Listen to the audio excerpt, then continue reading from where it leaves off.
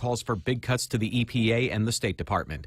Another deadly crash for the Boeing 737 MAX 8. An Ethiopia Airlines plane went down this morning, killing all 157 people on board. It was a brand new aircraft belonging to one of the best airlines in Africa. But within 6 minutes of taking off from the Ethiopian capital, all contact had been lost with flight ET 302. There were at least 35 nationalities on board. The flight had been due to land in the Kenyan capital, Nairobi, where relatives gathered at the airport desperate for information. Sky News correspondent Enda Brady, the State Department confirming Americans are among the dead. Another R. Kelly sex tape. Attorney Gloria Allred says she's seen the video and turned it over to authorities. I will just say, and I can't give you the reason, I have a basis for believing that it appears that it is Mr. Kelly on the video.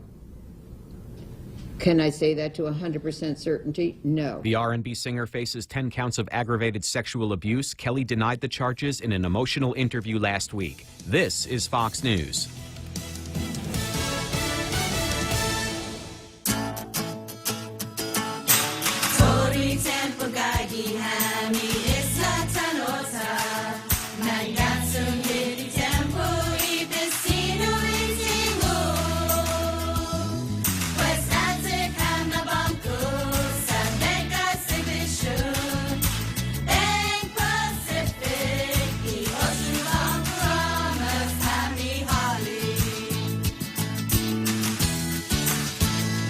Okay, I think it's coming up soon.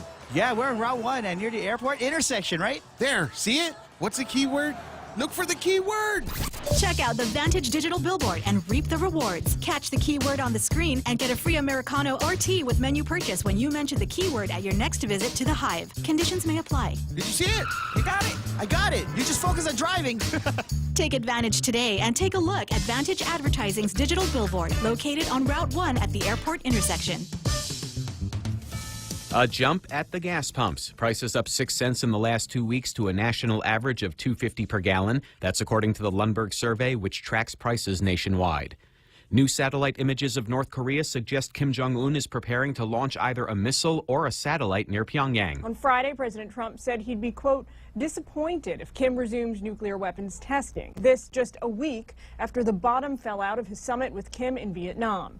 This morning, though, his national security advisor is making the case to the American people that all's well and setting the stage for yet another summit with Kim. The news about new launch plans comes just a couple of days after the U.S. discovered Kim has rebuilt North Korea's main rocket launch site. Another worrisome sign that the situation is deteriorating rapidly in the wake of failed U.S. negotiations. In Washington, Jillian Turner, Fox News. A reputed mobster linked to the largest art heist in history is scheduled for release from federal prison next week. Robert Gentile denies knowing anything about the unsolved heist at a museum in Boston. Two men posing as police officers overpowered security guards before making off with an estimated $500 million worth of art.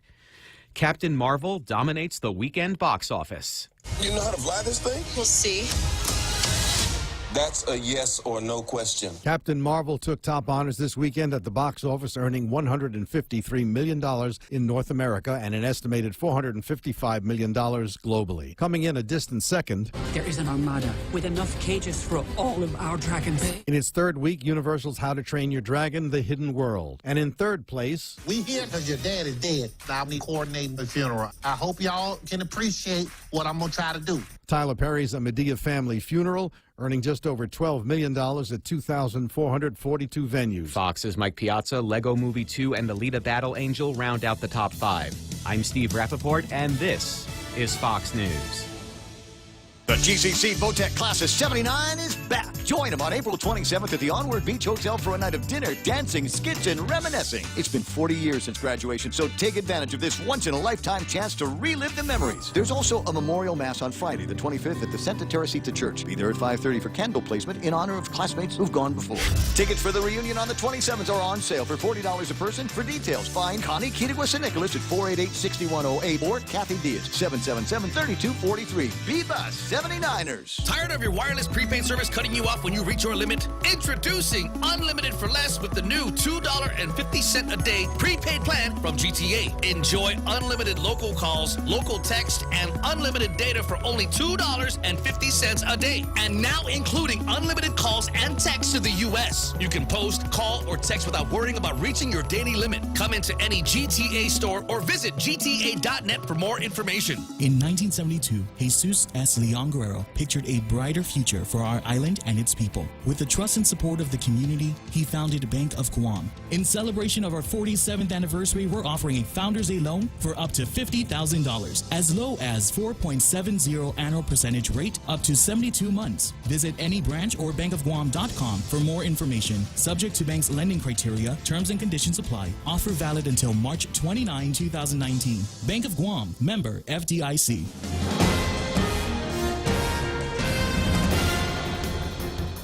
Half a day and good morning, Guam. News time here at The Point is 7 minutes past 6 a.m. this Monday morning. I'm Kevin Kerrigan. Here's a look now at some of the top stories from the Guam Daily Post.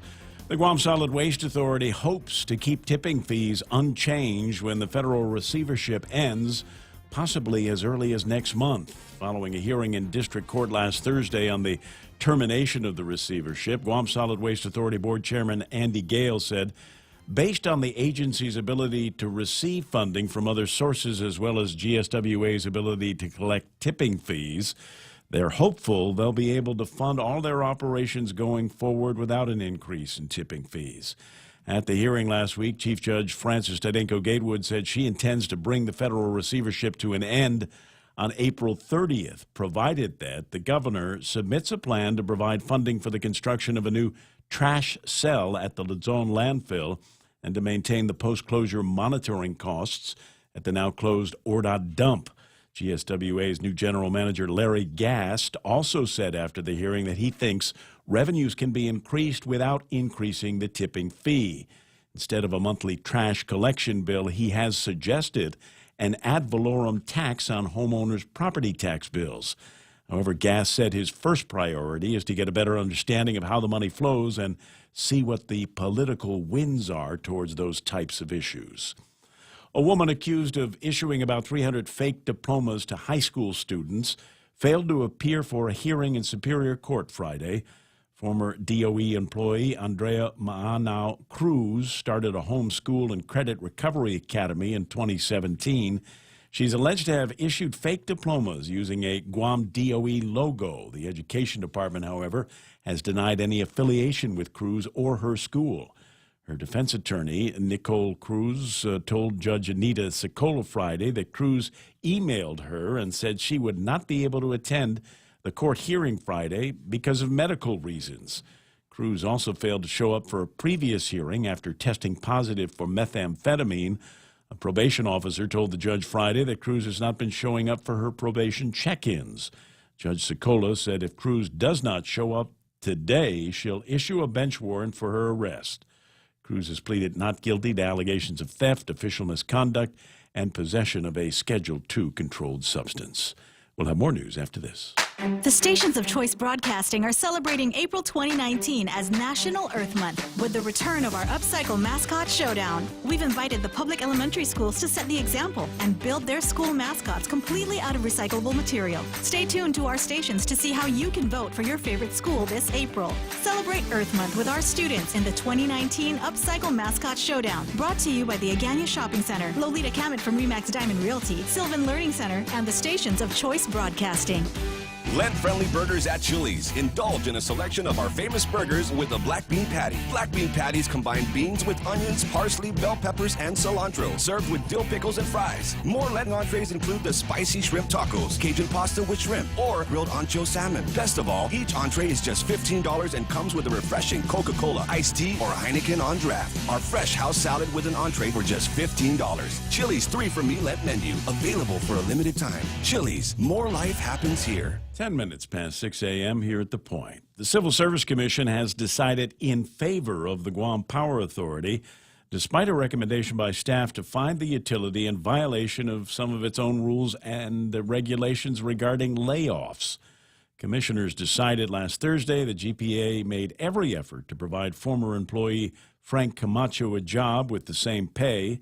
Guam Federation of Teachers Representative Robert Koss said he was very disappointed in the judgment. Camacho was a customer service electrician supervisor with 28 years of service at the utility. He was one of the employees to be laid off because GPA abolished its meter reading positions after the implementation of its smart grid system. Koss argued that Camacho was laid off in retaliation for bringing the issue to the Civil Service Commission. GPA has denied any retaliation was involved in his layoff. Family, friends, and staff of Sorensen Media Group are mourning the death of Rex Sorensen, the founder and president of SMG. Sorensen died at his home yesterday. He was 73 years old. In a statement, SMG General Manager Shin Taira said, "It's hard to calculate the impact this man had on the island. Countless organizations and people have been helped through the platforms that Rex created and supported," he said. Sorensen began his career in Hawaii as a real estate developer before coming to Guam in 1981. The Sorensen Media Group operates radio and television stations here on Guam and in the CNMI. Sorensen is survived by his wife, Mimi, and 3 children. For these stories and more, log on to postguam.com or pick up a copy of today's Guam Daily Post. Ray and Mike now take a look at weather. Hey, thanks, Kevin. Partly cloudy today with isolated showers. Winds from the east up to about 20 miles an hour, decreasing some after sunset. Highs around 87 degrees. Overnight lows expected to be 76 degrees. For sunset tonight, 6:30. Sunrise tomorrow morning will be sunrise this morning at 6:31. Getting close to them matching up on times. Are they going to get to be at the same time soon? That will be tomorrow. Tomorrow. So tomorrow is going to be... Yeah. Okay. So remember last week I was telling you. For everybody. Last week I was telling you about that. We actually will hit our equinox tomorrow. So the sun will rise and set at 6:31 both times. So that's an exact 12 hours of daylight and dark. And that happens a little bit later for everybody north of here, especially north of the Tropic of Cancer. And so the equinox is the 22nd, I want to say. I'll have an exact time on that as we get a little closer to it. But yeah, so ours is tomorrow. We'll start getting 12 hours of daylight, and then that will increase right on up until the summer solstice. All right. Well, that's an easy way to mark the passing of the days here. 6:12 in the morning, and a little bit of rain falling last night. That was nice. I was looking out the driveway, and it looked different, and I couldn't figure out why. And then I realized because the pavement was wet. Yeah, haven't seen that in a long time. What's up with that? Yeah, it was kind of neat to wake up to it for me this morning, and that's just that bit of a trade wind disturbance moving on through. And it was forecast. We remember last week they were talking about it maybe moving through Saturday, Sunday. It was delayed by a day or so. And then actually, you look on the radar here, and we had some pretty heavy showers just moved through recently, especially just center and south of center. And this will kind of continue right on through the most of the day today. Good chance of a shower or two, but it'll all be pretty light stuff. We really need the rain, though, because the fire danger is way high right now. Well, yes, that's a point somebody's making. Nimitz was on fire for a little bit. The hills in Santa Rita were all crispy. 6:13 in the morning. We'll take a look at the satellite imagery before we wrap everything up and see if there's anything up there that's telling. Yeah, satellite, we're still kind of in the clear zone, but you can see the trade wind disturbance moving on through. We've got a surge up to the north that may push through by midweek, and all that stuff down south is going to stay there. Although in the Philippines, there's a blob out there that they've actually called Invest 94W, but that's going to move on into the South China Sea and will not turn into anything especially for us to worry about. So it's going away. At 6:14 in the morning, that's News and Weather Together, brought to you by Bank Pacific. Where others put branches, they place roots. Guam Regional Medical City. We bring the healthcare advances of the world directly to you. We are an acute care hospital that complements your needs with our robust outpatient specialty clinics. From preventative care to critical care, we strive for consistent excellence at GRMC. Our core philosophy is where patients are partners, which means we work as a team to make a healthier version of you. For more information about GRMC, visit us at grmc.gu. Still 6:14, portions of the Ray Gibson Show, the Marijuana Monday, and I'll have to explain that before everything gets a little bit late. Marijuana Monday version of the Ray Gibson Show, brought to you by American President Lines. APL is shipping the future. Guam Regional Medical City, the first choice for all of your, Micronesia, there's never been a better time to go solar. My, what a weekend it was. And, of course, the guys over at King's. Now, I talk about their crazy menu, but It's Lent, so let's talk a little bit about their seafood menu that they've got. Shrimp fried rice. Yes, salmon fried rice. This makes Jesus happy. Whole bangos is available. But for me, the pièce de résistance, the one that I can eat breakfast, lunch, and dinner, is parrotfish anything. They've got escabeche there. They've got whole parrotfishes. They've got parrotfish sandwich and parrotfish and chips. Find it at King's for Lent. Do you know someone who has difficulty following conversation in noisy places or turns up the TV a little too loud? These may be signs of a hearing loss. Ross Hearing Aids specializes in hearing evaluations, custom-fit hearing aids using the latest in wireless digital technology, and custom-fit hearing protectors. Call Ross Hearing Aids today to schedule a complimentary hearing consultation. 637-HEAR, 637-HEAR. Ross Hearing Aids, located across Shirley's in Harmon.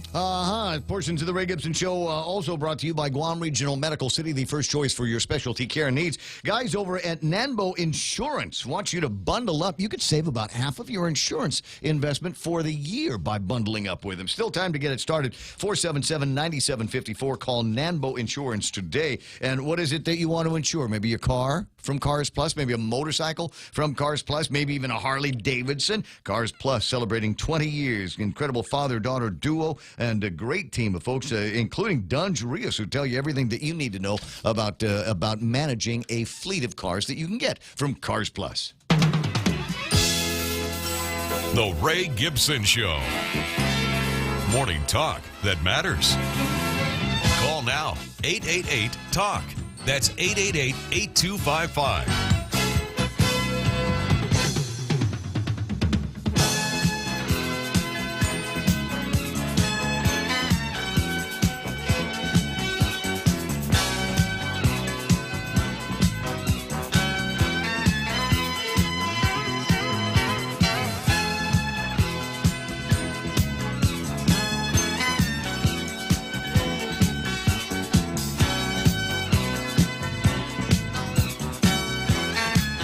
It's 6:17 in the morning, the Ray Gibson Show, and welcome to Monday after, my God, what an incredible weekend. It was one of those weekends that you don't dare let your phone die out because you were bound to miss something. This weekend was one of those weekends where you needed to absolutely keep a charge and keep the cable laying around just to see what kind of crazy viral videos would be showing up in it. And in my case, one of the reasons why my battery got worn down on Friday was I finally got around to watching the confirmation hearing for Dan Tydinko. Boy, now that was interesting at 2 or 3 different levels, wasn't it?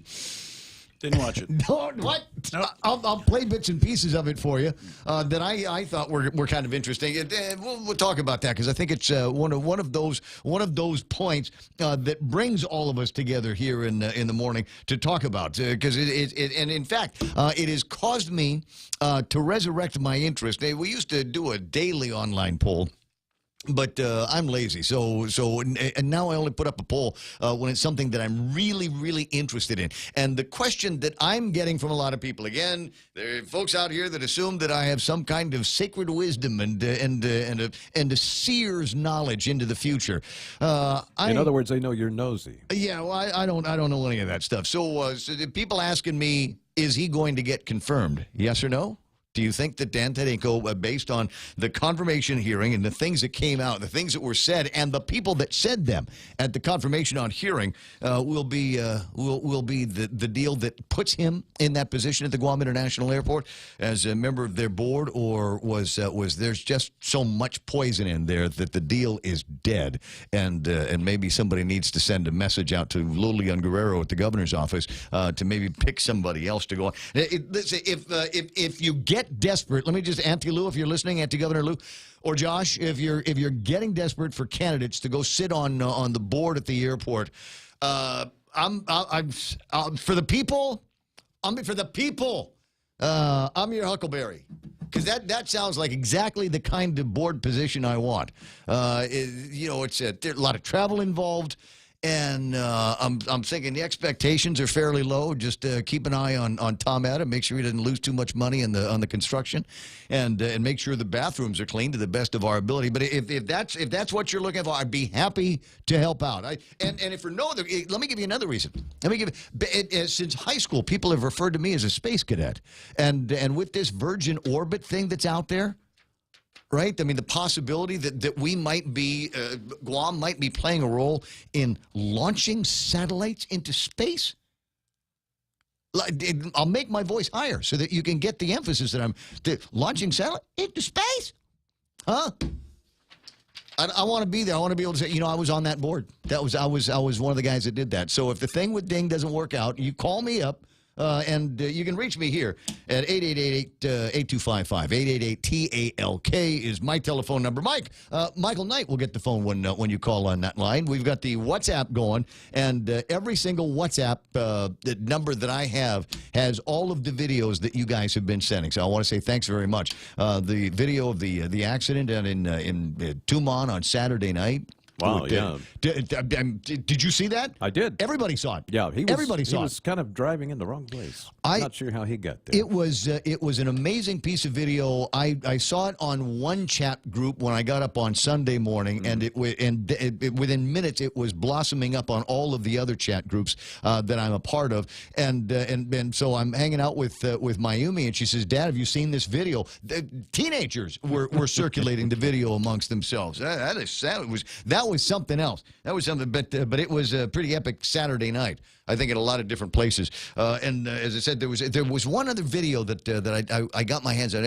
There's two parts of it. I'm not even sure I can play the video on television. I know I can't play the audio because it's two guys over at Cost You Less in Tamuning on Friday sometime, and they're just F you this, F you that, just back and forth with each other. And eventually somebody from Cost You Less moved one of the guys along, but it was after what felt like a long time of these guys just arguing with each other. Apparently one of them, one guy's trying to use the ATM and the other's hitting him up for money, right, asking for some kind of donation or something like that. And the guy that was getting the money out of the ATM, he must have just been on his last nerve when that happened, because then everything just flared up. And you point out in your Facebook post today, what a strange kind of energy there is floating around, huh? There really is, yeah. I've noticed it since I got up this morning. Of course, when I woke up, I got the news of the passing of Mr. Rex Sorensen. So that kind of started my day off on that thing. And I don't know, it even goes into yesterday for me a little bit, because I just stayed at home yesterday and just kind of watched movies and just chilled out. I just did not have the desire to get out there and do anything. I didn't have any beer all weekend. I quit smoking again, because if you saw last week, I kind of picked up a few cigarettes. And, I didn't even notice. Yeah, I kind of fell off the wagon a bit, so then I stopped again on Saturday, and so I'm back into that a little bit, which is causing a little bit of stress. So yeah, my energy, the world and energy in my world's a little strange. So I didn't get, I don't know, I'm going to leave here at 10 this morning because I've got a sour stomach that kept me up virtually all night long. And so I get to work this morning, and I jump out of the car. I got the car keys, but I don't have the office keys. Right. And I'm going, okay, well that's so I did all my prep in the studio. I never do my prep in the studio. So this is just, and I don't have my notes from last week, and I got short list of this, short list of that. So yeah, it's going to be a weird kind of morning, but let's be weird together. The other voice that we spend a lot of time with here is Kevin Kerrigan from the Guam Daily Post. Tell me that you had epic adventures this weekend. That you had some GoPro moments. No. Nothing. Nothing. A guy leaves the office at 5 o'clock on Friday, and sure. Since when did I leave the office at 5 o'clock? Okay, never, never. But and a lot of great stories to chase around over the last few days, huh? Oh yeah. Yeah. So the news cycle around here is so fast; it's really incredible. And it almost never stops. Yeah. It almost never stops. There's always something going on. There's always something that you notice, or somebody's dropping something in your WhatsApp saying, "Kev, have you heard about this?" It was Kevin Kerrigan who alerted me last night to the passing of a man that I had the deep pleasure of working with for 17 years. I was with Lee Holmes for 13 years, and I thought that was a long time. And by the time everything was said and done between Rex and I, 17 years had elapsed. Sad story. A lot of well, we had some adventurous times, and we concentrate on the sad stuffs and the illnesses at the end, and him falling off the ladder matter a few years ago, which was a big problem for his foot. But there's a ton of things that I remember about him, and sharing a little bit of a spotlight. There was a magazine that came out. I can't remember, it was a Pika or something magazine, and we all had sections somehow in that. I was the mouth. I was the guy that was doing the morning show and had taken over for John Anderson, and he was referred to as the mogul. He was the mogul because that's what he was building. Was my part would have been the maniac. Yeah, yeah. He was building the Sorensen Media Group empire, and that was the fun part of the 17 years that I got to work with him. Was being able to help put some of those pieces together. Anyway, Jerry Roberts will be in the studio. Jerry known Rex for a long time, so I'm sure we'll have a couple of opportunities to trade stories one way or the other. Anyway, 6:25 in the morning, and folks, that I am delighted have managed to survive the weekend right here. Sometimes you want to go where everybody knows your name, and they're always glad you came. You want to be where you can see our troubles are all the same. You want to be where everybody knows your name. Oh, look what's getting chimed in here. A wild Sunday chasing a monitor with my son and capturing. It was huge. We're going to need pictures of that. But let me start with Ishmael is there. Nice meeting you and your wife and the kids yesterday.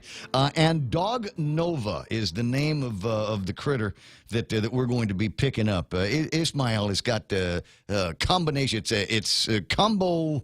The dad's a traveling man dog that was a Labrador. Is that right? Lab? Yeah, lab. And the mom was a regular Booney dog. And so they had babies, and I've been looking for a dog, and this is the one that Mayumi and I are going to get. There's Lynn, Vince, Bora, Polino, Bob Ellsworth saying happy Monday, Ray, Mike, and Kevin. John Regis, Manana to you as well. Rico Blancaflor, good morning, everybody. Juanita Machi is up waving. Ken LG says, got a call yesterday from BBC producer wanting to know if we were scared of North Korea's Guam killer. When Trump promised a tenfold increase in visitors to the island, I didn't expect it to be news reporters waiting to see if North Korea was capable of hitting Guam. Actually, I don't think it's North Korea. They don't have the Guam killer. No, that's China. Yeah. China's got the Guam killer, right, or the one that they have named the Guam killer. North Korea's got one. Have they finally got one that manages to fly in a decent distance and aimable? I don't think so. Yeah. No, I mean, Kevin may know more about that. No, we may soon find out. Yeah, right? Yeah, a little bit. The Thad guys ready? Are they up? They had a good weekend as well, I hope, and charge those things up and make sure if something does come running around in this direction, we've got a mechanism to shoot it down. Pat and Norma Jean Flores is there. Diana Rose in Washington State says, half a day, Ray. I love it when you call me that. And half a day, Guam. Big sister Shelly's there. Neats Manny. And what have I got here? Felix Regis. Shelly says, morning, Mong. Hi, everybody. Happy Monday. Nice we had a little rain last night. How was that blaze up Nimitz Way? James Howard is online. James is delighted because I'm calling it Marijuana Monday after, what was Friday? Let's Get High Friday? Something stupid like that. Bert Sardoma. I see John Ray Titano out there. Cousin Tommy Barcinas. Mindy Sanchez. Randy Kruger. Annette Donner. Annette Donner's online, Kevin. Say hello. Hello, Annette. There we go. And who else is playing around? I said Randy and Tommy and Tony and Annette and Pinko Anna. Jose Martinez is there. Nate Horn. Good to see you, Nate. Nate, don't forget to send me some details on that Napa fundraiser that you've got for the cancer deal. Derwin Flores is on. I got Andre Bainham, Lady D, Bob Lizama, Greg Massey, and Auntie Lou Sanchez is there. Who else wants to play? Mingo Reese says, Ray Gibson has my support for the airport board member. Come on, I want to do some traveling. I want to go do some shopping, see what's going on out in the world, see if I can bring some goodness back to our airport. Havanita Muffness with the Valentine's Eyes, Doris Mendiola, Ken LG, Dick Van Dyke paid Disney Studios to be in Mary Poppins remake. Governor Lou is looking for funds to pay for the many commitments she is making. Maybe if you make a donation, I could be an airport board member. Is that the way that works? Do I need to make a donation? I thought all I had to do was fold chairs at the rallies. I thought that was what it took to get board membership. Huh.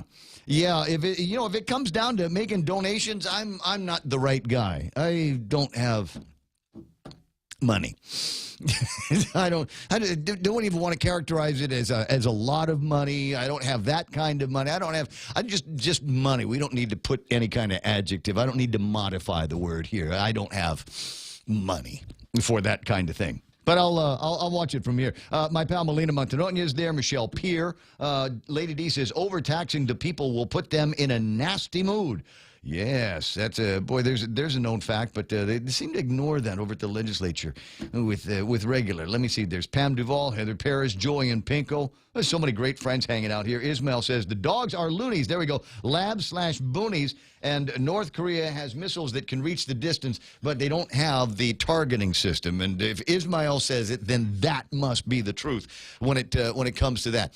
Lots and lots to talk about on the table of contents. A couple of videos that I might want to play for. And I've got a longish one because I wanted to play Mary Torres's. Over at the legislature. And a note, if you've got an opinion about this, I'd like you to go to thepoint.gu. And on the right-hand side of the screen, I want you to scroll all the way down. You'll pass our Watch Live link, which is exactly the one that they have on the Daily Post website. There's a thing in there. It's got a calendar. I have no idea why I have a calendar, but I do. Clicks where you can play some Fox video, including the one Smollett's attorney says the actor is maintaining his innocence. Didn't he get slapped over the weekend with some like 16 charges of false writing out false, swearing out false they were warrants? felony charges. Too. Felony charges. This dude, of course, they're what they call them, class 4 felonies in Chicago. So they're the low end of the spectrum. But it's still a felony. Yeah. Yeah. But did they take him off the show yet? Not yet. Is there anybody calling for the boycotts? No. No. Yeah, there should be. There should be. And anybody else, any other show, it would be completely different. But this guy, it really makes me crazy because he was trying to use his fame to drive a wedge between people as opposed to using his fame on a wildly popular show to bring folks together. That's the thing about it that makes me crazy. All right, your online poll today, will Dan Tydenko be confirmed to the airport board? And you've got two choices. Yes, his experience and skill are vital to GIAA's, and it just kind of drops off from there, but it should be, GIAA's future success. And the other choice is no, testimony against him, especially Senator Mary Torres, will seal the deal on that, will be just enough to prevent him from going on to the board. I'll play you Mary Torres' testimony that she provided on the top of the dais just the other day. It's 6:32, and time now for headlines from the Guam Daily Post and Kevin Kerrigan. Half a day and good morning, Guam. In the headlines from the Guam Daily Post this morning, the federal government has filed a forfeiture complaint against Raymond Martinez and Juanita Mosier, seeking cash, cars, and other property allegedly purchased with proceeds from illegal drug sales.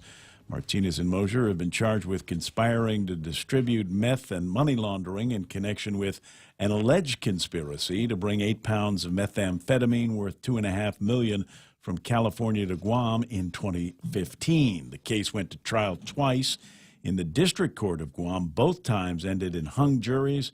The U.S. Attorney's Office has now filed the same charges against the pair in California, where a third trial will be held.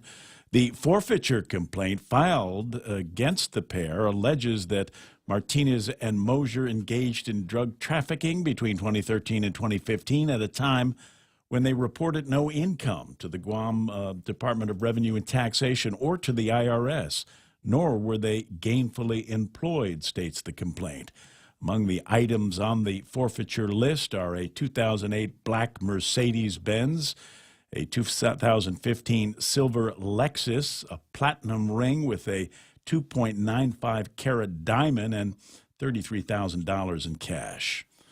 Guam police are asking for your help in finding the suspects in another tourist robbery in Tumon. Police say that two male tourists were approached by two men walking near the Fiesta Resort last Wednesday. And out of fear, the tourists complied and handed over their wallets. Police say that a credit card from one of the victims was later used at the Subway restaurant in Tumon. Anyone with information about the robbery is asked to call the Guam Police dispatch line at 472-8911 or Guam Crime Stoppers at 477-HELP. The Guam Veterans Cemetery last month announced that it would start enforcing U.S. National Veterans Cemetery regulations by clearing grave sites of flowers and decorative items every third Friday of the month. The first cleanup is set to take place on March 15th. Cemetery Supervisor Gabriel Barcines telling the Guam Daily Post that at least 40 to 50 people visit regularly on Sundays, and families have mixed feelings on the new enforcement policy. Elaine Uggan, a Gold Star mom whose son Eugene Uggan was killed in action in 2013, told the Guam Daily Post that she cannot believe cemetery officials are now planning to enforce the rule. Uggan said she visits the cemetery in Petey every week and at least 7 times a month. She said she hopes island leaders can fight this new regulation in order to respect Guam's culture, but for now she will abide by the rules. She said she will come to her son's grave to clear it every third Friday of the month, but will return the next day to put back the flowers and decorations. She promised she would always be there for her son. For these stories and more, log on to postguam.com or pick up a copy of today's Guam Daily Post. I got you at 6:36, and that's iConnect time. Swing by an iConnect sometime soon. Ask them about great plans they've got for mobile, internet, and push-to-talk. Security Title is honored to join in sponsoring Ray Gibson on The Point. My name is Alicia Blas from Agate, and this is where I start my day, listening to the voices of our community and sharing thoughts about issues that affect all of us. It all boils down to our people and our land. Putehi Igomamu. Protect your home. When purchasing or refinancing your home, remember to call the professionals at Security Title, just like you call Ray Gibson in the morning. It's Lent, and everybody's going crazy trying to put together their best and most famous seafood recipes, and that includes the guys over at Subway. They've got the shrimp and guacamole for Lent at Subway. Generous portions of whole shrimp and a spread of guacamole in there. Hurry in, available for a limited time at Subway. Make it what you want. When your family needs medical care, how often do you find the need to visit multiple clinics? When a child has a serious ailment, do you find yourself meeting a medical provider only to learn you must go somewhere else for testing? At the FHP Health Center, you can find multiple specialties and testing services under one roof. And if your family needs urgent care, FHP is there for you with convenient weekday, evening, and weekend hours. Voted the island's best clinic and Pika's best 2 years in a row. FHP, our island, your clinic. Learn more at fhpguam.com. 6:37, our first chance to take a look at the traffic gizmo and see if there's anything working out there. Don't see any spots on the map that are going to slow you down. North and southbound traffic working Marine Corps Drive all the way into the downtown Hagetany area, southbound into Petey. Should be no problem. Traffic coming in on Route 4 and on Route 8. Looking pretty good right now. Don't see anything messing you up on at the intersection of 10 and 15. There are some cars there, but they're all making it through the light with no major problems. You might expect to see a little bit of a delay out in front of the McMobile on Route 8. A lot of people trying to make that turn into Harvest already. They're already starting to work on that, or maybe they're making the turn into McDonald's. I don't know. Maybe that's what they're up to for breakfast. And I do want to point out if you hermited yourself like Mike did over the weekend. Just a note for those of you that spent a lot of time on Route 8. I don't know if you've seen it, but the guys have been going crazy, going out there and finding all these divots, these speed dimples that have been on Route 8 since the day after Route 8 was open, and they've carved out these boxes, little rectangles out there, and they've put some more compaction on the underlayment and some concrete and some more asphalt, and it's almost impossible to tell, except for the change in the color, that there was ever a speed dimple around there, and they've been doing it on both sides of the street, and it looks fantastic. Now, just a note though. There is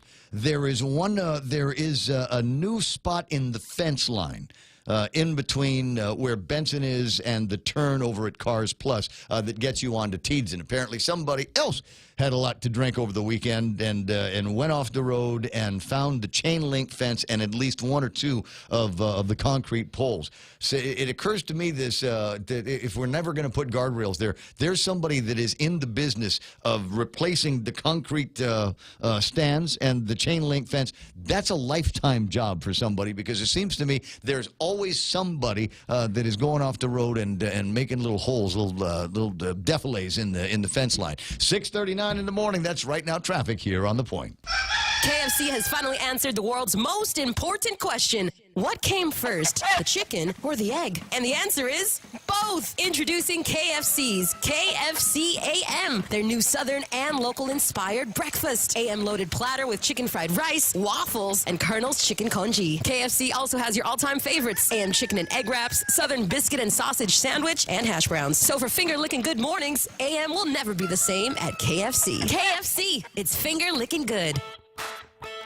The Ray Gibson Show, bringing you closer to the action. This is The Point, Guam's FM News Talk Superstation.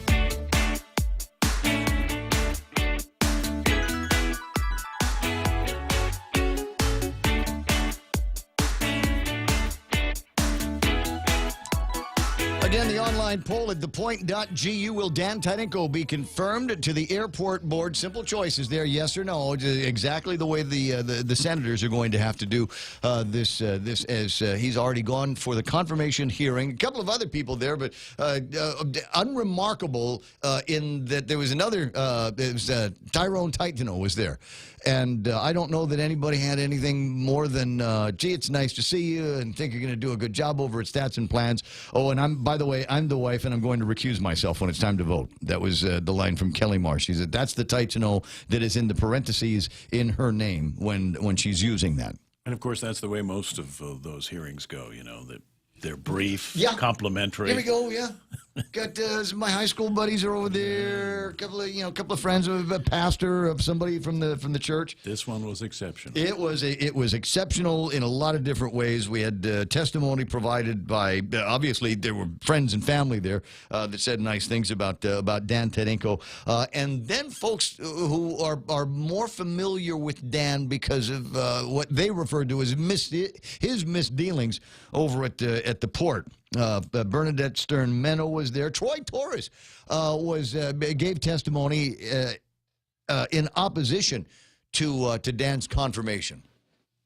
And I'm trying to, sort all of this stuff out in my head because I'm looking for things, and what I think hurt Troy's testimony a great deal, and it was interesting testimony, provocative to be sure.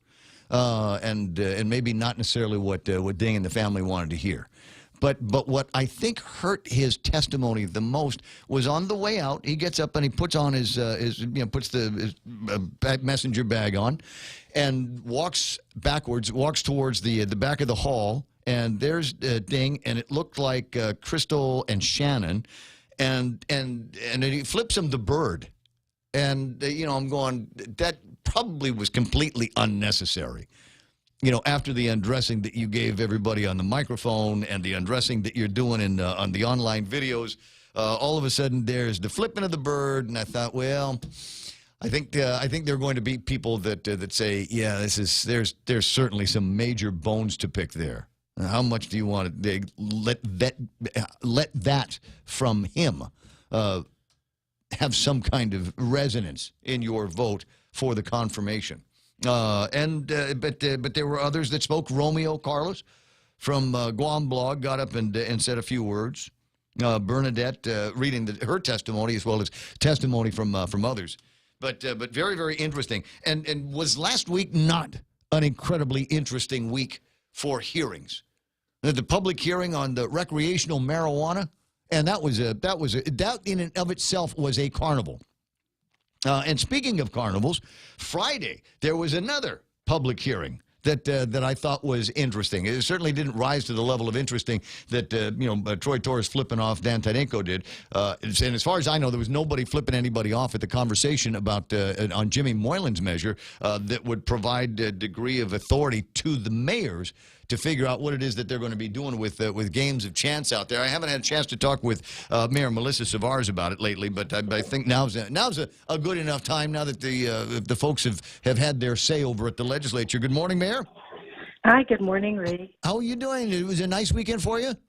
Yes, it was not long enough, but Not like, you know what, I imagine for the mayor, it's never long enough.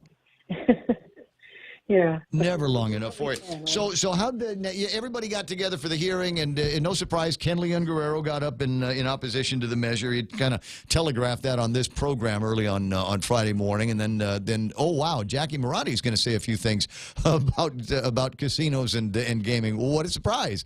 And I don't know. I assume that there was a third person. I don't know who that was that rose in opposition to the measure. But how do the mayors feel about this particular bill after the hearing is done? Well, Ray, we'll let the senators decide. But there were recommendations. The bill calls for the mayors to come up with the rules and regulations. And something that, we need to make them understand is that, we need to get regulating agencies to come to the table and work with us. We will work as part of the team. But, agencies such as Revenue and Taxation, the Attorney General, a representative from the Attorney General's office, the Office of Public Accountability, and then, of course, any citizen that would like to be a part of this Rules and Regulations committee. We want to make sure that this is right. The rules and regulations will be based on for the operator. Of course, with the Mayor's Council, once we receive the bids and we know who the actual operators are going to be, it's the operators need to apply for these licenses and pay their GRTs. And so those are some of we did give some ideas on what we would recommend to be part of the rules and regulations. Instead of doing a 4% tax it at 12%, the way they do with other gaming devices. Have the operators require them to have a representative from Department of Revenue and Taxation in the facility during the time, and at the cost of the operator. That operator will have to pay for that revenue tax person. I agree completely. I think they ought to pay for two. So you got one watching the other one, so everybody's honest. Right. And so what we did is we actually gave also some recommendations so that they can kind of absorb it, digest it, and then maybe incorporate it within the bill.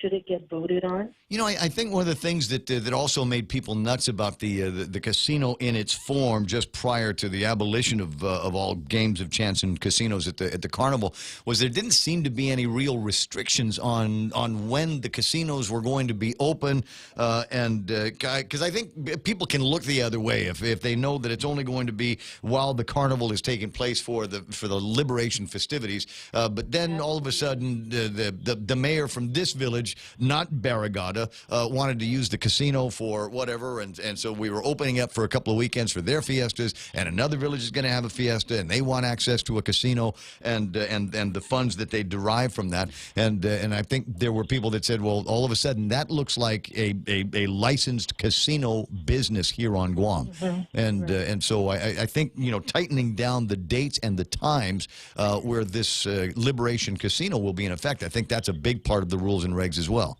Exactly, Ray. And like we said, 60 days max, nothing more. Maybe definitely nothing more than that. And just for the time that Liberation is going on, and of course it's about Revenue Tax coming up with a gaming commission too.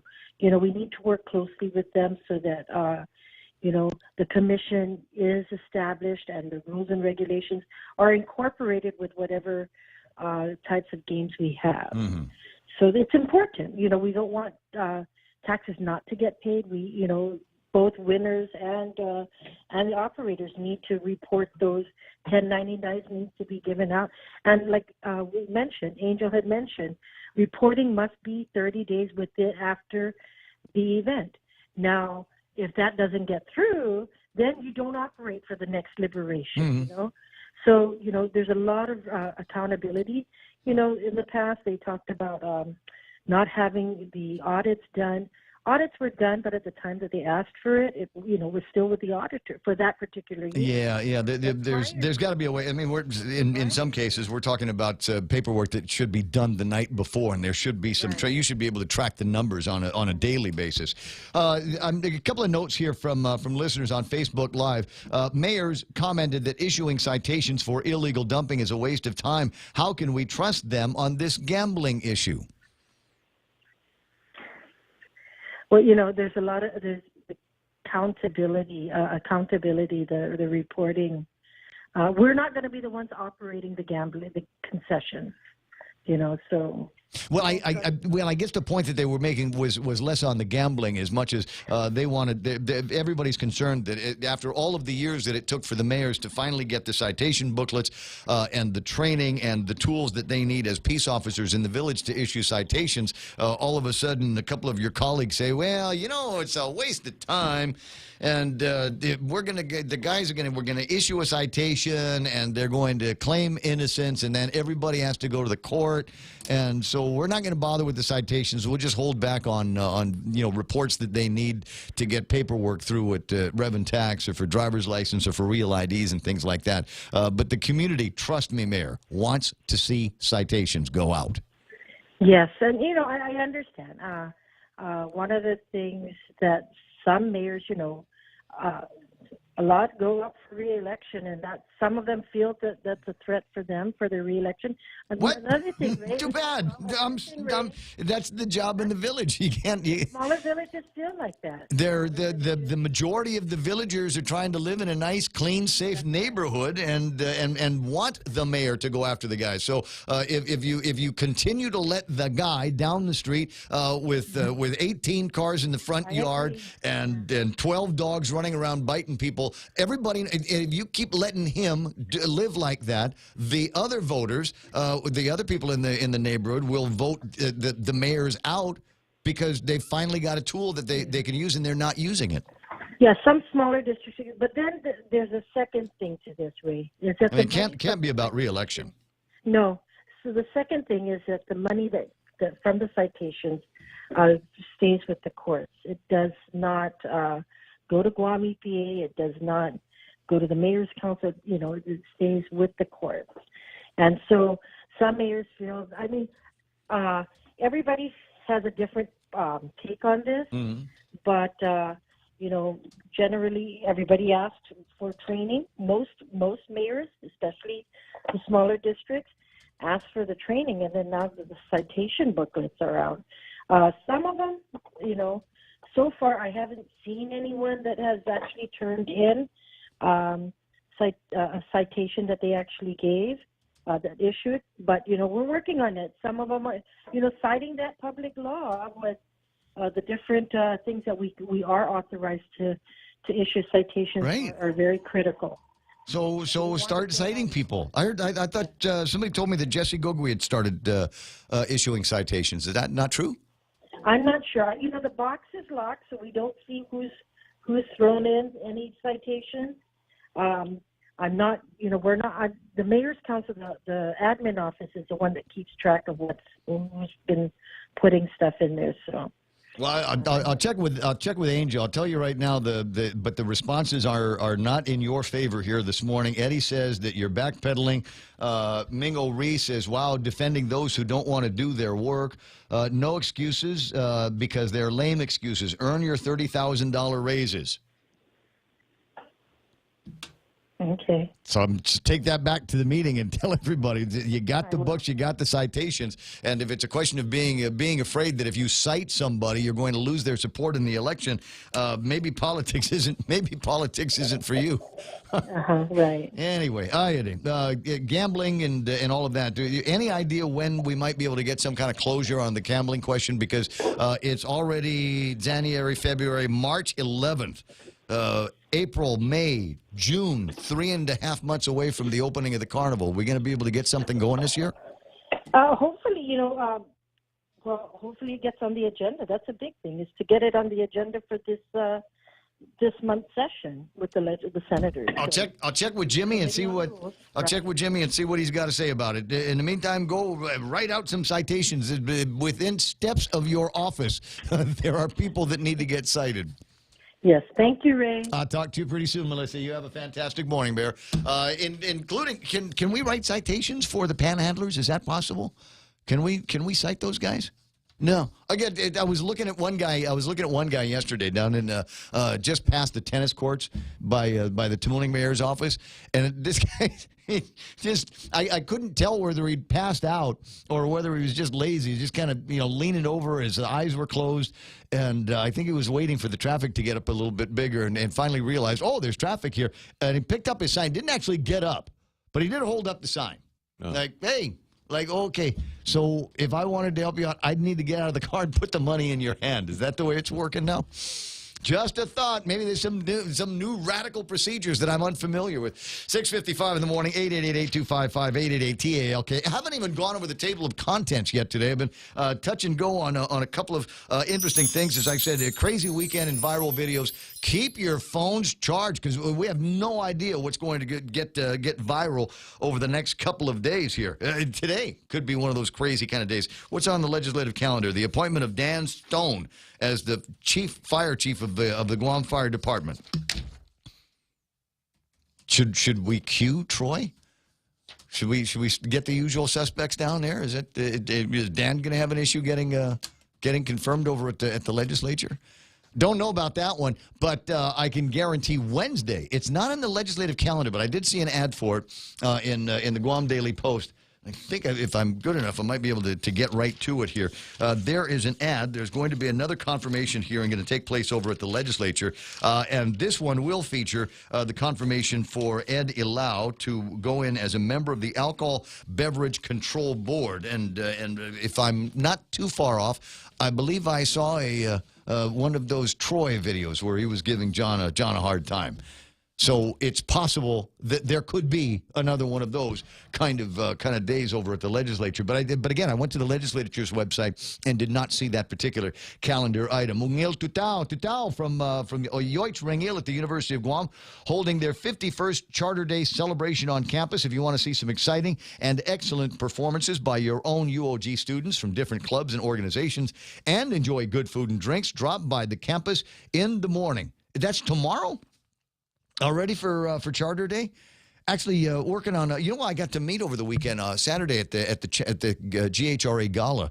I finally had a chance to meet the new president of the university and his wife, Mr. and Mrs. Kreis, were in attendance at the university. I had a chance to talk about a couple of things that I will be working on with the University of Guam and their students out there. But it was nice to get a hold of it, and it was kind of fun to play around with them because it's the first time they'd ever seen me work a crowd at a gala, and I had a terrific time as the MC for the gala for the Guam Hotel and Restaurant Association, as I always do. And that was it turned out to be one of those crazy nights. So a couple of other things in the table of contents. Yeah, it's really just I've got the Facebook thing open, and I've got all these people that are jumping into Melissa's yard here. I'll read some of those. GSWA, that's Guam Solid Waste Authority. Did you see this? There it is. Sundays, Guam Daily Post, and on the front of it, GSWA hopes to hold rates when the receivership ends. They hope to hold the rate where it is when the receivership ends.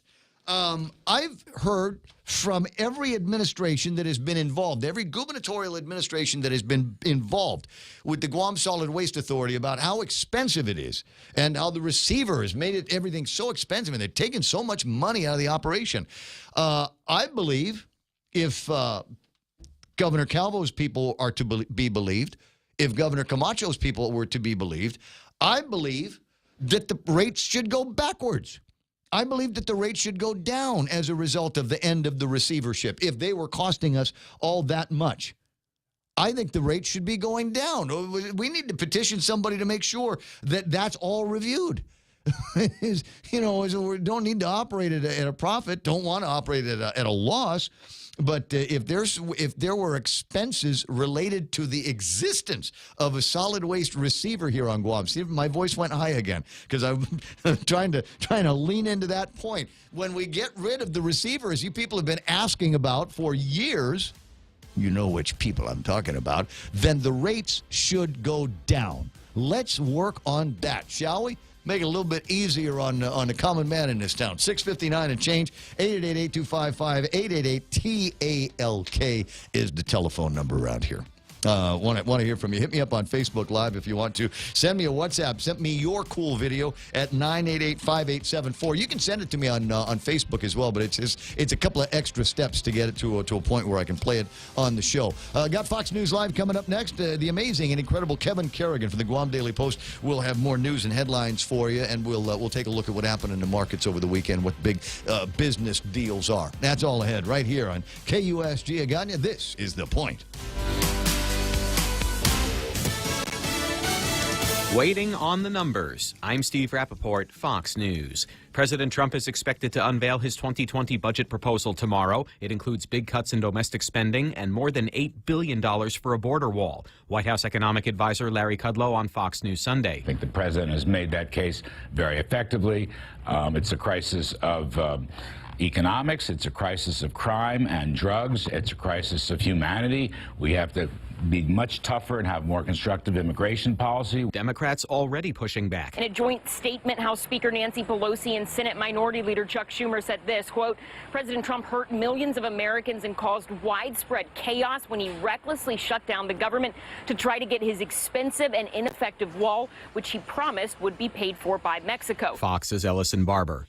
Weekend warriors on the campaign trail for 2020. Fox's Gernal Scott has more live. Steve, candidates hoping to square off with President Trump have been fanning out across the country. A Democratic favorite, Vermont Independent Senator Bernie Sanders, is stumping in New Hampshire, saying how his presidency would be different. The underlying principles of our government will not be greed, will not be hatred, and lies. The many miles away in Texas, other Democrats have appeared at the annual South by Southwest conference to tout their candidacies, including Julian Castro and Senators Amy Klobuchar and Elizabeth Warren, Steve. Thanks, Gernal. Paying more at the gas pumps. It's been a 6-cent rise in the price of gasoline in the past 2 weeks.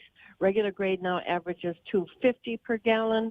And over just 8 weeks, it's been a jump of 19 cents per gallon. Industry analyst Trilby Lundberg says the San Francisco Bay Area has the highest price in the continental U.S. at $3.29 per gallon. St. Louis the lowest at $2.13. This is Fox News.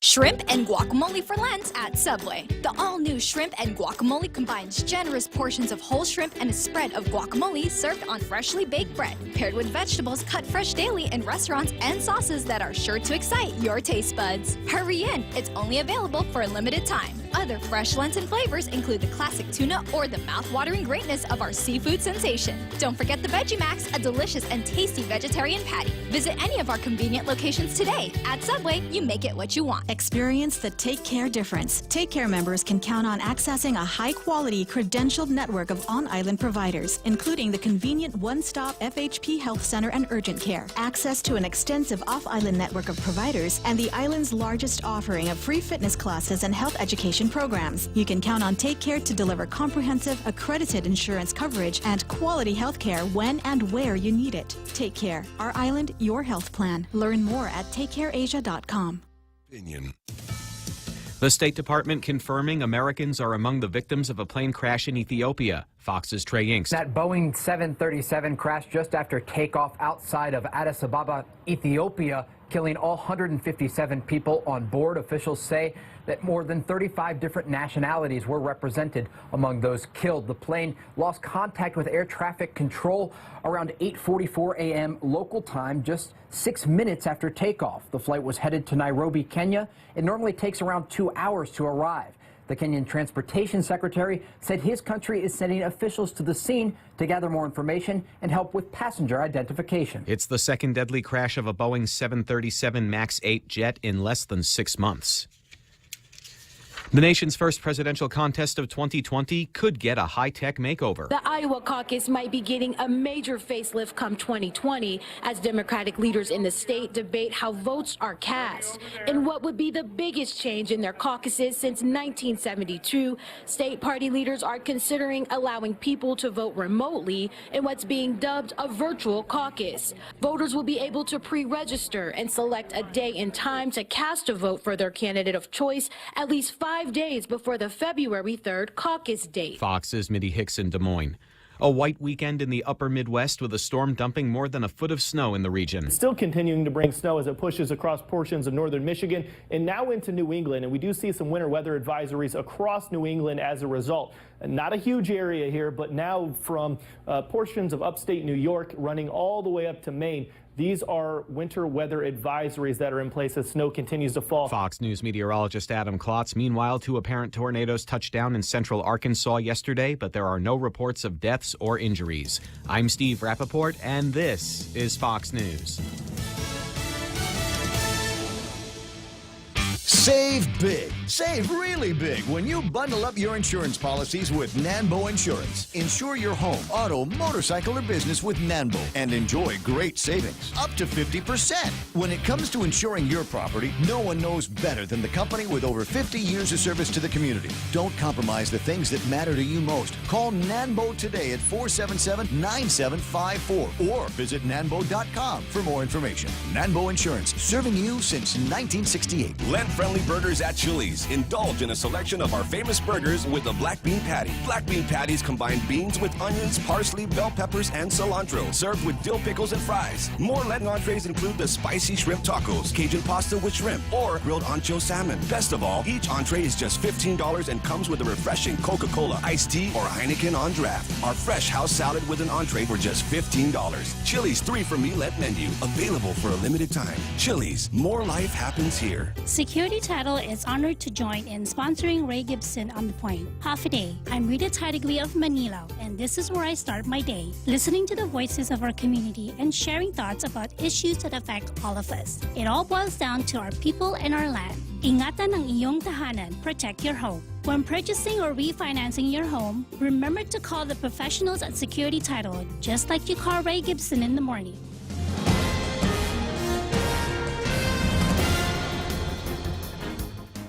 Half a day and good morning, Guam. News time here at The Point is 7 minutes past 7 a.m. this Monday morning. I'm Kevin Kerrigan. Here's a look now at some of the top stories from the Guam Daily Post.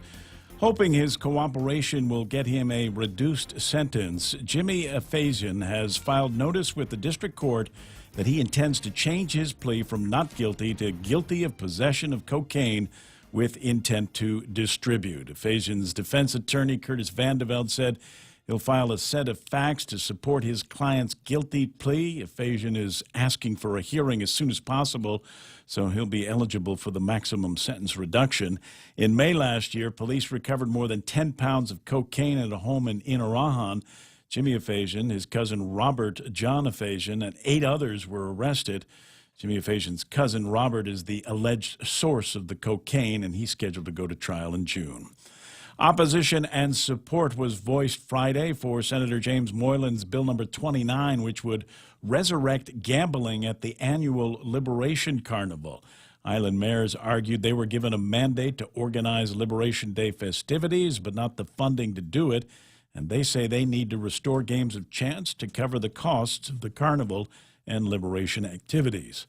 Mayor's Council Executive Director Angel Sablan floated the idea of allowing poker and other card games and baccarat outside of the carnival grounds for 60 days to raise funds for the carnival so family-oriented carnival goers won't be affected. However, Jackie Marati, a 15-year opponent of gambling on Guam, noted that 2 years ago when Senator Talina Nelson introduced a bill to remove games of chance from the carnival festivities, the mayor's credibility was at stake. She said the bill resulted from the public outcry against the month-long fiestas and month-long casinos. Acknowledging the often divisive discussion of gambling on Guam, Senator Moylan said there are opportunities to improve the bill, and he thanked everyone for their testimony. We'll have more news after this. Guam Regional Medical City. We bring the healthcare advances of the world directly to you. We are an acute care hospital that complements your needs with our robust outpatient specialty clinics. From preventative care to critical care, we strive for consistent excellence at GRMC. Our core philosophy is where patients are partners, which means we work as a team to make a healthier version of you. For more information about GRMC, visit us at grmc.gu. Here at APL, our core values give the company its heart and soul. Whether it's connecting your business with our global network through our newly enhanced service or investing our efforts into giving back to the community, APL is committed to serving you. We humbly honor the opportunity to find innovative solutions for you and your business. To learn more about our enhanced service, call 588-4651 or visit www.apl.com/Guam for more details. 10 minutes past 7 a.m. here at The Point. The judge overseeing the federal receivership of Guam's solid waste services expressed criticism of prior administrations last Thursday over what she said were a lot of obstacles placed in the way of both the court and the federal receiver. During her closing remarks Thursday at a hearing to set a date to end the 11-year-old receivership, Judge Francis Tydenko Gatewood said, "The federal receiver received threats, and the court's decisions were bashed all the time during the receivership." It was Tydenko Gatewood who appointed Gershman, Brickner, and Bratton as the federal receiver back on March 17th, 2008, when Felix Camacho was governor. Governor Eddie Calvo was sworn in as governor in January 2011. Without naming the former governors or mentioning any members of their administrations, Tydenko Gatewood said the closure of the Ordad dump and construction of the Luzon landfill could have been done a lot faster if there had been more cooperation from the government of Guam. At the start of the hearing, Tydenko Gatewood declared that it was her intention to end the receivership on April 30th, but she was not comfortable with the financing issues. Governor Lou Leon Guerrero was asked to prepare a plan to address those issues, and another hearing has been called on April 10th. The federal government has filed a forfeiture complaint against Raymond Martinez and Juanita Mosier, seeking cash, cars, and other property allegedly purchased with proceeds from illegal drug sales. Martinez and Mosier have been charged with conspiring to distribute methamphetamine and money laundering in connection with an alleged conspiracy to bring 8 pounds of meth worth $2.5 million from California to Guam in 2015. The case went to trial twice in the district court. Both times it ended in hung juries. The U.S. Attorney's Office has now filed the same charges against the pair in California, where a third trial will be held. The forfeiture complaint filed against Martinez and Mosier alleges that they engaged in drug trafficking between 2013 and 2015 at a time when they reported no income to Guam's Department of Revenue and Taxation or to the IRS, nor were they gainfully employed, states the complaint.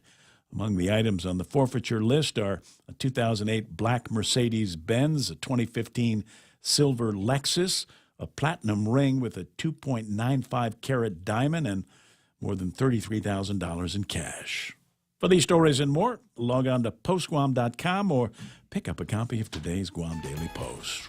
Ray and Mike now with a look at weather. Let's see. I just looked outside the door, and it is not wet and snotty on the roads anymore, so it should be a little bit easier to drive around. Partly cloudy skies today with isolated showers. Winds out of the east up to about 20 miles an hour, decreasing after sunset. You can expect highs around 87 degrees, and overnight lows should be about 76 degrees. The sunrise scheduled at 6:30 or 6:31 tomorrow. Sunset tonight about 6:30, and pretty soon everything will match up, and the days are all going to be the same length around here. Yeah, well, that'll be tomorrow for one day, and then after that we start seeing a little more daylight each and every day until after the summer solstice. Checking radar, well, we've got some fairly heavy isolated showers out there sliding on through with the trade wind disturbance, basically is what's coming on through. Just a little ripple in the atmosphere in the trade wind flow, just kind of cruising on around. Looks like actually some pretty heavy thunderstorms down south. That might make for some nice cloud looking early this morning, looking out, down Pneumatic Way, down towards the water. Checking satellite here, got a surge coming in from the north that may get here by Thursday. We'll see how that is. That stuff down south is going to stay there. That's just all part of the intertropical convergence zone and the near equatorial trough. But if you've noticed over the past couple of weeks, that seems to be sneaking northward. And that's actually what it does. It sneaks? It does. It kind of creeps northward until we get to where it's, kind of over us, and then we get breaks in it from time to time. That's the usual summer thing that we go through. For now, everything's staying down south, so it should be pretty good. Just isolated stuff. Get out there and enjoy the day. 7:13, that's news and weather together here on The Point.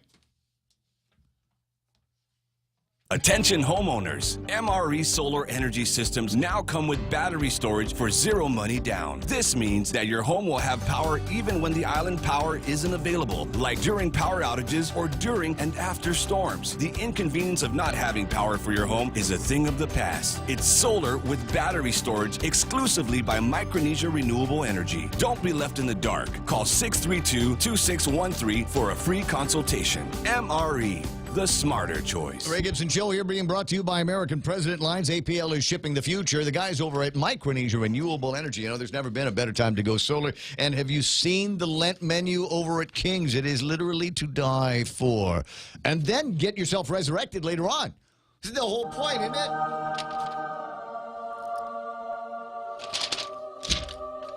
I learned at the knee of the great nuns of the Mercy Convent, and they taught me it was okay to make jokes about things like that. Parrotfish and chips, and parrotfish sandwiches, and whole parrotfish, deep-fried whole parrotfish. They put the whole thing in oil and makes it good to the last crunchy bite, and then try to impress your friends with being able to eat practically everything that is on that fish. Parrotfish is so good, there should be a law against leaving any meat on the bones. Get your practice in today over at King's. Tired of your wireless prepaid service cutting you off when you reach your limit? Introducing Unlimited for Less with the new $2.50 a day prepaid plan from GTA. Enjoy unlimited local calls, local text, and unlimited data for only $2.50 a day. And now including unlimited calls and texts to the U.S. You can post, call, or text without worrying about reaching your daily limit. Come into any GTA store or visit gta.net for more information.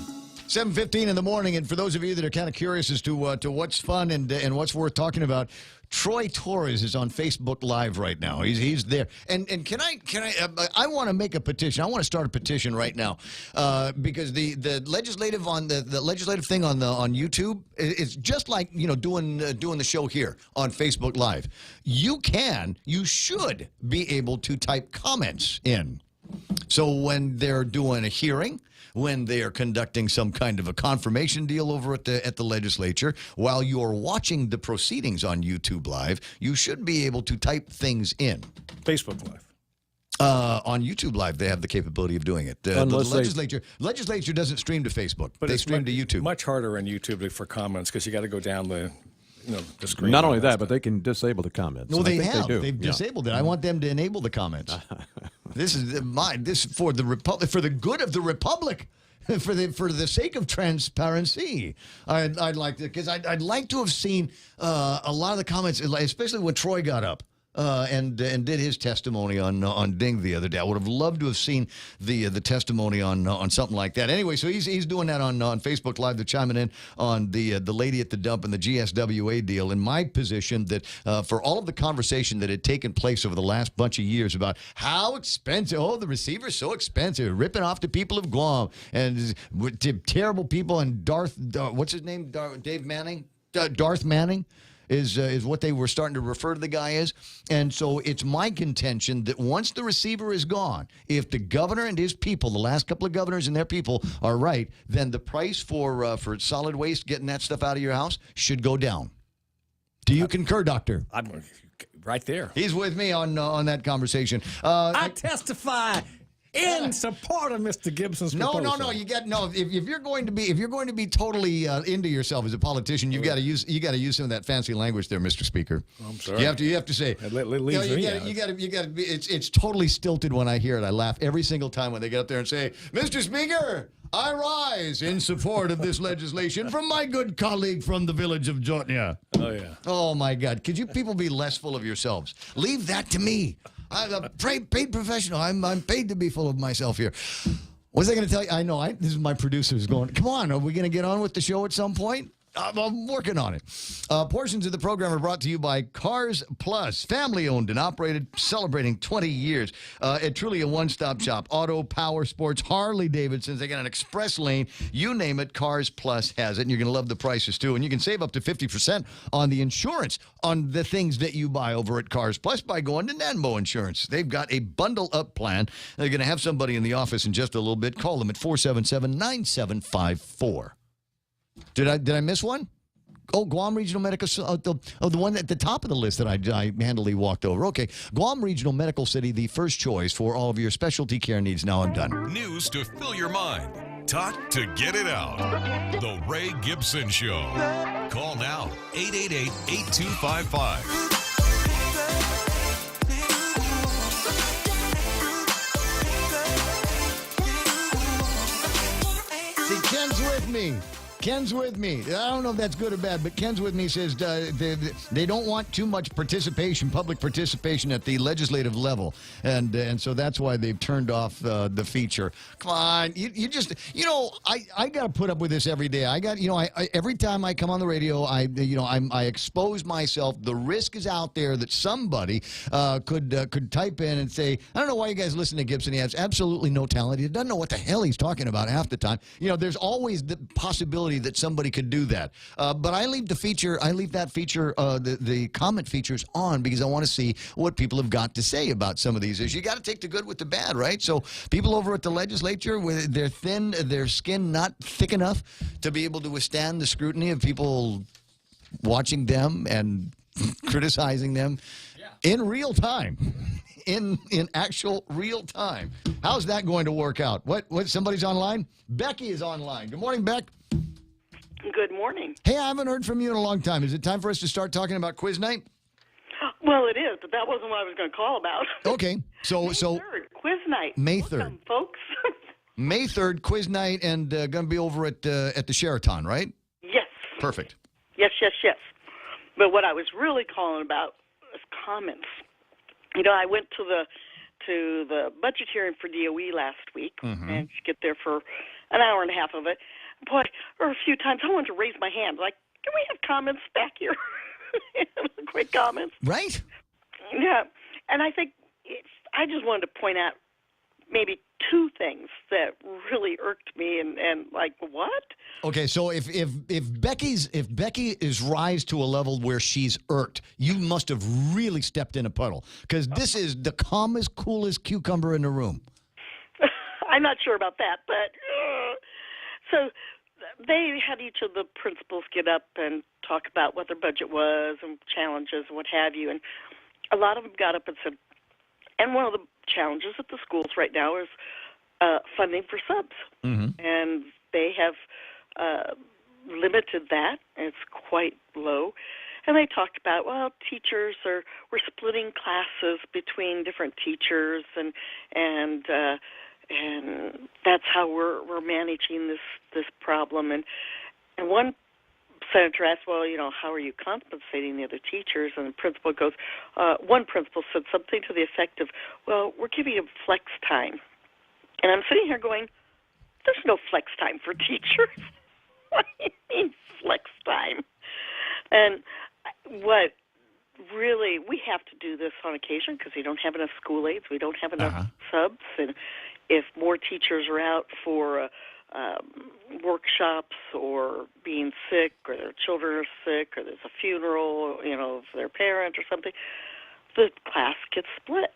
And last week we had one class that was split a couple of times, and in the smallest of our classrooms on campus, there were 26 or more kids in each room for a first grade classroom, not enough desks or chairs, and it was like it really inhibited each of the classes, not just the one class where the teacher was out, but the other two classes where it was split. The learning can't continue at its normal pace.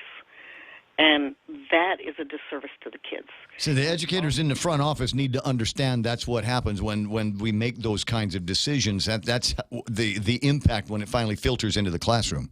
Well, and it's not the administrators at the front office. It's the senators. It's the budget because they've cut it. For years we've been doing, and this goes to my next comment that I wanted to raise my hand. For years they haven't given DOE their full budgeted amount. Yes.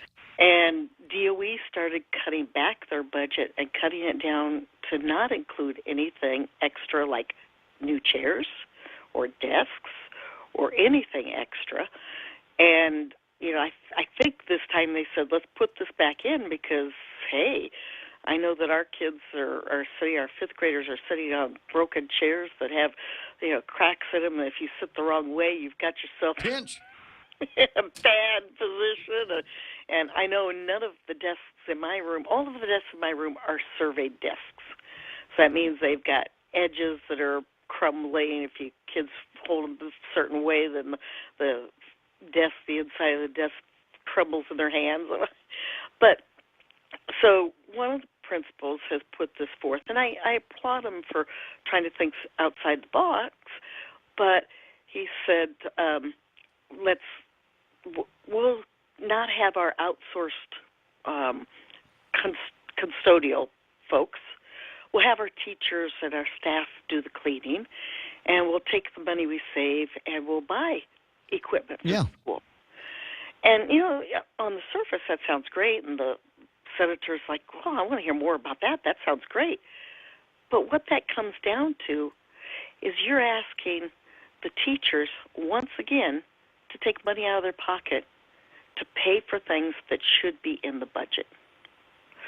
We already are buying supplies. We're already buying, things for our students, things. I've subscribed to a website that gives me materials that I can use because we don't have the materials. So I'm already taking money out of my pocket. Well, if you say that time is money, then to ask me to stay even longer to claim to bang the erasers against the flagpole. I hear what you're saying. I've always been a proponent of that because I want the kids to be able to take some kind of ownership of the classrooms. And that's what my principal says. I'm not, and I never suggested that the teachers would need to join the Clorox Cavalry and the Pine Sol Patrol. Certainly, the kids have got the energy and ought to be able to do that. So, but I hear what you're saying, and so $344 million has been presented to the legislature, and if they believe in what you're doing and they believe that it's for the good of the kids, they should pass it and actually fund it. But I'll say one more thing about having the kids do it. Is in my classroom, I get my kids for an hour and a half for my little kids and 45 minutes for my older kids. I don't want any moment of that time to be non-instructional. I prize every second of the time that they're in my classroom. So for my classroom, and for a homeroom base, a regular classroom, there's always a little lag time or somebody's finished this or something. I don't have that. I don't have recess time to keep my kids in. So I'm sitting here going, it'd all be on me. And I mean, there's a solution there, Beck. Yeah, fund it. Funding it. Pay the guys to come in at 3:30, 4 o'clock when the school's closed and start wiping down the classroom. Hey, I got to run. I got the big name Jerry Roberts is cooling his jets here, waiting for his turn on the radio. But I love hearing from you. Take care. I will.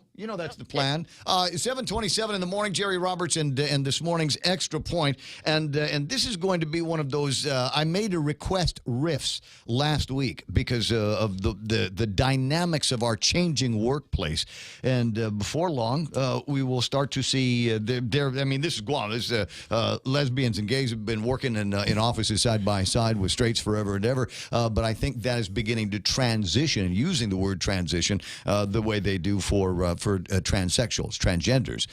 And we will begin to see more and more people like that will identify that way come into the offices. And I'd ask questions about, how's that going to impact the office? How's that going to impact the workplace? Jerry Roberts is our resident subject matter expert and brings us today's, shall I intro? Yes. Okay, today's Extra Point brought to you by Guam Insurance Services and our friends at First Hawaiian Bank, where it all starts with yes. As Mr. Gibson said a few days ago, I was asked to weigh in on the concerns of people who may be uncomfortable working with those who are members of Guam's LGBT community. Today, we'll frame the conversation in terms of law, the uniqueness of our island, and what I feel should govern the issue. That's next on the Extra Point. It's important to have claims process that works for you.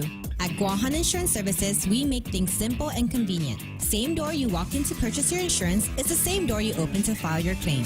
We can't pretend that the car insurance claims process is fun, but we can promise a hassle-free and speedy recovery without any runarounds. For your home, auto, and business insurance, visit us at the Camacho Landmark Center on Marine Corps Drive in Tamuning. Don't forget to like us on Facebook or give us a call at 475-1162 or text 929-SAVE. That's 929-7283. And the First Hawaiian Bank app for your iPhone or your Samsung phone is, this will save your life. Check your balance, make a payment for a loan or credit card or deposit with your First Hawaiian Bank mobile app. Visit any branch and speak to a service ambassador today. They'll load it on your phone. You can use their free Wi-Fi to start checking your account balance right now. At First Hawaiian Bank, it all starts with yes. When we begin talking about LGBT, that is, people who identify themselves as lesbian, gay, bisexual, and transgender, conversations usually and immediately lean into areas of rights.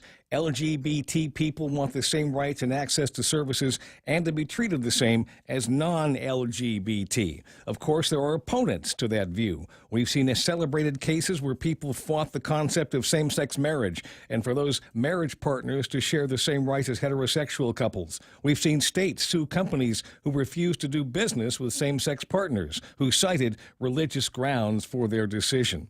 Let's talk about law. More than half the states don't have laws prohibiting discrimination on the basis of sexual orientation or gender identity. Further, the Seventh Circuit Court of Appeals has ruled that Title VII of the Civil Rights Act of 1964 does apply to LGBT, but the U.S. District Court for the Southern District of Georgia ruled differently. Then, the Equal Employment Opportunity Commission, EEOC, and the U.S. Department of Justice are on opposite sides of the issue. Thus, there are no clear federal statutes. In Guam, our size and familial system may be the reason this seems to be a lesser issue than it is elsewhere. We defend members of our family, even if we don't line up with them in certain matters, including this one. You've seen it too. It's say what you want about me, but watch out what you say about my brother or sister. Not having family ties in place, my guess is that non-local military units, an example, here might face a different experience. As for people who find it challenging to work together when one party falls under the LGBT banner and the other doesn't, I'd like to offer some personal thoughts. Number one, put the interests of the employer first, not your own. You've both been hired because you possess particular skills the organization feels will enhance its success. Number two, even if you don't accept the positions of the other person, find common ground in how you perform your jobs. Push differences aside and do what you've been hired for. If you find you can't respect someone for their feelings that oppose yours, at least respect their talents. Number three, regardless of which side of this issue you come down on, if you're a manager, you need to get with your HR director and make sure you are protecting the company by maintaining absolute fairness in every respect. Even in the absence of specific laws, courts have handed down big judgments against discrimination. And number four, I can't tell you what to agree with or who to like. I probably haven't helped with any discomfort someone may be feeling. There are a lot of factors that drive a wedge between people in the workplace. LGBT is just one of them. All I can say is I hope people do seek out that common ground. That's the Extra Point. Get out there and make something good happen today. For 93.3, The Ray Gibson Show, Guahan Insurance Services, and First Hawaiian Bank, I'm Jerry Roberts. Hey, that's all good basic advice for all kinds of people working in an office. Whatever's going on. Yeah. And whatever it is that might be going through their head or your head or all of that. The employer did not hire you for your personal feelings on any particular issue, including LGBT. They hired you for your skills and to do a certain job and to accomplish a certain set of goals. That's what I'm paying you for. Yeah. So, your personal feelings aside, do your work and then carry on with your life as you see fit. 7:32 headlines with Kevin Kerrigan in just a second, but I did want an opportunity to talk about the passing of our friend Rex Sorensen. We got word from Kevin last night that he'd passed away, and I've worked for him for 17 years, and you'd been a fixture in the office yourself for a while, and among the first people that he met when he started looking at taking at the radio station. Rex did something for K57 and therefore for the broadcast community and for the island that was desperately needed. Bailed him out. I don't know. This is something was channeling in there for a moment. He brought financial stability to that company, and that company was not financially stable before he got involved as the head of the company. It was kind of wavering, and there was thoughts at one point or another that maybe K57 wasn't going to be around for a while because they wasn't handled. Money wasn't being handled well in the organization. And then Rex got involved, and he's a CPA and an investor, and he knows money, how to deal with it, what to do with it. And he brought stability into K57, and from there, then the organization built into not just a radio station, but ultimately more than that, several radio stations, into Saipan, did television, internet, and all the rest of it. So, yeah, he did a lot, and he's been involved in all kinds of things in the community at the same time. Well, it was always amusing when I first started working there that he'd tell me, you know what, I'm not a broadcaster. That's not his background. His accounting background, real estate background. Yeah, basically a bean counter. And at the end of our time together, it occurred to both of us that he turned into a pretty good broadcaster. Yeah, I think so.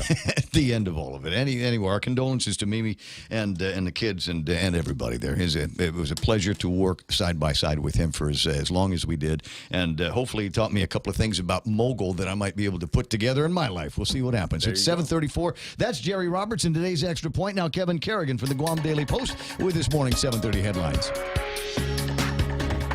Half a day and good morning, Guam. In the headlines from the Guam Daily Post this morning, Guam police asking for help in finding the suspects in yet another tourist robbery in Tumon. Police say that 2 male tourists were walking near the Fiesta Resort last Wednesday when they were approached by 2 unknown men who demanded money. Out of fear, the tourists complained and handed over their wallets.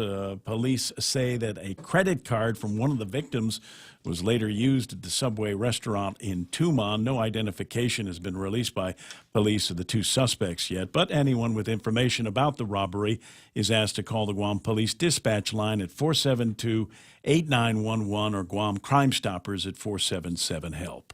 The Civil Service Commission has decided in favor of the Guam Power Authority despite a recommendation by staff to find the utility in violation of some of its own rules regarding layoffs. Commissioners decided Thursday that GPA made every effort to provide former employee Frank Camacho a job with the same pay. Guam Federation of Teachers Representative Robert Koss, however, said he was very disappointed in the judgment. Camacho was a customer service electrician supervisor with 28 years of experience. He was one of the employees to be laid off because GPA abolished its meter reading positions after the implementation of the smart grid system. Koss argued that Camacho was laid off in retaliation for bringing the issue to the Civil Service Commission. GPA denies it was retaliation. Family, friends, and staff of Sorensen Media Group are mourning the death of Rex Sorensen, the founder and president of SMG. Sorensen died at his home yesterday. He was 73 years old. In a statement, SMG General Manager Shin Tayara said it's hard to calculate the impact this man had on the island. Countless organizations and people have been helped through the platforms that Rex created and supported, he said. Sorensen began his career in Hawaii as a real estate developer before coming to Guam in 1981. The Sorensen Media Group operates radio and television stations here on Guam and in the CNMI. Sorensen is survived by his wife, Mimi, and 3 children.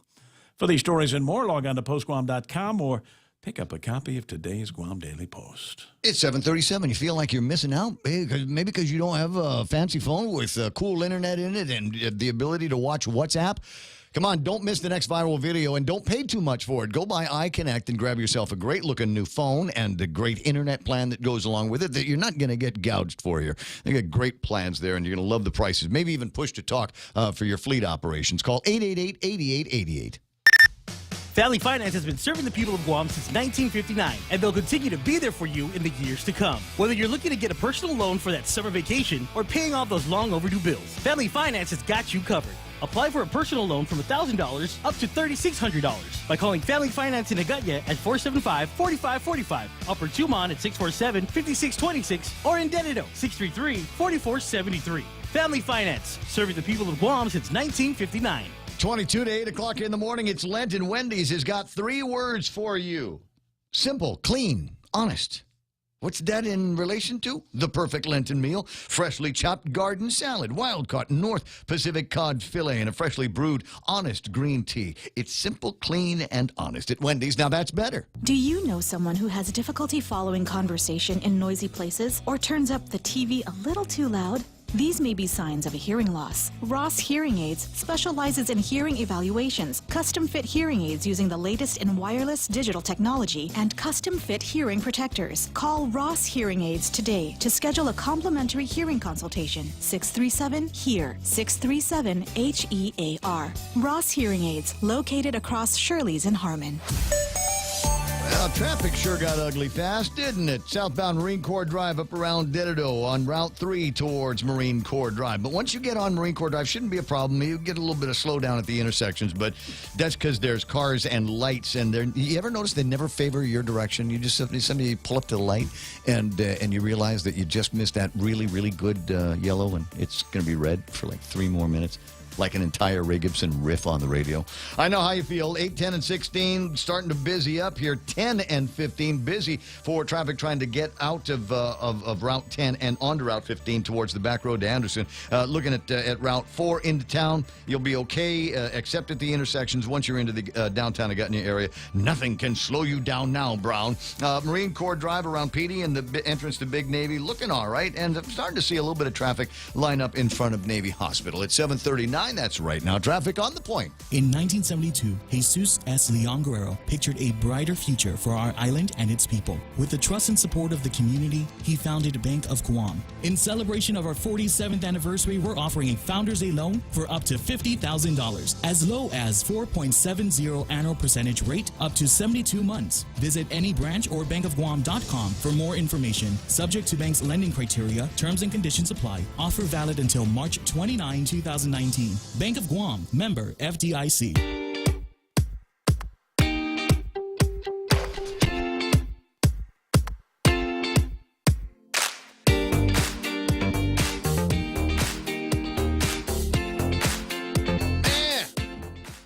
Cover a lot of ground already this morning. It's not even 8 o'clock, and haven't yet gotten to the bottom of the table of contents. Just a couple of notes that I want to start off with as we get into the here and now of this particular break. Last Friday, Mike and I were talking about headphones and headphone technology, primarily because the cats from GTA, those groovy tech girl cats from GTA, came in and showered me with some love. I get to play with a new phone this weekend. It's a Samsung S10.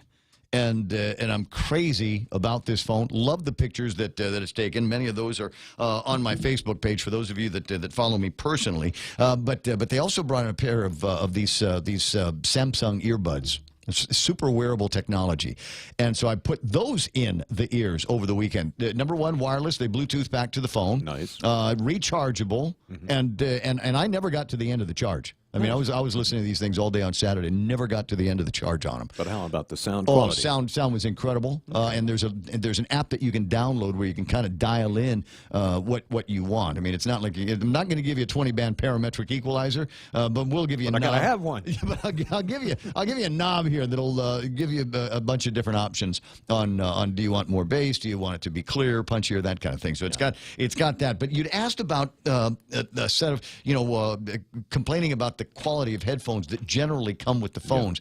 Yeah. Now, my Samsung S8, it was the S8 that came with AKG headphones. Okay. Little AKG. Now, they still got to plug these into the deal, but this by AKG. They make good headphones, right. And I have not lost the string on this set because they still sound really good, and fill the space in your head with audio. So contrary to most headphones that come with phones, if they come with the AKGs, don't lose those. Keep those handy. 7:42 in the morning. A couple of other things that I want to play with, but I did want to say good morning to a bunch of the folks on Facebook Live, including Lillian Cruz. I see Jeff Pleadwell's there, cousin Troy.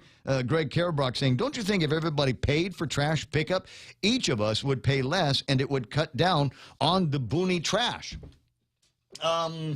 There's people they're looking for a lifeline rate on it, and they're gonna dump stuff in the boondocks anyway. Even if they had pickup at their house. Even if they have somebody coming by and picking up the recycling and the regular green bags of Hefties, they're still going to come up with something. I don't know, there's going to be a party or there'll be too much for the guys to take away this week, and they'll just pack it up in a truck. Or with more difficulty, how do we get rid of some of the technology, right? Old television sets and microwave ovens and computer monitors and old furniture and things like that. It's harder to shove those things in a hefty bag. And in a lot of cases, that is a lot of the trash that we find at these illegal dump sites that we've got to get our hands on. It's not, for the most part, I don't think it's basic household trash. It's the stuff that's actually harder to get rid of that go in there. And then I was remarking that I think now that the receivership are looking at numbered days.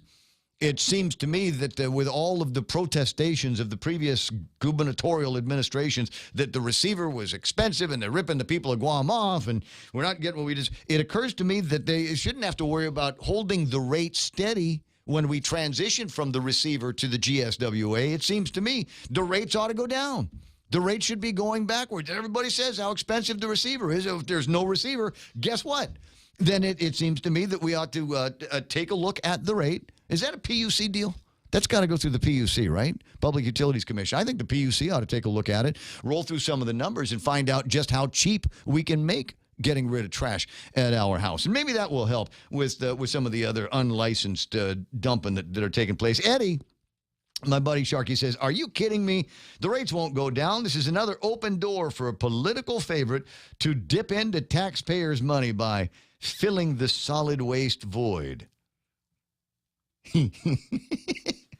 See, Gov Guam doesn't even have the thing yet, and you're already saying that there's going to be graft and corruption and people lining their pockets with more of the taxpayer dough. Hey, Carlo Branches is online this morning. Did I already tell you 18 times that Cousin Troy is there? Dave Duenas, Ruben Mortera, Pam Duvall, who said I looked just striking in my outfit on Saturday night. Thanks, I appreciate that. Lady D, with her suggestion, rent those trash barrels for about $20 a month. That would replace revenue and still bring the people back in line. And if they bring it to the dump, no charge, or maybe $5 charge if they're going to the dump. Good morning, Vivian Sablan, LG. Anything happening in the real estate world that I need to know about? Bobby Taitano is there. Troy says, end Liberty Machines. Commissioner Roy Gamboa chiming in online. Jeff Pleadwell says, keep the landfill away from Gov Guam. Stop corruption before it starts. Hey, Kath Cruz Norton is there. Eunice Mandiola, Joe Flores, Jen Henny Bamba. Who else is playing around with this? Elena Garcia. Why don't we have the mayors pick up trash to those where the big trucks can't go into? It's funny how the receivership was able to give them vehicles, I believe. Just saying, some mayors do pick it up, but not all keep their villages clean. I don't think charging people more for trash or recycle, more people will be just illegally dumping. Well, we got to get ourselves into the habit of finding and citing as many of these illegal dumpers as possible and be very, very public about it. But it was not the receivership that gave the vehicles to the mayors. That came out of recycling revolving fund monies that were directed to the purchase of several vehicles per mayor. I believe it was 2 vehicles per mayor to help them with recycling efforts in the community. And I remember railing against Eric Palacios over there because I thought that was just a shot at him trying to get support of the mayors to get himself elected, and it didn't work. Elwin Chimpaco's there talking about some of the things that Becky was saying. Ken LG, Danny Taiting Fong, Tedo and the Ranch, Ron and Cindy De La Rosa, Joe Rosario, Pam Duvall on the subject of trash. What is she saying here? Why can't the trash trucks, trash on the roadside be picked up before cutting crews does the butchering of the roadsides. I guess it's not their job description, and it would also make it nicer. They end up cutting everything in sight on the back road where there are pillows, blankets, and sponges from old couch cushions, and they've been there 4 months. Hoffa Clint, Rigel, Andy Tydenko, Chuck McCarroll, Adonis Mendiola, Tammy Bamba. Jeff Pleadwell says PUC works for GG employees much more than the people of Guam. Trash is trash. Lit is lit. Hey, maybe, you know what, we'll get that recreational marijuana. We'll add that to the list of things that we want the recreational marijuana tax to buy us. What do you say? Will that work out for us? I think that thing is going to be tapped out before we even get started. People are going to think that it's going to be bringing in billions of dollars in tax revenue. Yeah, I call it the Trash for Hash program. You the man. 748. That's Mike. I'm Ray. And here's Senator Jimmy Moylan. Good morning, Senator. Good morning, Ray. Happy Monday. Well, happy Monday. I'm sorry you didn't have a big hearing like with Dan Tedinko and Troy Torres. Yeah, I sat through it, but yeah, I didn't have a big hearing at all. No. Yeah, had the one on the gambling and at the carnival. So what's the upshot? What's next for that? Well, we're still that public hearing. We did have some opposition as well. Good information came on out there, and the mayors came on back and defended what they want. They wanted to make some changes to amend the proposal. But looks like we're bringing it to the floor. It gets back into committee, and then we can bring it into the floor, and hopefully this month we can have a decision. If we mend it a little, that's fine, but it looks like it's moving forward. Okay. Well, there are people that are concerned that the mayors aren't going to be as stringent on the applications of rules and regulations when it comes to games of chance and casinos over at the carnival, because they're not handing out citations for littering and stray dogs. Yeah. Hey, listen, I'm serious. There is a connection there that people are drawing. These are all that money that they make for being mayors, and they don't want to hand out citations because they're scared they're going to give somebody a citation, and him and his Booney Dog family aren't going to vote for them in the next election. Yeah, I can understand their concern, but everybody else that wants to live in a clean, safe village will vote for them in the next election, is the point. That's right. Absolutely right. I can see myself as I was, I actually considered that too. Maybe I want to be mayor one day, but I went ahead for senator. But yes, it is difficult, and you want to be tough on the neighbors, and you discover who those people are that are dumping that trash, and you want to just knuckle down, and then they say, they're going to come against you when it comes time for election. But we just have to do our job. Go ahead. You make the threat publicly. Make the threat. Yeah, you wanted me to clean up my yard and tie up my dogs, and I did, but I'm not going to vote for you. Go ahead, make it public. Tell, put it on Facebook. Tell everybody that I'm a lousy mayor because I'm trying to make my village clean. That's right. So if by doing our job, and that's what the community wants, I don't think that would happen. So I think they'll shine. Almost kind of reminds me of, remember we used to have a Guam Police Department, MC Cruz. He was seemed to be the toughest cop back then. He'll give anybody a ticket. He gave Governor Ricky Bradalio a parking ticket. He sure did. No one is above the law. And all we got to do is apply it fairly. All right. So now that I've gotten that point out for the Facebook viewers that have chimed in with that point, getting back to gambling at the casino, and yeah, I recognize some of the usual suspects came out. Gambling is bad. There's no clean form of gambling, and it's going to be the scourge of the community. But it's already going on. So I don't know how much how much water that particular argument holds. At any rate. We've got some people that now the legislators, as I understand from my conversation with Mayor Savares, is that the mayors are going to will put together the plan. They'll send that back to the legislature. In the plan, there will be requirements that whoever has the license for, I guess at least the casino side, they'll have to make sure that they are paying the Department of Revenue and Taxation to have actual rev tax agents there to issue all of the appropriate forms and to ensure that all the taxes are getting collected. Yeah, exactly. So the mayors want to do it right. They want to keep within a certain time frame, around the clock there. They're not doing it 24/7. It's just during the carnival hours. And then also having revenue tax there to monitor and having that paid for by the vendor.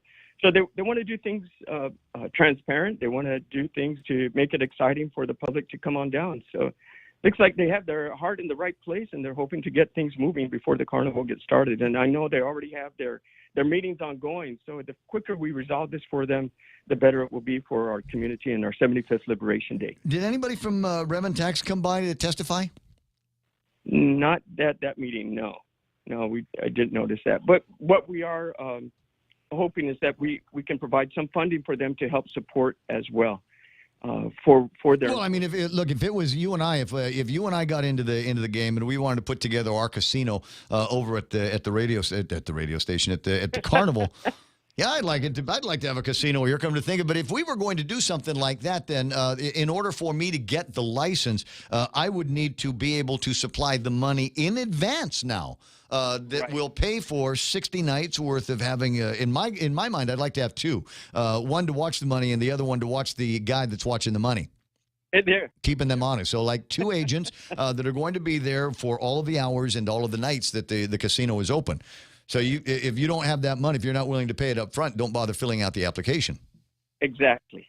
That's correct. So we got that. And then the other idea was to clamp down on the actual start and what time the casino is going to begin operations on a daily basis, what time they will conclude that. And anything outside of that then will be an illegal casino activity. Right. Okay. Exactly. Okay. Exactly. That's correct. All right. But I still think we need to get some of the guys in it. We got to get cops involved. We got to get Rev Tax involved. Attorney General's office has got to chime in one way or the other on this. So you're gonna dig into them for some testimony? We sure are, and to include OPA as well. Just looking at what the problems were before, and it looks like a lot of it was resolved, and we just get this thing settled. And maybe this is something we can continue, but let's give it a try. The mayors are really wanting to work and support and do things right. They're up front, so I'm willing to give them a try and come up with those rules and regulations, and let's move it forward. Yeah, well, and lots of dick, because the carnival is 4 months from now. Right. Yes. That's right. Saturday, you need to everybody needs to start working on that here. Today over at the legislature, appointment of Dan Stone. Will there be fireworks there? No. I sure hope not. You don't think so? But if there was, I'm sure we can put them on. Don't think there'll be any episodes where Troy comes out and flips the bird at one or two people in the back? Yeah. Well, the public is always welcome, and it did make for interesting news, and people got involved. So that's a plus. Yeah, that is a plus. Hey, but it kind of brings to mind something I wanted, and I don't know who to talk to. You're in the minority, so I don't know how much weight you're going to have pulling for this. But the same way that I've got comments enabled on the Facebook Live here, can we enable comments on the YouTube Live when the legislature's in session? That would be pretty interesting. I would wonder who will be chiming in on that. But yes, that's a good thought. Well, I want to know who from the legislature is going to chime in against it. Right. Because what I was trying to figure out, somebody smarter than me will get this. Somebody smarter, which means everybody will get this. But we need to find a way to rebroadcast, to swipe the stream from the legislature and then put it into another stream, right? And Romeo would know how to do this. The Guam blog version of the YouTube Live from the legislature with enabled comments. Right, that would be quite interesting. I think it'd be more interesting. I think it'd be more productive in terms of the kind of legislation that gets turned out and the actions of the senators. They'll have to clean themselves up because they'll be in the midst of real time criticism. Yes. People who get involved. It could be a real plus. Great idea, Ray. Well, thank you very much. I had a lot of time over the weekend to think about this. Okay. That's not true at all. I had absolutely no time. It didn't come to me until about an hour ago. Casino, cannabis, carnival, no-brainer, according to some of the folks that are watching and listening to the broadcast now. Listen, I'm going to let you go, but I do want to ask you one question. I have not put you on the spot yet since you've been a senator. Yeah. So I'm always relying on my good nature and our longtime friendship to make sure you always look good. But I do have to ask. I've got a poll question at thepoint.gu. Will Dan Tydinkel be confirmed to the airport board? Now, you don't have to tell me how you're going to vote, but I am curious because you're in the inside. You and the other 14.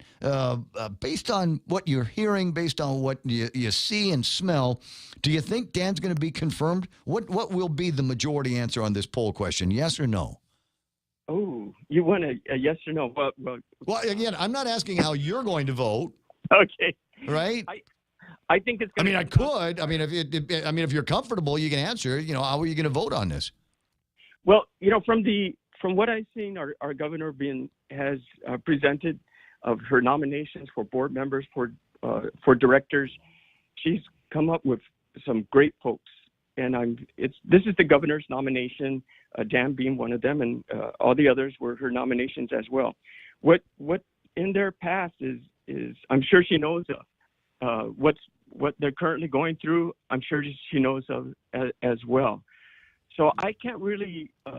I heard a lot of one side of one story, and maybe not enough of the other side of the story as well. But all I know is this is the governor's nomination, and the board needs to be filled so they can move forward. And there's a lot of things we got to do at the airport. If this nomination continues, then it's going to go to the floor. If the governor feels confident, then it's probably going to work probably within her favor. If she wishes to change her mind, that's totally up to her. But at this point, I have not heard anything where, based on the public hearing that we had for Mr. Tydinko. I was surprised. I mean, were you surprised at the end of Mary Torres' comments on Friday that the hearing was gavelled out? There was no response from offered or time to respond offered to Dan, nor did he ask for any. Right. Again, that's just. I'm sure people were upset at that situation, and there's still some things to iron out because it's still in court. So possibly, if he would have said something, maybe it wouldn't be in his best interest. But so do you think he's going to make it? Have you heard anything one way or the other? Until his name is, as long as his name is on that position, he's going to come before us, and he has a chance of moving on forward. Gotcha. I just want to see it completed, and if the governor wishes to continue the nomination, that's her choice. And then that's going to come before our legislature body, and then when it's time to vote. All right, 8 o'clock in the morning. Jimmy, I'll talk to you pretty soon. I appreciate it. All right, I'll see you. You have a fantastic, what is it, Monday again? They got the legislative thing starting up in about an hour over at that place, but you and I, we got time together at least a couple more hours. The radio station KUSG got you. Stand by now for Fox News Live. Not budging on the border wall. I'm Steve Rappaport, Fox News. President Trump is expected to ask for more than $8 billion for a border wall in his 2020 budget proposal. It also includes big cuts in domestic spending. Chief Economic Advisor Larry Kudlow on Fox News Sunday said the president's plan is for a 5% across-the-board cut. And I think it's long overdue. Some of these recent budget deals have not been favorable towards spending. So I think it's exactly the right prescription. Some domestic cuts are to programs favored on both sides of the aisle, but Kudlow says even as the deficit inches toward $1 trillion, there's no need for panic because it's only a fraction of the overall economy. Fox's Gernal Scott. House Democrats are just getting started with investigations of the president. There are now more than 24 investigations going on to the president, with more on the way. And Democrats argue the purpose of these investigations is twofold. On one hand, they want to hold the executive branch accountable, but on the other hand, this is about laying the groundwork for impeachment. A lot of top Democrats believe the president should be removed from office, and these investigations are meant to dig up enough evidence to convince the American people of that as well. Fox's Garrett Tenney in Washington. Republicans say Democrats are grasping at straws in a desperate attempt to pin something on the president. An Ethiopian Airlines plane crashes, killing all 157 people on board. The aircraft disappeared from radar just 6 minutes after takeoff from the airline's base at Addis Ababa. All on board died. The first image from the scene shows a deep trough with small parts of the aircraft scattered about. The plane was only 4 months old and was the latest version of the Boeing 737 MAX 8. Just 5 months ago, another 737 MAX 8 crashed in Indonesia, also just after takeoff, and also with a total loss of life. The families of those who died in that crash are suing Boeing. Fox's Paul Tilsley. This is Fox News.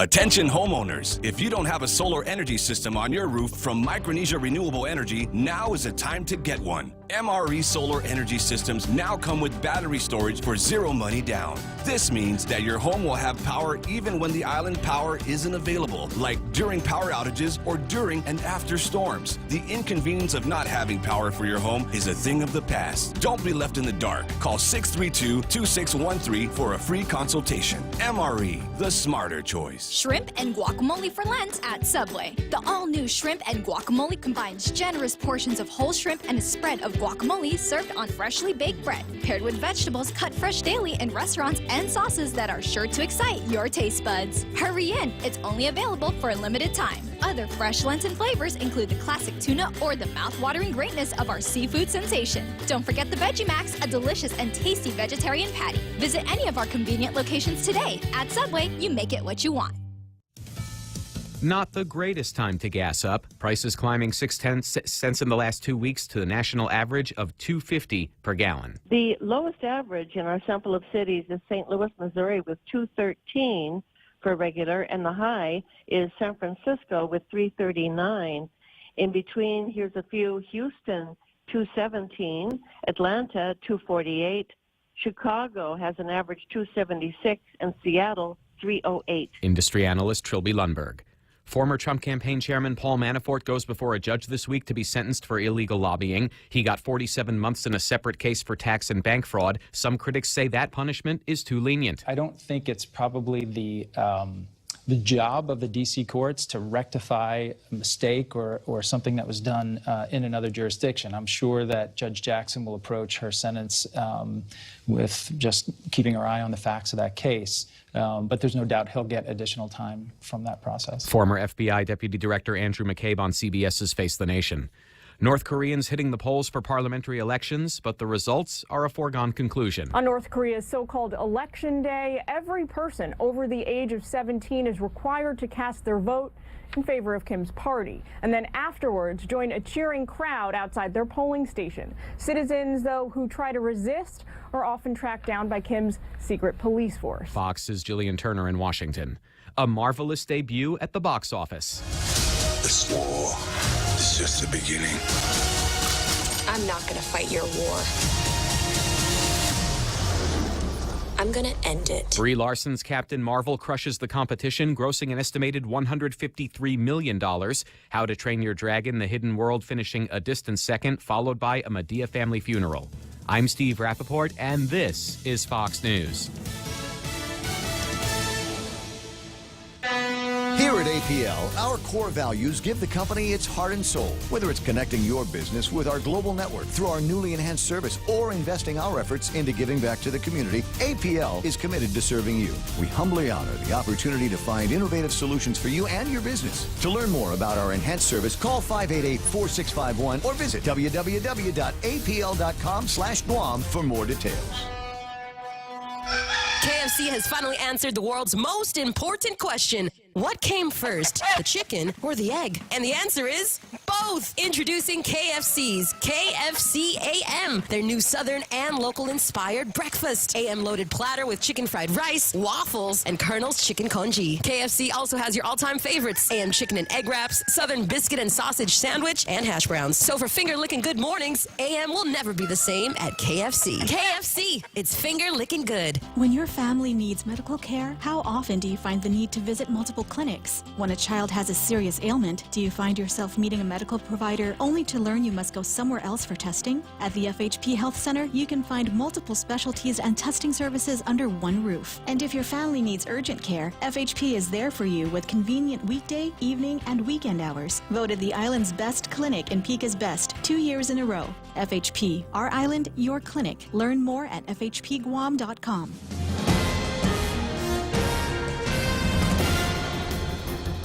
Half a day and good morning, Guam. News time here at The Point is 7 minutes past 8 a.m. this Monday morning. I'm Kevin Kerrigan. Here's a look now at some of the top stories from the Guam Daily Post. Opposition and support heard on Friday for Senator James Moylan's Bill number 29, which would resurrect gambling at the annual Liberation Carnival. Island mayors arguing that they were given a mandate to organize Liberation Day festivities, but not the funding, and they need to restore games of chance to cover the costs of the carnival and liberation activities. Mayor's Council Executive Director Angel Sablon floated the idea of allowing poker and other card games and baccarat outside of the carnival grounds for 60 days in order to raise funds for the carnival so family-oriented carnival goers will not be affected. However, Jackie Marotti, a 15-year opponent of gambling on Guam, testified that 2 years ago when Senator Talina Nelson introduced a bill to remove games of chance from carnival activities, the mayor's credibility was at stake. She said the bill resulted from the public outcry against the month-long casinos that occurred during the carnival. Acknowledging the often divisive discussion of gambling on Guam, Senator Moylan said there are opportunities to improve the bill, and he thanked everyone for their testimony. The Guam Solid Waste Authority hopes to keep tipping fees unchanged when the federal receivership ends, possibly as early as next month. Following a hearing in district court last Thursday on the termination of the receivership, Guam Solid Waste Authority Board Chairman Andy Gale said based on the agency's ability to get funding from other sources, as well as GSWA's ability to collect tipping fees, they are hopeful they'll be able to fund all of their operations going forward without increasing the monthly fee. At the hearing last week, Chief Judge Frances Tadengo Gatewood said she intends to bring the federal receivership to an end on April 30th, provided that the governor submits a plan to provide funding for the construction of a new trash cell at the Luzon landfill and to maintain post-closure monitoring costs at the now-closed ORDOT dump.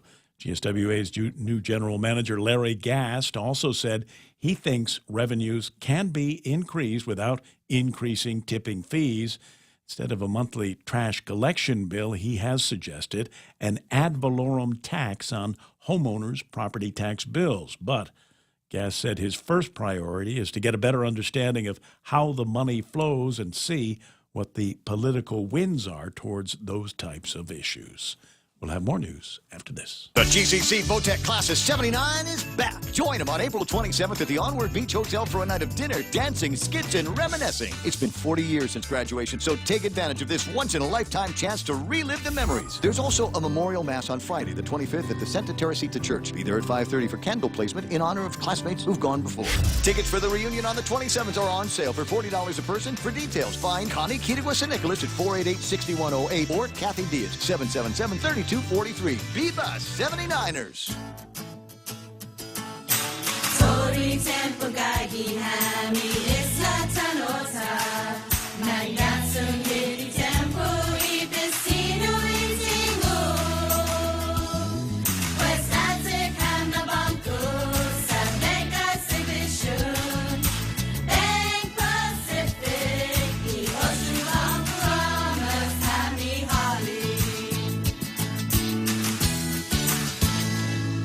Minutes past 8 a.m. here at The Point.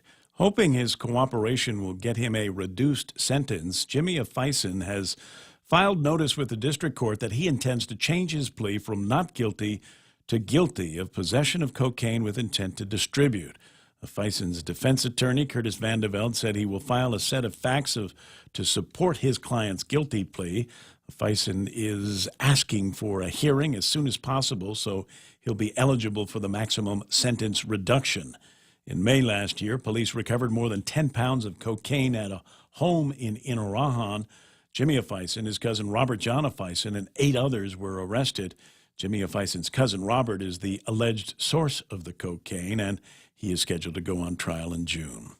A woman accused of issuing about 300 fake diplomas to high school students failed to appear for a hearing in the Superior Court of Guam on Friday. Former DOE employee Andrea Cruz started a homeschool and credit recovery academy back in 2017. She's alleged to have issued fake diplomas using a Guam DOE logo. The Education Department has denied any affiliation with Cruz or her school. Her defense attorney, Nicole Cruz, told Judge Anita Sicola on Friday that Cruz emailed her and said she would not be able to attend for medical reasons. Cruz also failed to show up for a previous hearing after testing positive for methamphetamine use. A probation officer told the judge Friday that Cruz has not been showing up for her probation check-ins either. Judge Sicola said if Cruz doesn't show up today, she'll issue a bench warrant for her arrest. Cruz has pleaded not guilty to allegations of theft, official misconduct, and possession of a Schedule II controlled substance. For these stories and more, log on to postguam.com or pick up a copy of today's Guam Daily Post. Ray and Mike now with weather. I got partly cloudy skies today, Mike, with isolated showers. Winds from the east up to about 20 miles an hour today, decreasing after sunset. Daytime highs warm 87 degrees, and overnight lows should be about 76 degrees. Doesn't sound too far off from the conditions we enjoyed all weekend long. But on the weekend, I like it when it's hot and sunny. During the weekdays, I don't like that. Not so much. This makes the house very hot. Yeah. The good thing about it's yesterday, cool if I'm at the beach. Yeah, right? the good thing about yesterday is the winds came back a little bit. You know, Saturday wasn't very windy, but Sunday yesterday was actually pretty nice. Saturday was perfect. The wind was perfect because I had to do 18 miles, right? Yeah, that was my training run. So south for 9 and then north for 9. And I was dreading going north, but you're right. It wasn't that bad on the wind side. Sunrise this morning was at 6:31. Sunset tonight will be at 6:30. Now we'll take a look at the weather radar and see if Mike can tell you what the weather's going to be like on Guam for the next little bit. Looks like some pretty heavy showers slid through past the south side and got a few more. Looks like they're going to come across the south side here in just a bit up in the mountain areas. Probably won't affect you if you're driving to work this morning in the central and north, but there could be a chance of getting a shower or two throughout the day today, although it does look like the sun's starting to dry things up just a little bit. And so we may have to wait till a little later this afternoon, and this is what I suspect may happen because there is a little bit of moisture coming on through. So I think when things heat up later on today, we might get another round of rainfall. You heard it here first. But the Weather Service says just isolated, so anything that does fall, it won't be heavy. There'll be no flooding or anything like that. A lot of blobbage down south. That's associated with the near equatorial trough. That's typical this time of year. You see the stuff up on the north side, those of you that are watching on Facebook, YouTube, and other visuals. That is a bit of a surge that's coming on down. Weather Service says that might come on through, at least some energy from that may come down through midweek, and that will actually help boost up the winds a little bit and might even dry out the air just a tad one last time as we get into spring. Gotcha. Be nice. 8:14. That's news and weather together here in Des Pointe. Okay, I think it's coming up soon. Yeah, we're on Route 1 and near the airport intersection, right? There, see it? What's the keyword? Look for the keyword. Check out the Vantage digital billboard and reap the rewards. Catch the keyword on the screen and get a free Americano or tea with menu purchase when you mention the keyword at your next visit to the Hive. Conditions may apply. Did you see it? You got it. I got it. You just focus on driving. Take advantage today and take a look at Vantage Advertising's digital billboard located on Route 1 at the airport intersection. Portions of the program Marijuana Monday show brought to you by our friends over at Security Title. When you need confidentiality, I mean, you know you've got a transaction going, but you don't want everybody knowing. Make sure you mention that to Kim and Ron. They know how to keep a secret. My friends over at American President Lines, they're shipping the future. And Micronesia Renewable Energy. There's never been a better time to go solar. You're looking for some great seafood at Lent, go to King's. They've got a fantastic Lent menu. They've got great seafood there year-round, but I mean, at Lent, it really, really does shine. Shrimp Alfredo, orange shrimp. Let me describe this. Succulent shrimp, battered, then deep-fried Asian style, tossed in a light and tangy orange sauce, topped with sesame seeds, and served with rice and veggie. You're going to be eating this like potato chips at King's for Lent. The stations of Choice Broadcasting are celebrating April 2019 as National Earth Month with the return of our Upcycle Mascot Showdown. We've invited the public elementary schools to set the example and build their school mascots completely out of recyclable material. Stay tuned to our stations to see how you can vote for your favorite school this April. Celebrate Earth Month with our students in the 2019 Upcycle Mascot Showdown, brought to you by the Agana Shopping Center, Lolita Kamet from Remax Diamond Realty, Sylvan Learning Center, and the stations of Choice Broadcasting. Portions of the Ray Gibson Show also brought to you by Guam Regional Medical City, the first choice for all of your specialty care needs. Cars Plus. And go see Joey and Jen and Dunge, and they're going to take good care of you because they're driven by you and take care of insurance.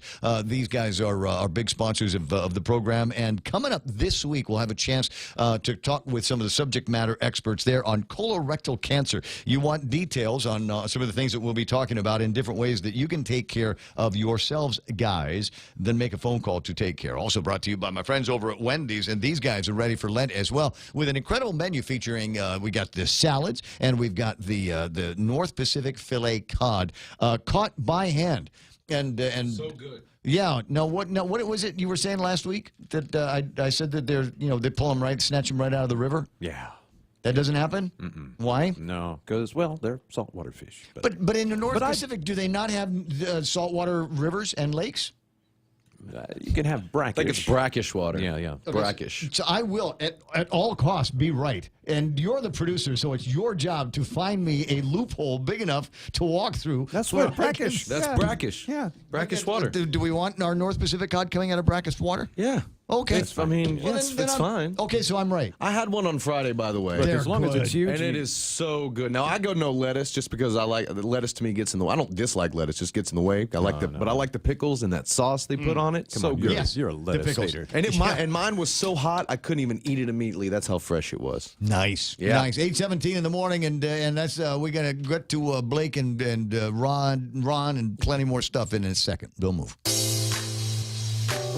Real Talk Radio is back. The Ray Gibson Show. Morning talk that matters. We're Call now, frolicking. 888-TALK. That's 888-8255. You want me to be serious all the time? Hire another guy, because it ain't gonna happen. As you get into Mondays and there's frolicking, we got some of the heavier stories, and we talk about those in the newscast. And then we get into some other incredible stuff. Shouts to an entire delegation of Guam runners that went up to Saipan for the marathon and the half marathon. I think there was a 10K being run at that festival of races, and so Mika got a PR, and as I'm told, number 2 in her division, and also the oldest, and that struck me as odd, the oldest American runner in the race that they were doing up in Saipan, because that marathon's got all kinds of Asian and Japanese runners in it. Ryan Matienzo ran the thing, got something ridiculous like 2 hours and I don't know something minutes in a full-blown marathon up in Saipan in the CNMI. This is a tough course, but it still wasn't good enough to get him first place, even with the crazy number that he was running in at. So congratulations to those guys. If you want to see him this week and congratulate him on everything, then here's what I want you to do. Go to Cowboy Ninja. There's a fundraiser for Marissa. Right? Yes. Marissa Peroy. She's got that the thing in her head, and it looks like we're going to need to do another surgery on her. So they're sending out the word medical fundraiser for Marissa, going to be at Cowboy Ninja, March 14th. That's Thursday night at 5 o'clock, starting at 5. Very cool. For a good it cause is. too. Yeah. Yeah. Everybody's going to be there, because she's like she's a well-known member of the running community, but she's also great pals with the swimmers and the bikers that are out there. So everybody's going to show up. That whole community: swimmers, bikers, triathletes, runners. You're all so close. All right, and leave your camera phones at home, would you please? We're all going to be partying in 2 months. Just no more pictures. 20 after 8 o'clock in the morning. Dr. Ron McNinch on the line. Good morning, sir. Hey, happy day, Ray. Happy day, Guam. What you doing? Oh, just listening to you driving in. Man, terrible traffic driving up toward the intersection. I think there's something going on up there. Yeah. Somebody was getting one of those hot sandwiches over at Wendy's. I think that's where there's an accident on 10, on Route 10 in that area. They veered off just to get a sandwich after they heard us talking about it. Had to be. Well, that's okay, because it gives you more time to develop opinions about some of the cockamamie things that come out my mouth. No, I think it's all great talk. I am interested in the gaming question. I know that I read somewhere, I guess in one of the newspapers, that some people are claiming, it's illegal for the legislature to even talk about these things. I don't believe so at all.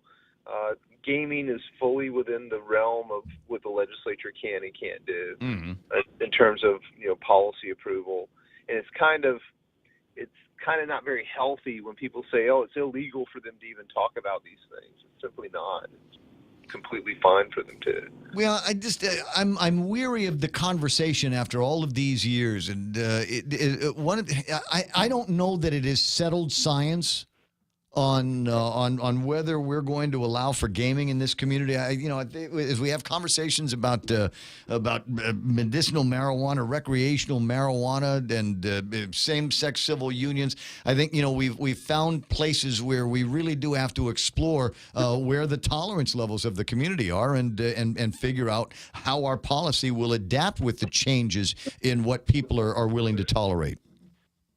Yeah, on same-sex marriage, I think gay people should have the right to be just as miserable as everybody else. But remember asking that question. Wait, you've seen straight couples. Do they all look happy to you?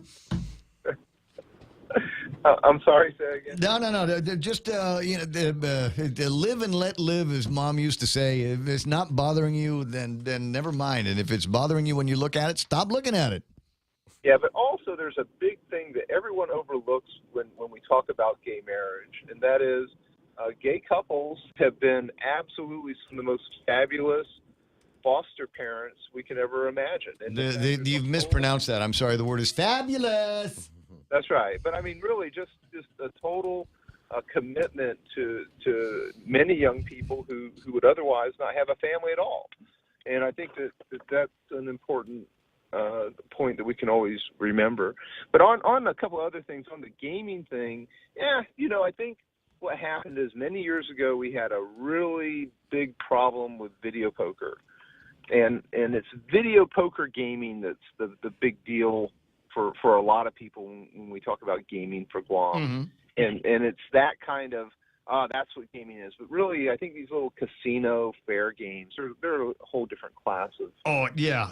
And I bristle when people talk about, how we're going to go from a casino over during the carnival season into full-blown ruination of family and moms prostituting themselves so they can go in there and get another hit at the baccarat table. I don't think we're going to see that kind of thing.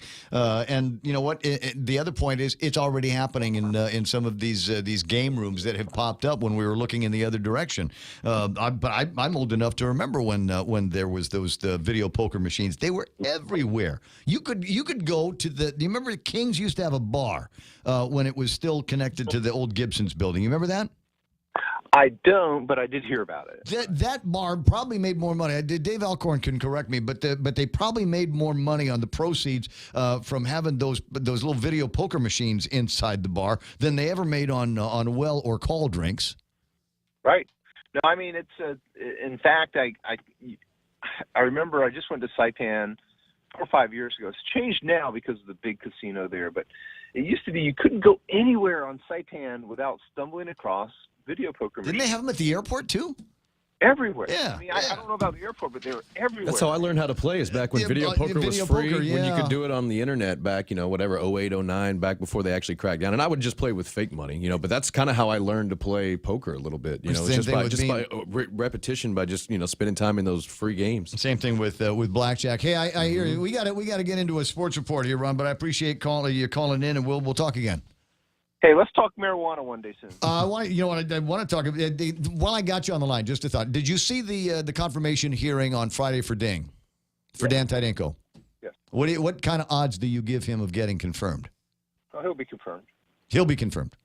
Yeah. Okay. None of the stuff that Troy brought out, Bernadette brought out, Mary Torres brought out. None of that is a poison enough dart. Well, it's all about democracy, and democratically, people were able to state their piece, and then it's balanced or counterbalanced by all the other opinions. But in my view, I think I know of like 1 or 2 cases max of board members not being approved by the legislature. I think you're right. It's extremely rare for the legislature not to approve, just because of all of our intricate social ties we have here. That's what makes it so tough. Oh, that's a book in and of itself. Doc, I'll talk to you pretty soon. Hey, thank you, sir. Right, because it's time for Sports with Blake.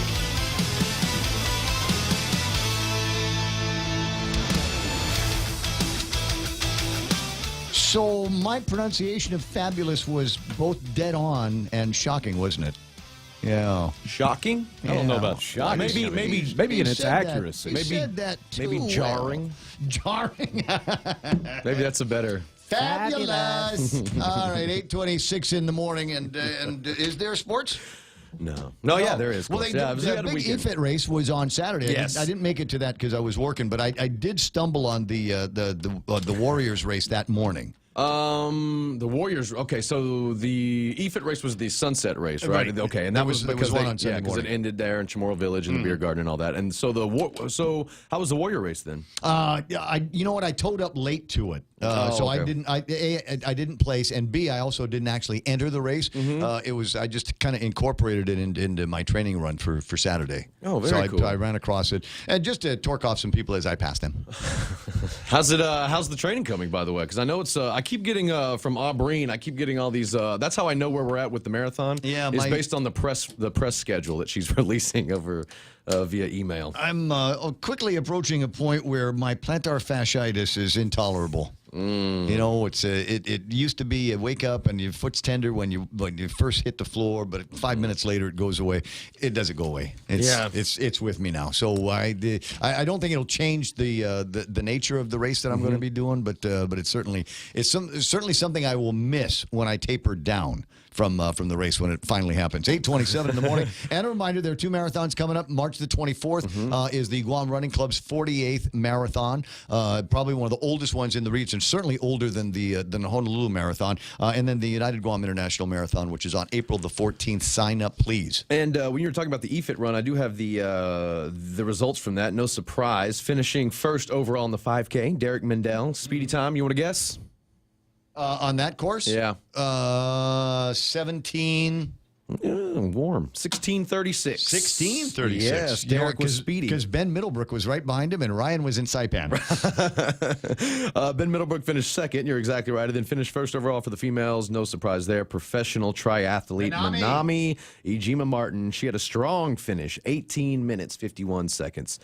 She's also going through intense training, just like you are, for her first... not her first, but she is before the marathon. It seems that she is training for the Ironman 70.3. She's going to be headed off to Philippines on March 25th, and then the Tagaman in Saipan a week later at the end of the month. So there you go. I don't know how she does that. Does she ever stop? She starts in the back. She's one of these runners, right? So she'll start in the back and still pass you like you're going backwards. Well, you know, the only time I feel she's not running is when when she's posting Instagram stories. I don't know, but it always seems every time I see her, she's running on TV, she's running even sometimes in her Instagram stories.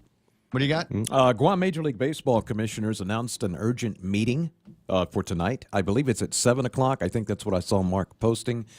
So teams and managers of Guam Major League Baseball need to meet tonight. Contact the commissioner. What's to the find big out emergency? the details. Wednesday. Well, the league starts on the 15th, which is Wednesday, I believe. So they're probably finalizing. As I was watching Survivor, and as one of the contestants says, they're probably dotting their T's and crossing their I's. There we go. Leading up to Wednesday. Ted Lewis online says Antonio Brown going to the Raiders. Going to the Raiders. He announced that he would not. He said he was going to go somewhere else, or he had teased going somewhere else, and then he's like, "Oh no, never mind."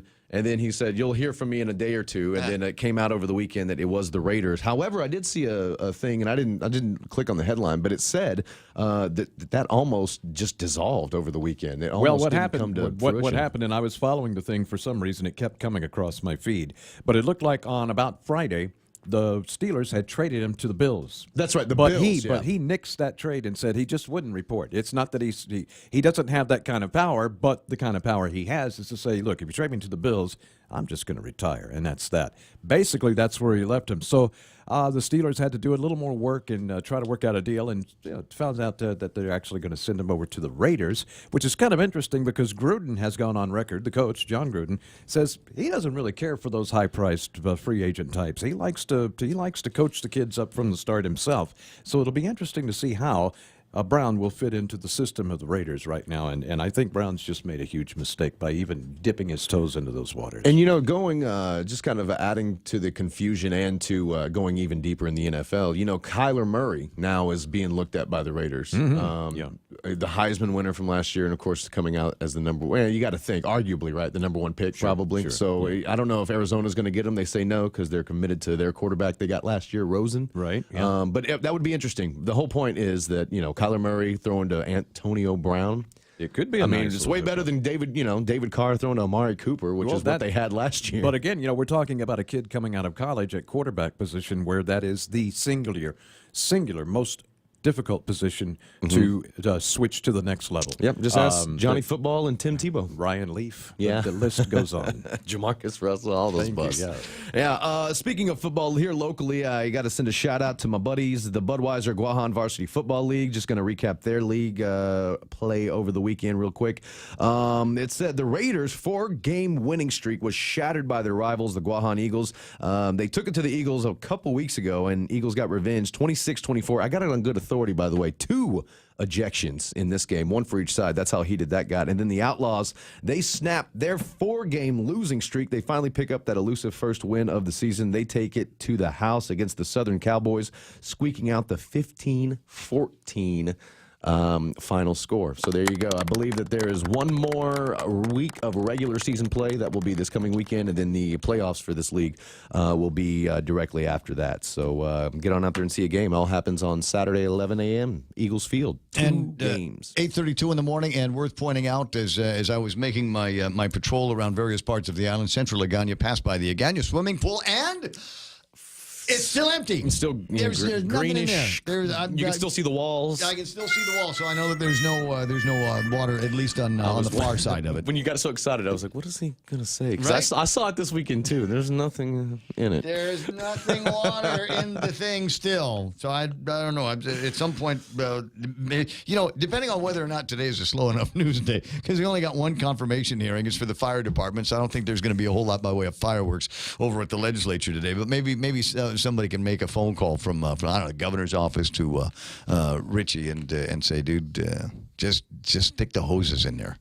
Just make it look like something is happening. Just break a hydrant off like they do in the streets of New York City when it's too hot in the summer. Yeah, Yep. just let it pour in. That's all the time we got to pretend to talk about sports, and so my friend Blake's going to go finish the morning show over on Star 101. You can join him, although we've got some headlines with Kevin Kerrigan coming up next, so you'll want to hear that as well. It's 8:33, and I'll be right back. Tired of your wireless prepaid service cutting you off when you reach your limit? Introducing Unlimited for Less with the new $2.50 a day prepaid plan from GTA. Enjoy unlimited local calls, local text, and unlimited data for only $2.50 a day. And now including unlimited calls and texts to the U.S. You can post, call, or text without worrying about reaching your daily limit. Come into any GTA store or visit gta.net for more information. Save big. Save really big when you bundle up your insurance policies with Nanbo Insurance. Insure your home, auto, motorcycle, or business with Nanbo and enjoy great savings, up to 50%. When it comes to insuring your property, no one knows better than the company with over 50 years of service to the community. Don't compromise the things that matter to you most. Call Nanbo today at 477-9754 or visit nanbo.com for more information. Nanbo Insurance, serving you since 1968. Loving it, 8:34 in the morning. Coming up, we'll spend some time talking about some other items in the table of contents that I've got in front of me, up to and including, I guess GPD is looking into something that came out of the marijuana conversation that took place at the legislature last week. From the Guam Daily Post, here's Kevin Kerrigan in this morning's 8:30 headlines. Half a day and good morning, Guam. And the headlines from the Daily Post this morning: opposition and support heard on Friday for Senator James Moylan's Bill number 29, which could lead to the resurrection of gambling at the annual Liberation Carnival. Island mayors arguing they were given a mandate to organize Liberation Day festivities, but not the funding to carry it out. And they need to restore games of chance to cover the costs of the carnival and liberation activities. Mayor's Council Executive Director Angel Sablan floated the idea of allowing poker and other card games and baccarat outside of the carnival grounds for 60 days in order to raise funds for the carnival so family-oriented carnival goers won't be affected. However, Jackie Moratti, a 15-year opponent of gambling on island, noted that 2 years ago, when Senator Talina Nelson introduced a bill to remove games of chance from carnival activities, the mayor's credibility was at stake. She said the bill resulted from the public outcry against the month-long casinos during Carnival. Acknowledging the often divisive discussion of gambling, Senator Moylan said there are opportunities to improve the bill, and he thanked everyone for their testimony.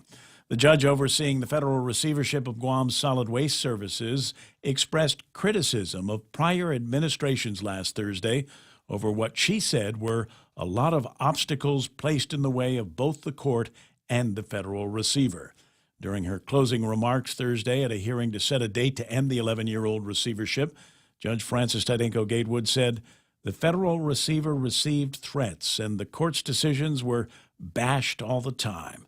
It was Tydenko Gatewood who appointed Gershman, Brickner, and Bratton as the federal receiver in March 2008 when Felix Camacho was governor. Eddie Calvo was sworn in as governor in January 2011. Without naming the former governors or mentioning any members of their administrations, Tydenko Gatewood said the closure of the Ordot dump and construction of the Luzon landfill could have been done a lot faster if there had been more cooperation from GovGuam. The Civil Service Commission has decided in favor of the Guam Power Authority, despite a recommendation by staff to find the utility in violation of some of its own rules regarding layoffs. Commissioners decided last Thursday that GPA made every effort to provide former employee Frank Camacho a job with the same pay. Guam Federation of Teachers Representative Robert Cost, however, said he was very disappointed in the judgment. Camacho was a customer service electrician supervisor with 28 years of experience at GPA. He was one of the employees to be laid off because GPA abolished its meter reader positions. Coss argued that Camacho was laid off in retaliation for bringing the issue before the Civil Service Commission. Guam Power Authority denies it was retaliation. For these stories and more, log on to postguam.com or pick up a copy of today's Guam Daily Post. So GFT got handed a loss, huh? In that case? Yeah. Yeah. Interesting because they've got a couple of PEMRA ads out now because they're looking to represent cops and customs guys now. So if that's one of the things that you think is going to be a big deal, having the GFT protecting you when you get in a scrap with the Civil Service Commission, the record is not 100% win. You win some, you lose some. 8:38 in the morning, and that's I'm going to go ahead and call that. Do you want me to call that iConnect, Tom? I can, right? iConnect. When you start thinking about great ways that you'll be able to telecommunicate in 2019, I want you to consider their internet and mobile plans. They've got a couple of really, really good ones. Get you the phone, get you a plan that will hook you up with your Facebooks and your WhatsApps and everything else without costing you a fortune. And it's great service. I use it too. 8:39, that's good times with iConnect. And no.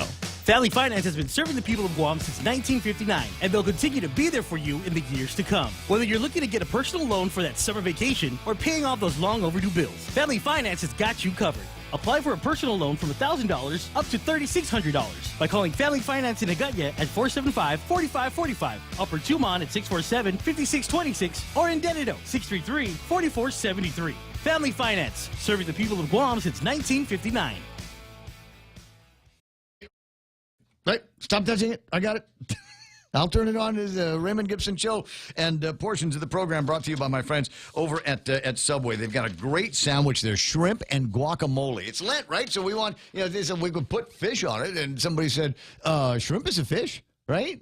No, it's actually not a fish, but it's from the ocean, and it's yummy. So have that. Shrimp and guac for Lent, generous portions of whole shrimp, and a spread of guacamole. Hurry in, available for a limited time at Subway. Make it what you want. Traffic gizmo's been going off Route 10, the site of an accident somewhere between, I want to say, Antillon Middle School and the Wendy's up there. But that has got traffic all snagged out. Dr. Ron McNinn stuck in that. At the intersection of Marine Corps Drive and Route 16, expect some delays through that intersection as well. 8, 10, and 16. Once you get past the accident on the northbound route, you should be okay. 10 and 15, a little bit busy. 4 and 10, tiny bit busy. And it looks like traffic getting into the downtown and area. Once you make it past the intersections, and they're all generally left turns, then I think you're going to be all right. Traffic in front of Navy Hospital, a little bit busy here this morning, and I'm looking to see if we got anything down over by the Pizza Hut and no. Doesn't seem like there's any major problems.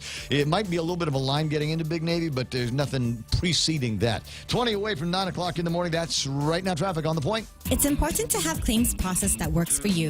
At Guahan Insurance Services, we make things simple and convenient. Same door you walk in to purchase your insurance is the same door you open to file your claim. We can't pretend that the car insurance claims process is fun, but we can promise a hassle-free and speedy recovery without any runarounds. For your home, auto, and business insurance, visit us at the Camacho Landmark Center on Marine Corps Drive in Tamuning. Don't forget to like us on Facebook or give us a call at 475-1162 or text 929-SAVE. That's 929-7283.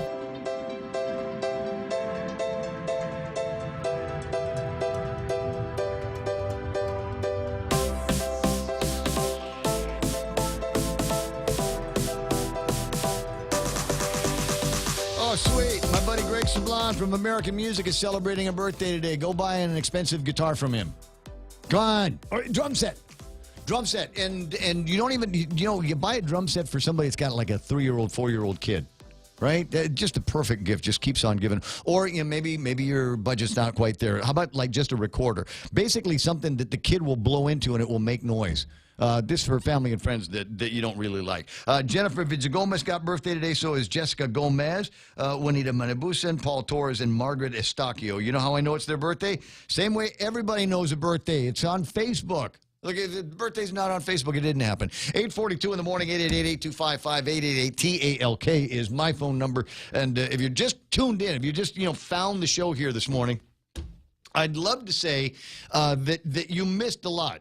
Yeah, we did the raffle for the airplane ride to Paris. We were finished with that, so we didn't actually do a giveaway for that, but I was just trying to make you feel bad about tuning in late. Listen, the show starts at 6 o'clock every morning. That's when I'm here. We got the Fox News. Kevin's got that first look at the news, and then I start playing around with people and comments on Facebook and stuff that I've been able to kind of review over the last couple of days. Rudy Magallanes is there. I see June Bell's online. Kenny Williams, Ted Lewis, Hafa Xavier Atalik. Says casino gambling should start June 1 and end July 31st, no exception to the rules. They agree with you over in the Mayor's Council. That's exactly what they're going to be looking at. Andy Henricks is there. Maravel Anderson, Hafa, nice to see you. And what a terrific night we had on Saturday. Wasn't that fun? Bennett Lohan Duenas is there. Jeff Evans is there. Carla Torres Haddock. Renee Lau, cousin Ricky Underwood, Hafa Day. Albert Line says it's a Mo Day Monday. James Howard, just addicted to the program. What have I got? Vicky Ganashis Borja, Antone Uggan, and Mo Cotton is hanging out with us online this morning. Let me just get to the poll response place in the World Wide Web at thepoint.gu. The question, will Dan Tydenko be confirmed to the airport board? Stand by, and let me re-establish contact with the site and see what it says. 83.3% say no. Testimony against him, especially Senator Mary Torres, will be the nail in the coffin of it. And yes, his experience and skill are vital to GIA's success in moving forward. That's the result so far. There are a couple of comments. Troy showing him the bird is nothing. He deserves more. God help Guam. According to one person, and we've got the comments enabled on this. All I got to do is take a look at it every once in a while. So swing by thepoint.gu, right-hand side, scroll all the way down, and that's where you're going to find the online poll. It's 8:44 in the morning, and wanted to find my friend Paul Tapau on a couple of subjects that have come up in the last, 3 or 4 days. And the first one is, welcome to the program, Sarge. Nice to have you online. Hey, half a day. Hey, good morning. Good morning to you. Now, over at the legislature, was that last Thursday, they had a hearing on marijuana, recreational adult use of marijuana, and Howard Hemsing was there. And he brought a bag with him, and inside the bag was purportedly actual marijuana, and he wanted to find out if anybody wanted to buy it. Now, everybody seems to be in agreement that he had less than an ounce. So what is that, misdemeanor? Yeah, that's pretty much misdemeanor. Anything less than an ounce is considered misdemeanor/violation offense. Okay. Now when he asked if anyone wanted to buy it, this is where all the backseat quarterbacks and the backseat lawyers are chiming in. When he solicited for somebody to purchase it, did that change the nature of his possession to a possession with intent to deliver? Yes, it can. It actually did change the whole complexity of his First Amendment freedom of speech.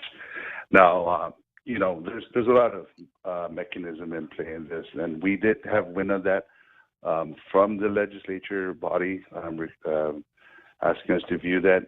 Instructions from Chief State Marshal was to have an active investigation actually was being launched on this. So I can't really divulge too much information, but from what was viewed, the online viewing capabilities of YouTube and, of course, the hearing being channeled live, we are taking everything into consideration based on the investigation. There's a lot of stuff to determine, but,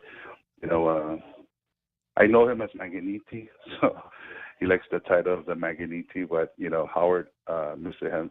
Emsley, he did exercise his right to free speech, but, there are parameters in the law. Right. But yeah, and like I said, when he asked if anybody wanted to buy, it seems to me that now is solicitation of a criminal substance.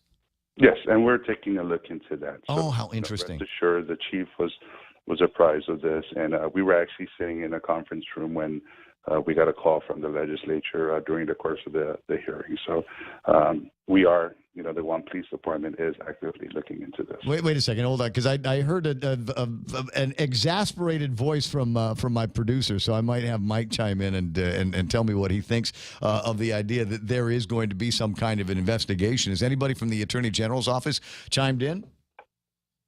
In our side, not at this moment. We take the lead first in reporting the incident, and the partnership and collaboration with the Attorney General is pretty much we prepare the should an arrest be made or any report for possible indictment be made, we will prepare that and forward all information pertinent to the case to the AG's office, and they'll view it to see if there's enough for any possible indictment. So there's a full gamut in which we need to look at to was the substance that he was producing in the bag actually real? But yeah, well, that's the point that Mike is bringing up. It could have been oregano, could have been just some kind of foil.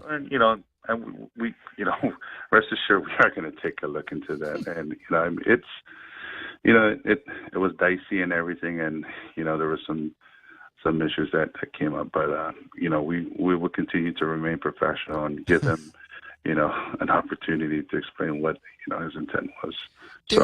There was another video that was floating around. I think it was on everybody's WhatsApp yesterday, and it involved the car accident with driving while under the influence down in Tumon, late Saturday, early Sunday morning, wherein a pretty Volvo car leaned into traffic a little bit too far and got the front end clipped by a bus. Obviously there's a video that exists of that and consequent interaction between the people with the cameras and the drivers of the car. My understanding is that the driver was arrested for this. And a question that came up in our backseat quarterback deal yesterday was: is that video permissible as evidence in the case that I'm sure is going to be launched against the driver? Is that video useful to the police department in the prosecution of the crime? They can actually use it. I mean, that is an actual eyewitness account. Depending where the prosecutors from the Office of the Attorney General moves forward with the investigation. We do have scientific evidence, though, that we use, of course, with the standardized field sobriety test, because the subject, Mr. James Herbert, was actually arrested for the following offenses of driving under the influence, DUI above 0.08, and other charges. But, when you have that, you actually have an account that either a blood sample or a breath analysis was submitted, and that can actually be presented. But, coupled with the video that can actually be used as an eyewitness account, is just pretty much like an actual witness providing testimony. Right. So, it was hard for me to watch because of the fact that, I do preach a lot on behalf of the Guam Police Department about designating a responsible sober driver, and just to look at the people standing around, innocent bystanders, pedestrian, and where that, the area was. It's a pretty heavy populated pedestrian area during that certain time of the hours in 2 months. So, things could have happened differently, and things could have took a turn for the worse for not just the operator, but also a bystander who may be walking to and from, and not knowing that car was creeping behind you while you're walking on the sidewalk and struck you. And it's all attributed to just decision-making skills, and, of course, understanding that there's a lot of responsibility that's in play when you do decide to consume alcohol or any adult beverages and choose to drive. It really is, you're taking that risk, and we're trying to prevent that. And, the video actually serves twofold. It really serves as a grim reminder that, it can happen, and it can happen to the best of anybody. So, the Guam Police Department continues to ask the community to really exercise caution, designate a responsible sober driver, because these are things that we want to prevent. Yeah, that was the takeaway. The high side from that was that nobody got hurt.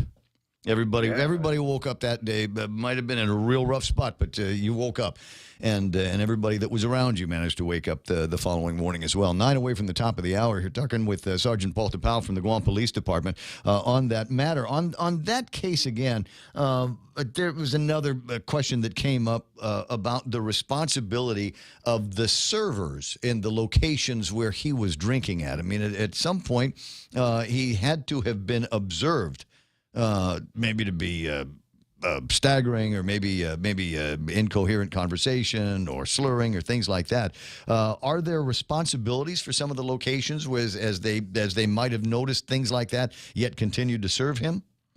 You can't actually challenge that in court, and everything that can actually be brought up, because of the fact that it's been brought up within various municipalities nationwide. And of course, I believe here too, there was a case precedence in which they held an establishment responsible for the amount you serve. I believe I'm not too familiar with ABC regulations, but it is the duty of whoever's serving adult beverages that they exercise caution to when they detect that a person is just a little bit over the limit, and exercising that caution will determine whether that individual or that customer has had enough, or it's not capable of making right decisions thereafter. So I'm not going to really expound too much on any others than what we do on our side at the Guam Police Department with enforcing the law. But I believe ABC does have a standard in which they teach those who choose to get into the industry to really exercise the caution that's necessary to determine that you can actually save a life by. But they're just keeping track of people, offer them coffee, and make sure they get a ride home one way or the other. Interesting conversations, to be sure. As I said, it was a tough night for a lot of people, and but we're all here together on Monday, and we asked the appropriate questions. 8:54 or so, Sarge, I'm going to let you run. I'll talk to you pretty soon. Absolutely. Be safe, Guam. Thank you so much, Ray. No, pleasure's mine. 888-8255-888-TALK. And what are people TALK-ing about online? Jim Howard, we're all talking. It's marijuana. Everybody's been talking about marijuana. You can talk about the videos that we saw. You can talk about Troy at the hearing. But the other buzz that has been going on at the Fiesta tables all weekend long is AFA, the marijuana. What's the deal there? And what's going to be happening? Will they make the decisions over at the legislature and see where it's going to be headed? James Howard says Hemsing is a legal native. Moot point. And I've got a Cinderella changing on the screen. Joe says less than an ounce is a violation. More than an ounce is a petty misdemeanor. Does Paul know the law? Tesla Guatnia's online. Janae Uggan. James Howard chimes in again. 2 bags of weed at cost $10. Investigation cost a 2-bag of weed thousands of dollars. Come on, Guam.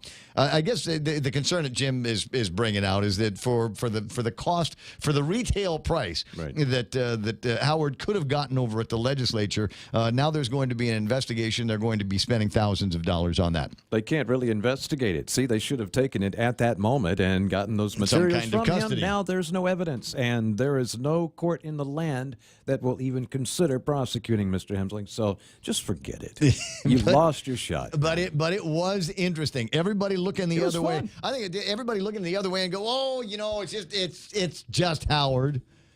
Howard does crazy things. He'd been arrested before and nothing stuck, so he did whatever. I mean, there was a magazine, and I think Howard's got a copy of it. But it was one of these cannabis magazines, and there were two things that I thought were remarkable about this cannabis magazine.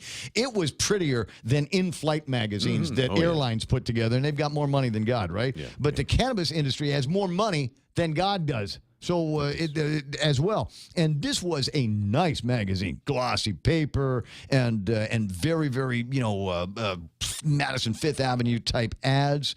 But it was all geared. I don't think it was High Times. James is asking if it was High Times. It was a different magazine, I think, than High Times. And Howard was the double truck. They did a whole thing on marijuana conversations that we were having here on Guam. And there's a picture of Howard. And he's standing in front of all of his plants. And I'm going, if the police department ever got their hands on this, he might be in trouble. But I don't think anybody cares anymore about that.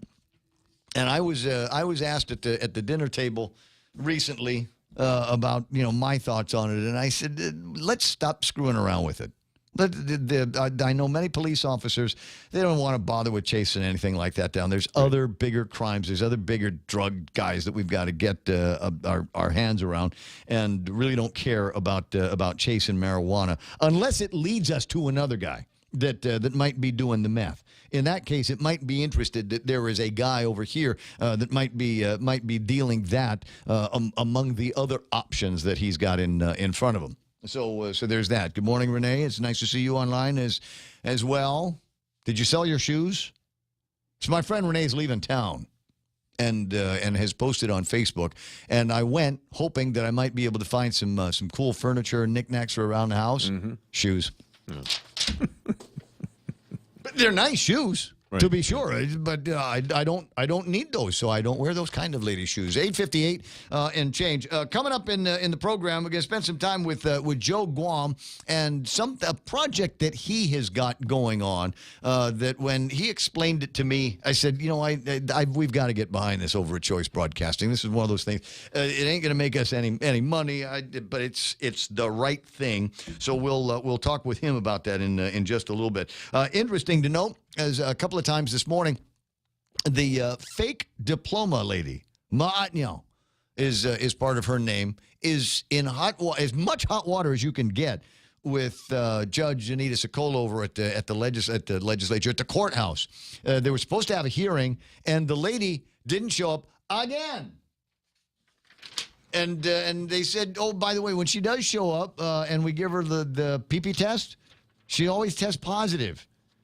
And so Anita Sokol says, okay, that's it. Today, if she doesn't show up today, I will issue a bench warrant. That whole story has devolved into something strange and odd, because at first I was under the impression that she was actually putting these kids through some type of school and then just giving them fake diplomas. Now it turns out she was just giving them fake diplomas for a fee so she could keep on messing it up. It sure sounds like that, yeah. And even with all of that and showing up and not being able to pass a drug test, missing court times, they're they're waiting till today to issue a bench warrant. I would have issued a bench warrant. I would have put her behind bars the first time that she failed a PP test. Always looking the other way, guys. It's 9 o'clock in the morning. The radio station is KUSG Hagåtña, and headquarters for Fox News. That's coming up next. The amazing and incredible Joe Guam on the other side of that. Don't move. Don't touch the dial, because it's going to be something that you want to be a part of as well. Stand by for news.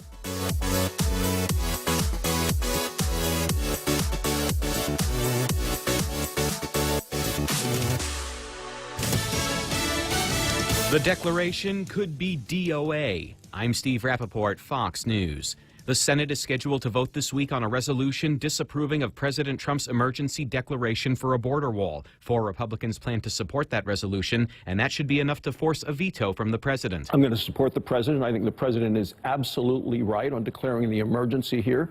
There is an emergency at the southern border. Senate Republican John Barrasso on Fox's Sunday Morning Futures with Maria Bartiromo. Supporters of the resolution likely won't have enough votes to override a veto.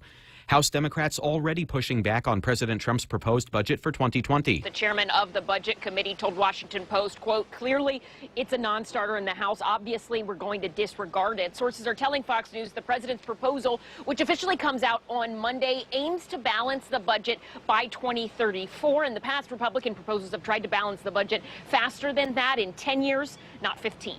Fox News has told President Trump plans to ask for money towards his controversial wall at the southern border. According to a source familiar with the budget request, President Trump will ask Congress for $8.6 billion in border wall funding. Fox's Ellison Barber covering the president from West Palm Beach, Florida. The budget also calls for big cuts to the EPA and the State Department. A working weekend for Democrats on the campaign trail. While Bernie Sanders spent time campaigning in Iowa and in New Hampshire, the bulk of the Democratic presidential hopefuls flocked to Austin, Texas. Senators Amy Klobuchar and Elizabeth Warren spoke at South by Southwest on Saturday. Today, former HUD Secretary Julian Castro hit the stage, focusing on housing, universal income, as well as immigration. Washington Governor Jay Inslee also sat down for a discussion where he was asked why he's running for president. He says the next administration's #1 priority must be climate change. Fox's Jeff Paul. This is Fox News.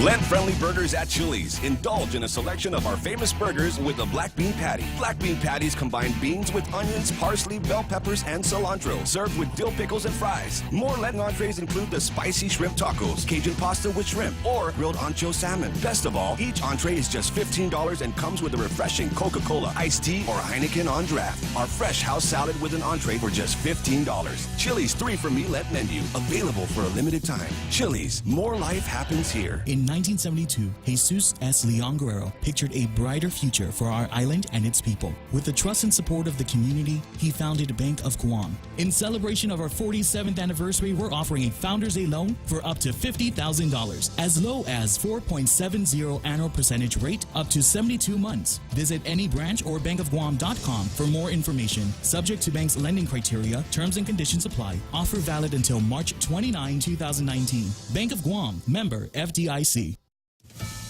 Americans are among those killed in a plane crash in Ethiopia. The mishap happened approximately 6 minutes into the flight. At this early stage of the investigation, a cause has not yet been pinpointed. Ethiopian Air says the weather was clear and there were no apparent mechanical defects. In fact, the plane was virtually new, having been delivered last November.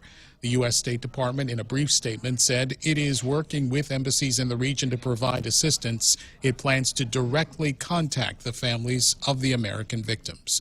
Gernal Scott, Fox News. Allegations of another R. Kelly sex tape. Attorney Gloria Allred says she turned a tape over to law enforcement that appears to show the R&B singer sexually abusing girls. No child should ever be subjected to the kind of abuse and degrading sexually predatory misconduct depicted on the tape. Kelly faces 10 counts of aggravated sexual abuse. He denies any wrongdoing and pleaded not guilty. The mother of a championship boxer shot dead by police. Caleb Plant just won the International Boxing Federation Super Middleweight Championship in January. That was a time of celebration, but now it's a time of tragedy. An ambulance was called for his mother, 51-year-old Beth Plant of Ashland City, Tennessee, on Saturday. The State Bureau of Investigation says she became combative, and the ambulance crew called police. Investigators say she pulled a knife on a sheriff's deputy who shot her. Plant posting on Facebook, "Love you forever and always, Mama." Tom Rigotti, Fox News. Gas prices going up again, the cost rising 6 cents in the past 2 weeks. The national average now $2.50 for a gallon of regular. Now, we may not see it if crude oil prices drop, but if crude oil prices don't drop, we will see a few more pennies at the pump, I think. Industry analyst Trilby Lundberg monitors prices nationwide. I'm Steve Rappaport, and this is Fox News. Family Finance has been serving the people of Guam since 1959, and they'll continue to be there for you in the years to come. Whether you're looking to get a personal loan for that summer vacation or paying off those long overdue bills, Family Finance has got you covered.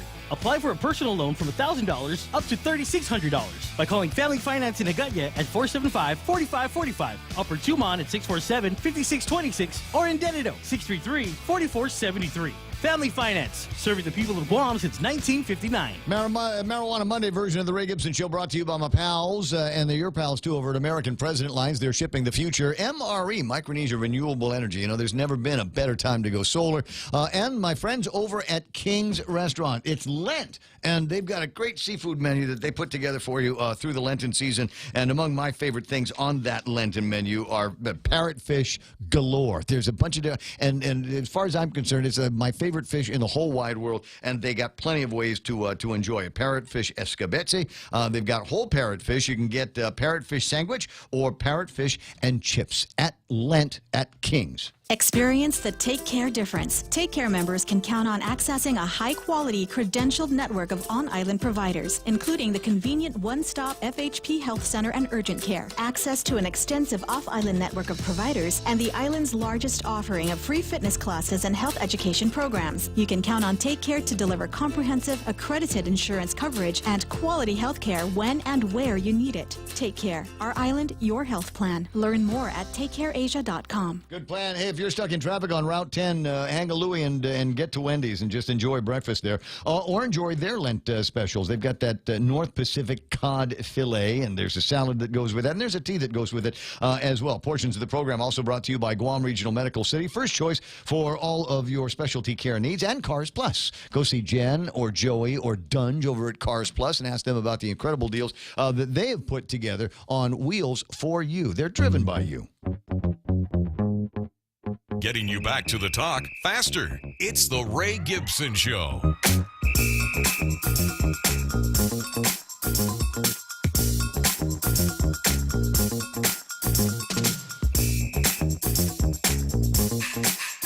Seven after 9, 888-8255-888-TALK is the telephone number. We are all over the Facebook Live and YouTube Live. You can watch this program while it's on thepoint.gu in the morning, as well as the Guam Daily Post. If you got the app or if you got the actual desktop application, you can open up and there's a little player that they've got. So there's multiple different ways that you can watch the stream. My preferred method is to get you on Facebook Live because that's the one that we use for interaction and talking to people like Dave Camacho's online, and cousin Tommy Barcinas from up Sinanya Way, who says Joe Southwest Guam is online. And yes, thank you for noticing. Appreciate that. Yeah, I got guestage in the studio here this morning. My very close, very personal friend Joe Guam is in the studio. Half a day. And just yakking about all the different ways, all the different times that we've met and hung out. And I'm trying to remember what the event was over at Three Squares, where we got together and you were playing it. I remember it was the first time I'd actually watched you perform. I'd heard you sing before, but it's the first time I'd actually watched you. I was just blown away by the technology, man. Man, I've played at Three Squares. I mean, in 2018 alone, I probably played over 20 times at Three Squares. So crazy. I can't remember which one, but a couple of years ago, it might have been somebody's birthday, or with any number of reasons why they might have said we need to get some great entertainment out here, and let's bring in somebody that knows how to. Because you work the crowd in a couple of different ways. I mean, you can be just kind of that laid back voice in the background while everybody's dining or doing something else, or you actually are the show. So there's how you do that. There's three types of entertainment that I've come across that I've actually identified. One is lounge music. So like you mentioned in the background, your goal there is to provide an ambience and not to be interrupting. Yeah. Usually those are great for like mixers, you know, when people need to have conversations. So your volume level needs to be low, conversational, and you just provide an ambience. The second one is an actual performance where you are the featured entertainment. You're the experience enhancer, like a concert you would go watch. Like a lot of people went to Maroon 5. That's a performance style. And then the third one's the interactive. So this will be more like the dueling pianos, where their job as the musician is to literally get you to interact with the music somehow. So three types. That's kind of. If you've never seen a dueling piano show, They don't have those. They don't have those in Guam. Rare, Right. man, rare. The last time I saw one, I was with a buddy of mine in San Diego, and it was one of these things where I want to say that it was open air. The place was open air, right? You got the windows outdoor, open. Yeah, it was almost out. It was inside because it was a bar, but they had the doors and the windows open. So you could sit out and watch the traffic, and you had this thing going on the inside of the place, and I was just blown away. Yeah, I'm sitting there. awesome. The amazing talent that these guys have, number one, and the nature of it, because it's they're taking requests from the audience to play songs, right? You have to but be. they've got gags for each song and each artist that they were doing. I'm like going, these guys are super impromptu. Man. I just sat there and just got schooled. You have to be a powerhouse musician. Yeah, a powerhouse musician and entertainer. Right. Because, I mean, you're riffing with the other guy, and it's not just the song, but we're also cracking jokes back and forth. So, yeah, the dueling piano. We got to get that. Somebody, if you're a concert promoter on Guam or show promoter, bring one. Fight in with your guys and bring us a show like that. It's fun stuff. 10 after 9 o'clock in the morning, and now you've also incorporated the internet. I can make a request from the comfort of my chair. I don't have to get up and embarrass myself. Hey, Joe, can you just... Yeah, so how that started was when I stand behind that song, Smoke Two Joints by the Toys. You have that? I smoke two joints. Even though I don't smoke anything. And then but I smoke two more. That's a great song. Yeah. So how that started was when I stand behind a microphone, my goal every single time I'm behind a microphone is to try and connect with the people in the audience. Whether I'm playing for 20,000 people or 20 people, my goal is to connect with you. If I'm not connecting with you, then I'm really not doing my job. So I noticed that I was always trying to get requests. I want to know what you guys want to hear. So I've always trying to get requests, and I recognize that people, some people are just bold. They'll shout it out. Some people will write it on a napkin and they'll walk up to the stage or, quote unquote stage, wherever I'm playing, to hand me the napkin. But most people won't. And so I was always looking out at the folks who just care to sit in their chair at the restaurant, maybe eating or whatever. And just, maybe they want to hear something. So I was like, how do I connect with them? And I looked and I saw most people were on their phone. All the time. And my background... The feature. Yeah. And he's got other skills besides being a musician, right? Well, the only reason why I bring it up is because that's the only way I made it possible. Is like, so my background, I graduated with a degree in computer system engineering. So I went home that day and I jumped on the computer and I had this idea and I'm like, what if someone could send me a request, right? And I was like, how do I do this for social media? So I jumped on the computer and my wife's like, what are you doing? I was like, I'll let you know in a second if it works. See if it works. I need to do a proof of concept. So I jump on, I start coding. And sure enough, I was like, I just do this on the website so nobody has to install an app or anything. And I did it. I dropped in a proof of concept. I was like, look, I put songs on the website, joeguam.com to plug. I'll put songs on the website, and whenever you see me, you can click on song requests on your phone. There's a list of like 200 plus songs I know how to play. Whatever you tap on sends me a message that says, hey, I want to play this. What is the number one most requested Joe Guam track? Oh, the Joe Guam track. Well, I mean, just whatever just the one that you're out there all the time. Hands down, Wagon Wheel. Okay, that's your track. It's a cover. It's my version of the cover, right? Okay. Yeah, it's my track. The non-Joe Guam song is hands down. Well, I'll categorize it between Chamorro and non-Chamorro. Okay. Non-Chamorro, Tennessee whiskey. Like, I had a lady. Okay, so it was really interesting. I got hired to play for a funeral, and not in the church. The defunto was a big music lover. Yeah. So the family was like, hey, can we have you play in the gym where the food is? And we want to provide that vibe. That's what my dad wanted. And I was like, sure, no problem. I thought in that village, I thought I was going to get scolded by maybe some bihas or, I thought I was going to scold it. Like, why are you playing this kind of music? It's a funeral, right? Man, I had some of our signers come up to me and like, boy, can you play the Tennessee whiskey? And I was like, Tennessee whiskey at a funeral? Yeah, sure. Why not? Turn on the Avra. Let me see if I can bring some of that the sound of Tennessee whiskey. I think this is the original version, right? This is it's not the original. Chris Watson. This is the Chris Stapleton version that made it famous. Yeah. Used to spend my nights out in ballrooms. He made this famous. This is originally a Dean Dillon song. George Jones recorded a long time ago in super country version. Chris Stapleton made it very soulful and kind of country rock, southern rock. This is what's this is the one that's really, really popular. This is the one I'm going to save this on my Spotify and track it a little bit later on. We got to be careful how much of copywritten music I play on the radio. So, but the other one is definitely Wagon Wheels, your cover. That I want to say that we broke that when it first came out last year. We did. Quarter after 9, no problem. I'm always happy to help, cuz it's at 9:50 in the morning. 888-8255-888-TALK. Now, there's an actual reason why I came into the studio, and I'll eventually give him a chance to talk about it. But I'm a techie. I love my toys. I love my tools. Look around. I designed an entire facility around digital audio. Right. So it's audio over IP. That sound that is playing right now and it's still tracking on the system. Frankly, if the guys in the other studios wanted to hear what was going on here or lock into exactly that signal coming out of this computer, they could just dial something up in their side to sign it to a fader, and bang, it's on the air. Nice. Right? So it's once the audio is in my system, it's everywhere. Microphones all over the place. I get the sweet digital processing on the mics, and my mic's better than yours. But anyway, so you know how much I love technology, and that's one of the other things that when you go watch a Joe Guam show, you just get blown away by how much sound he makes. It's just your voice. It's just the guitar, but it sounds so full and rich. I mean, there's time it sounds like there's an orchestra. It sounds like there's more than one or two guys playing instruments. How do you do that? So with the advancement of technology, it all started. I mean, I love playing in bands. I'm not gonna give it. And just to kind of throw this out there, when folks call me a one-man band, I actually turn around and correct that and say I'm just one man. I'm not a band, because I can't do the dynamics that the bands can do. They can drop from song to song. They can do whatever. I can't do that. I'm at the mercy of the technology, and it all started out.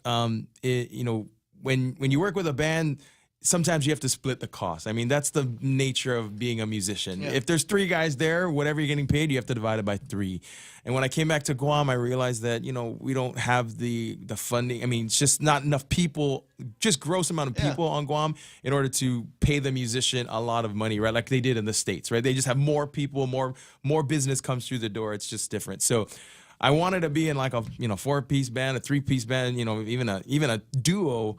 But I realized, man, it's hard to do that. So it really just started off with... Oh, it's the necessity then of the grind. It's the hustle. Yeah. I need 100% of the effort if I'm going out and entertaining tonight, and it's it's $200. I don't want to give that guy $100. I want $200 for me and Mrs. That's how it came. That's how it's really to feed the family, right? Yeah. So that's how it all started. And it really just started off with guitar and ukulele. As a matter of fact, I'd say 17 years ago when I started playing and doing some solo gigs, it was literally, I pre-recorded my guitar and bass at home on Logic. It wasn't even Logic Pro at the time. It was just Logic. So I pre-recorded guitar and bass, and I plugged that into the mixer. I brought that to the gig, push play on the computer, and just played my ukulele to it and sang, right?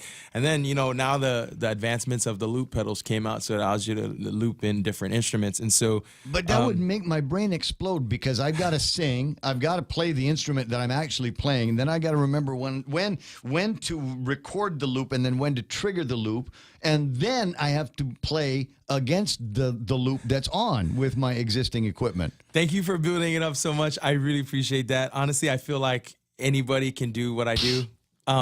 It goes in baby steps. So it didn't start all that way. I mean, I know what you're talking about. When we played the show together, we did an event at Hyatt together where you were the MC. And there's drums, guitar, bass, ukulele, right? And singing, and then there's vocal harmony. It started with just guitar and ukulele only.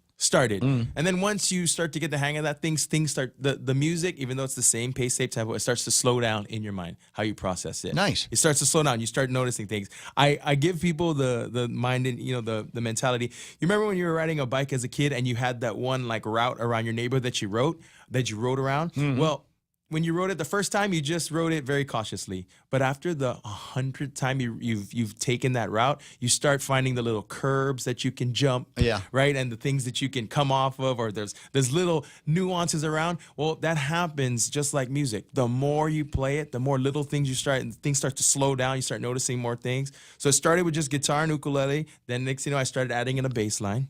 And then when it starts to slow down more, I started adding just a simple drum beat. So then I added the drums. And then as that started to slow down more, I started adding in a little bit more vocals. So do you find that, once you've got a version of the song in your head, you start looking for these little gaps, these defiles that you might be able to throw in a style element, right? Mm-hmm. They're called embellishments. Embellishments, Yes, right? absolutely. Right. So one of my favorite musicians besides you is, oh gosh, I'm going to, keyboards. Patrick. Uncle Patrick. Uncle Patrick Paloma, the man. Yeah, the man. He's my mom's cousin. Shelly, we're close enough to the same age with Pat. I don't. Do I have to call him Uncle as well? I'm not sure. That's my mom's cousin. That's so why. you definitely have to call him that. Absolutely. But He's my mom's cousin. We're not exactly peers, but we all come up around the same casuals time from back in the day. At any rate, so I love watching him work because and no doubt, go find him. Go find him someplace, and it doesn't matter what gig he's doing, whether he's doing one of his own deals or whether he's backing up somebody else in a three-piece or something like that. The amazing thing is he exhibits zero effort. It's zero effort. It's natural. It's just fun. I mean, he's had hours, days, years of practice and playtime. You know what I mean? It's amazing. Right. And I asked him, I said, what's going on in your head while you're performing? And he's like, yeah, I'm thinking about the song and thinking about, where I am in the music with the band. Or sometimes I'm balancing my checkbook in my head or thinking about stuff I got to do tomorrow, just because, the chops are all there and there's no more worrying about it. Yeah, it becomes second nature. Yeah. It becomes a tool. So it's part of the tool in the greater purpose that you have. That's why I feel. So when I'm standing on a stage and they're asking me there to enhance the experience of the crowd, the music is a tool that I use to, and the greater purpose is to enhance the experience of the crowd. So when I see Uncle Patrick playing and I notice that it's effortless, it's because his goal is to literally provide the enhancement of the music, and he knows that, and he's just using it as a tool. And he's been doing that ever since. And this conversation based on a conversation that I had with him when he was doing jazz on Sunday nights at the Pac Star Hotel. Oh my! It's that long ago, Yes. and he was doing that for 40 years before even then. 9:20, and I wish I could get him to run on the road with me. That would be cool. 9:21 in the morning, 888-8255. And so Joe is in the studio, and he sent me a video to watch last week, and I actually watched it. Thank you. Thank you. Yeah, because most of the time somebody sends me a video on you got to get my attention, because anything longer than about 60 seconds, there better be a payoff. There better be, I don't know. I'm not going to say it on the air. But the people that know me know exactly what I'm thinking. There's got to be some kind of a payoff. And I'm watching this thing, and you were talking about an experience that you had traveling as Joe Guam and people that you wanted to entertain. Yeah. In 2017, I was very fortunate. A group flew me out to Manila, St. Luke's, over Thanksgiving to play a show. St. Luke's is a village from Guam now. I think you know what? We could elect a mayor there? Oh my goodness! And because there's so many tomorrows there. I walked through that hospital in February with a half-a-day shirt on, and people were just shaking my hand because it's crazy. But not only that, I met some folks there from Palau, from Chuk. Yeah. Right. So when we say it's not just Chamorros that are there. There's Micronesians that are Guamanians that are there. There's Filipinos from Guam that are there for treatment too. So yeah, but I went out there in 2017 for Thanksgiving. I thought I was just playing another show. To me, it was just another show. And what I didn't realize was how profound that show was going to be for me. I mean, I'll give you an example. I played Tristidu and people started crying. Oh, I guarantee it. Yes. And I feel exactly what you mean. I went to St. Luke's for an executive checkup a year and a half, 2 years ago, and it's the same experience. As you're walking through, there's a hallway that will take you by the restaurants, and you look in the restaurants, and it looks like Bank of Guam on payday. You know every face in there, and the thing is, there's somebody in the hospital. Somebody's actually in the hospital, and they've got the support crew that are there, staying in an apartment or a hotel someplace to back them up. I mean, I was going to be there for 20 hours, right? Yeah. But I mean, there's people there weeks and weeks at a time, and away from home. That was the key for us. I was just playing on the show again, and I when I played Tristizu and people started crying, I was like, oh, maybe I should have played this song, And then after the show, we were able to connect with some folks, and some of those folks told myself and told my wife that they had been here, that they had been there for almost 2 years. for medical treatment. And some folks said, literally, if I go back to Guam, my mom will die because of the treatment, right? And so they had to purchase a place over there to live and a car. So to them, when I go to Manila, we went for a medical procedure in February, and when I go to Manila, I want to be home after 7 days. Yes. I love the food. I love I love hanging out there. But after 7 days, I'm like, I want to come home. I couldn't imagine being there for 2 years. And then, not too long ago, I had my first cousin. And literally one day, she's just going to work like all of us. Yep. The next day, she's in Manila for 8 months getting treatment away from her kids, and how the families have to do it. Like, okay, you go for this 2 weeks, Yes. and I'll take my leave these 2 weeks, and you're switching, and that's just a very tough situation to be in. And so we have an opportunity here where I told my wife, I said, hey, what if I just go and play something for them and do some, bring Mes Chamorro out to them. We're celebrating Mes Chamorro here, but we kind of forget that there's other people who don't have the ability to go and see the Mes Chamorro, cultural dancers or see the entertainers here in Guam. So it's an opportunity. And so I reached out to some partners, friends of mine, and close partners that I've worked with in the past, and a bunch of stuff. And I sent them the same video I sent you. I said, hey, this is the idea. This is the thought. Do you believe in this mission? Should we do it? And a bunch of people came back and said, I believe in it. Let's do it. Yeah, So, that was exactly my response. This is the right thing, and I don't care whether we get all kinds of press. I don't care if we get accolades and love and whatever. We need to do this for the people there. So all the stations of Choice Broadcasting will have some promos made up, and you'll be hearing them all over the place to find ways to support Joe and his quest to get himself. And this is not a junket. My understanding is that you're going to go play and then get on the airplane. I'm only going to be, my feet will be on Manila soil for 38 hours only. I land, I have 24 hours to put my gear back together you have to break it down for flight. So of course I have 24 hours to put my gear back together, get some sleep, get some food, put all the banners up. I'm doing that all myself, put everything up to record the event, and then play the show 24 hours later, 2 to 4 p.m. We break down. I'm out of there by 5 p.m. Midnight, I'm back at the airport. Crazy. Really. It's to reduce costs. Oh, a yeah, lot. yeah. It's really to reduce costs, too. Partly people are like, well, you could at least stay an extra day. I'm like, no, I can't, because Cebu Pacific only flies on Tuesday, Thursday, and Saturday. Yeah, but call somebody over at Resorts World. Right. But, we don't want to do that, right? We want to... We'll stay at the Belmont. You can start at the Belmont. There's a swimming pool upstairs. You can start drinking at 8. I know this. You know how I know this? When I stayed there, nothing. I went to play my show. Right. My daughter went to the pool and got a mango shake. Yeah. So you know what happened? We came back to Guam. We went to the pool here. We went to one of the hotels. They're like, can we get mango shake here? I'm like, honey. And then she said, I want to go to the pool on the roof. We don't have like that in a lot of places, but they will sell at the Belmont, the pool there, a size super price starting at about 8 o'clock in the morning. Don't ask me how I know this one either. I heard. Hey, listen, you're talking about different flight arrangements, and sometimes you get into Manila at very, very odd hours. So I was staying there, and they hooked me up with a room over at Resorts World because they're awesome friends and partners. So I got into the room, and I'm laying on the bed going, I think I'm going to go and see if I can get grill marks here. And I got upstairs, and there was a bunch of guys, and there were already a couple of people over at that came in at odd hours and had been awake for 20 hours as well. And I noticed that they were having acai beer, so I thought maybe there'll be some for me. And sure enough.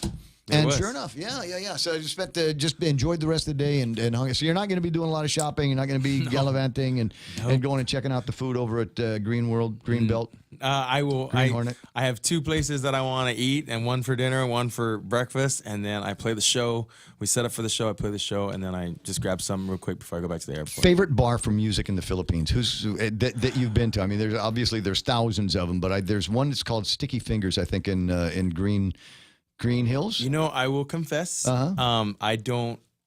Every time I've been to the Philippines, I think 6 times now, and every time I've gone, I've been with the wife and the kids. So I don't bar it. Oh, I see. We do the Kidzuna, we do the Kidzania.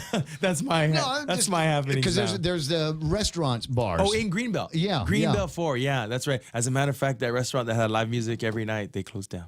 No way. Bummer. It's like right when you make the pass across the park from one side to the other. It's right there. They close down. I was bummed. I went out. I was like, "Where's the stage?" No, Never mind. Just cancel the trip. Yeah. Well, I don't want to go now. But I'd love to go with you because that sounds like great fun to Let's put the go. thing together. Lead me not into temptation. Let's bro. go. I can March find it myself. 29. That's when you're going. That's it. What do you need to finish this out? I mean, you got promotion opportunities. You come here anytime you want to and talk about it. But I mean, are you doing any fundraisers? You're trying to. So thankfully, we've got a ton of partners in there that have stepped up and allowed us to make this happen. So we have fun. If you'd like to participate with us, please just send me a message on any of the Instagram or Facebook or any channel, or you can message here at the point. Send me a message if you'd like to be a part of this. If you're a company on Guam that also wants to support this and support the people, we have opportunities to do that, and I can share that with you personally. But right now, the goal is to get the word out to anybody who has family there. We want to reach all the people there. We're also going to be working with the insurance companies to also, let the families know that are out there. But we want to let you know here, if you have any friends or family that are getting treated at St. Luke's, please go register for the Actually, event. anywhere in the Philippines, they can get to St. Luke's. Right. That's where the show is. Please register for the event. The seats, the space can only hold 150 people, right? So we're inviting you and your family. If we get an influx, an overage of registrations, we might do 2 shows. So, but we'll take that as we can. But yeah, just please register for the event. You can register at joeguam.com. You'll see the St. Luke's links all on there. Just register for the event. You and any accompanying family member are all invited. No charge. No charge. This is a free event. Thanks to all the partners. Please like Choice Radio Station. Well, I tell you, and if you've got a list of them, I'd like to hear them because I know that there are people that the early adopters and whatever Joe wants, Joe gets. Please. So go ahead and name them. Yeah, so this event, the Mess Tomorrow at St. Luke's in Global City, is presented by Guam Windward Memorial. Our affiliate partners are Stay Well Guam, Take Care Insurance, Guam Hearing Doctors, Lombard Health Eye Clinic, Guam Premier Outlets, Coast 360. Our contributing partners are Moylan's Net Care and Data Management Resources. Our supporting partners are American Music Guam, Fizz & Co., The Coconut Tree Company, and of course, Star 101, Boss 104, and The Point that you're on right now. Did you mentioned American music? Yes, absolutely. Today's Greg's birthday. Oh, that's right, March 11. Happy birthday, Greg. Happy birthday to you. And as I said, if you want to be just like Joe Guam, then go over there because that's where you get the strings and the picks and all the tech that we're talking about. Greg and Janice's daughter Ellery is a super musician, and she's releasing her very first original single in the States on March 11 because it's Dad's birthday.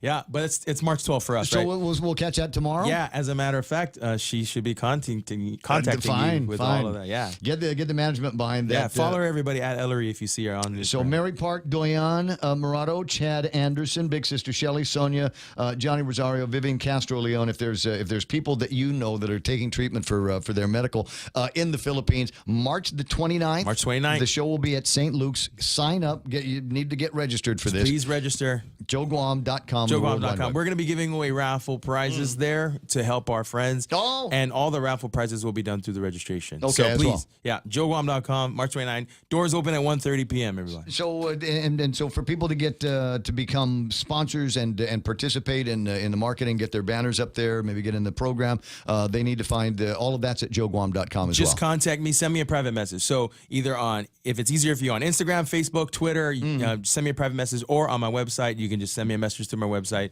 joeguam.com. You can just click on contact. He's like the lady from Progressive Insurance. Don't bother changing the station. We're on all of them. it's like that. Joe, congratulations. I think that's it's a worthy effort, and it kind of reminds me of Senator Dennis Rodriguez and the annual trip that he and the family make to Manila on Thanksgiving to do exactly that, to bring all of the people that are in the hospitals, just a taste of home, a taste of fiesta, some turkey leg that somebody else cooked. It's just awesome. I didn't realize how big that was going to be until That was the trip that you went on? Yeah. I didn't realize how big it was going to be until, it was just a profound experience. So thanks to everybody who made that happen. I really, really appreciate that. Well, Thank you. and this will be practice maybe for another trip around Thanksgiving. You say that the goal when I met with St. Luke's and the sound production company when I went there, I said, I want to lay down a template where I can literally just send you an email with the dates and you give us the right lead times and we have the deposits so that this can be an easy event for any of our artists or any of our culture groups here on Guam that want or need to do this. So all they'd have to do is basically show up, say I'm the guy that you're waiting for, and then pretty soon. That's exactly how we want it. So like, let's say for example, like Uncle Patrick Paloma and his band are going to do this, or let's say there's a cultural dance group that want to do this same thing. I asked, the way I let it down, we're gonna be learning a lot of lessons with this first show. So I hope to set a template where anybody can literally say, this is what we want to do for our people out there, and drop down the emails and let's do it. Kazendo is writing, and I don't know what this reference is. T-Row from Saipan, T-I-R-O-W from Saipan. Does that mean anything to you? No, not to me. But yeah, if T-Row is a person from Saipan that's out there in St. Luke's, please have them register. Right. Yes, it's not just people from Guam. It's also people from the Marianas too. So Lynn Vince Borapolino says, Joe, you're the best. Thanks for everything you do to spread love through music. Sizuz Masi, hi Lynn, how are you? That's Lynn from Radiance. Yeah, that's it. They were just down in Umatic. I played right before them. I played right before them. What a great family it is. As Monster Squad was up, I did a gig for GHRA on Saturday night, and it was Monster Squad. They're awesome. And Gutierrez, what's the name of his new band? Gutierrez. Frankie Gutierrez. Yeah. Oh, Syndicate. Yes. That's Greg's band. Yes, they were up too. It's awesome. What a great. It's like the best music you could have in Tumon on Saturday, right? Monster Squad and Syndicate. Oh my God. I wanted to get a third encore from Mike Hartendorf, but he was like, well, the other band wants to play it too. All right, fine. Give me one encore from you, and then we'll strike the set and we'll bring up Syndicate and have them come up and there's some incredible 80s songs. And the best thing about it, I got to say this because it's a rarity anymore. Is they got up and they did a couple of slow jams. They did a couple of slow jams. And I love playing slow jams. So, but it's so rare anymore. It used to be it used to be one of the ways that you clear the dance floor in the old discos. You play a slow jam, gets everybody off the dance floor and over to the bars, and everybody that's been waiting to get tight with somebody, all of a sudden they're the ones on the dance floor. And I was watching that action the other night, just like it was. In fact, I got into some of that action on the other night, just like it was the actual 70s. So slow jams, everybody throw in a couple of slow jams every once in a while because it's not always about the bumping and the grinding. Sometimes it's about the grinding and the bumping. There you go. All right, 9:36 in the morning. That's Joe Guam. Find him at joeguam.com on the World Wide Web. And if you're watching this, whether you're watching it live or whether you're watching it on video on demand on Facebook or YouTube, find the share button, click that, and make sure friends and family from all over the place, all over up and down the Marianas and the Micronesian Islands know what's going on and how to get involved. All right, going to take a quick break. We'll call that iConnect time. Swing by the nearest iConnect and learn everything that they want to teach you about push-to-talk and mobile and internet plans. They got some sweet deals out there, but you won't know unless you call them at 888-8888. Always here to help you. This island is our home. Through the years, we've been a friend to the neighbors we have known. Now we're banking on the future. Their services to choose. Bank Pacific, where others put branches, we place roots. Shrimp and guacamole for Lent at Subway. The all-new shrimp and guacamole combines generous portions of whole shrimp and a spread of guacamole served on freshly baked bread, paired with vegetables cut fresh daily in restaurants and sauces that are sure to excite your taste buds. Hurry in, it's only available for a limited time. Other fresh Lenten flavors include the classic tuna or the mouth-watering greatness of our seafood sensation. Don't forget the Veggie Max, a delicious and tasty vegetarian patty. Visit any of our convenient locations today. At Subway, you make it what you want. Managers, business owners, HR directors, and all folks who are looking to get ahead. Would you like to know what workplace experts say will be the most in-demand skills over the next several years? I'm Jerry Roberts, and at 7:20 a.m. on The Ray Gibson Show, I think I'm absolutely going to surprise you. You can find daily transcripts of The Extra Point at guamtraining.com. Tune in every weekday morning at 7:20 for The Extra Point with Jerry Roberts. Brought to you by Guahan Insurance Services and First Hawaiian Bank on 93.3 The Point.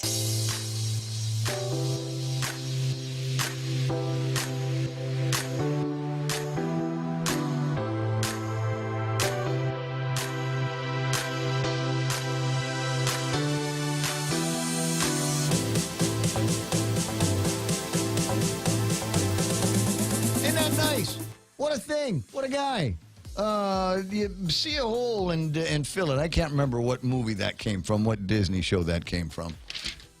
But it was Stinky Bee. Is that it? No, it's somebody. Somebody will get this and chime it in. It's one of those random thoughts that's in my head. Hi, Veta Banez. I haven't seen you in a long, long time. Darlene Blas, whose father is a no-kidding war hero.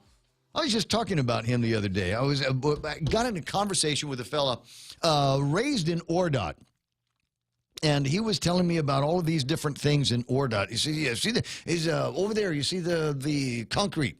That used to be a Quonset, and there was another Quonset over there. And over on this side used to be where the prison was. So I was getting an education in what was going on in that area, on that side of Ordot, on the fashionable side, on the way to the dump.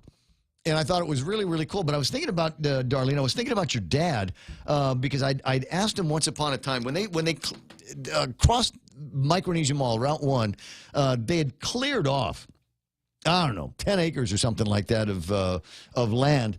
And when they cleared it off, there was a whole bunch of these concrete foundations and something that looked like a flagpole.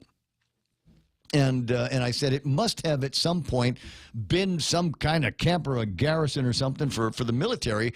And I wanted to know if there was anybody that knew anything more about it.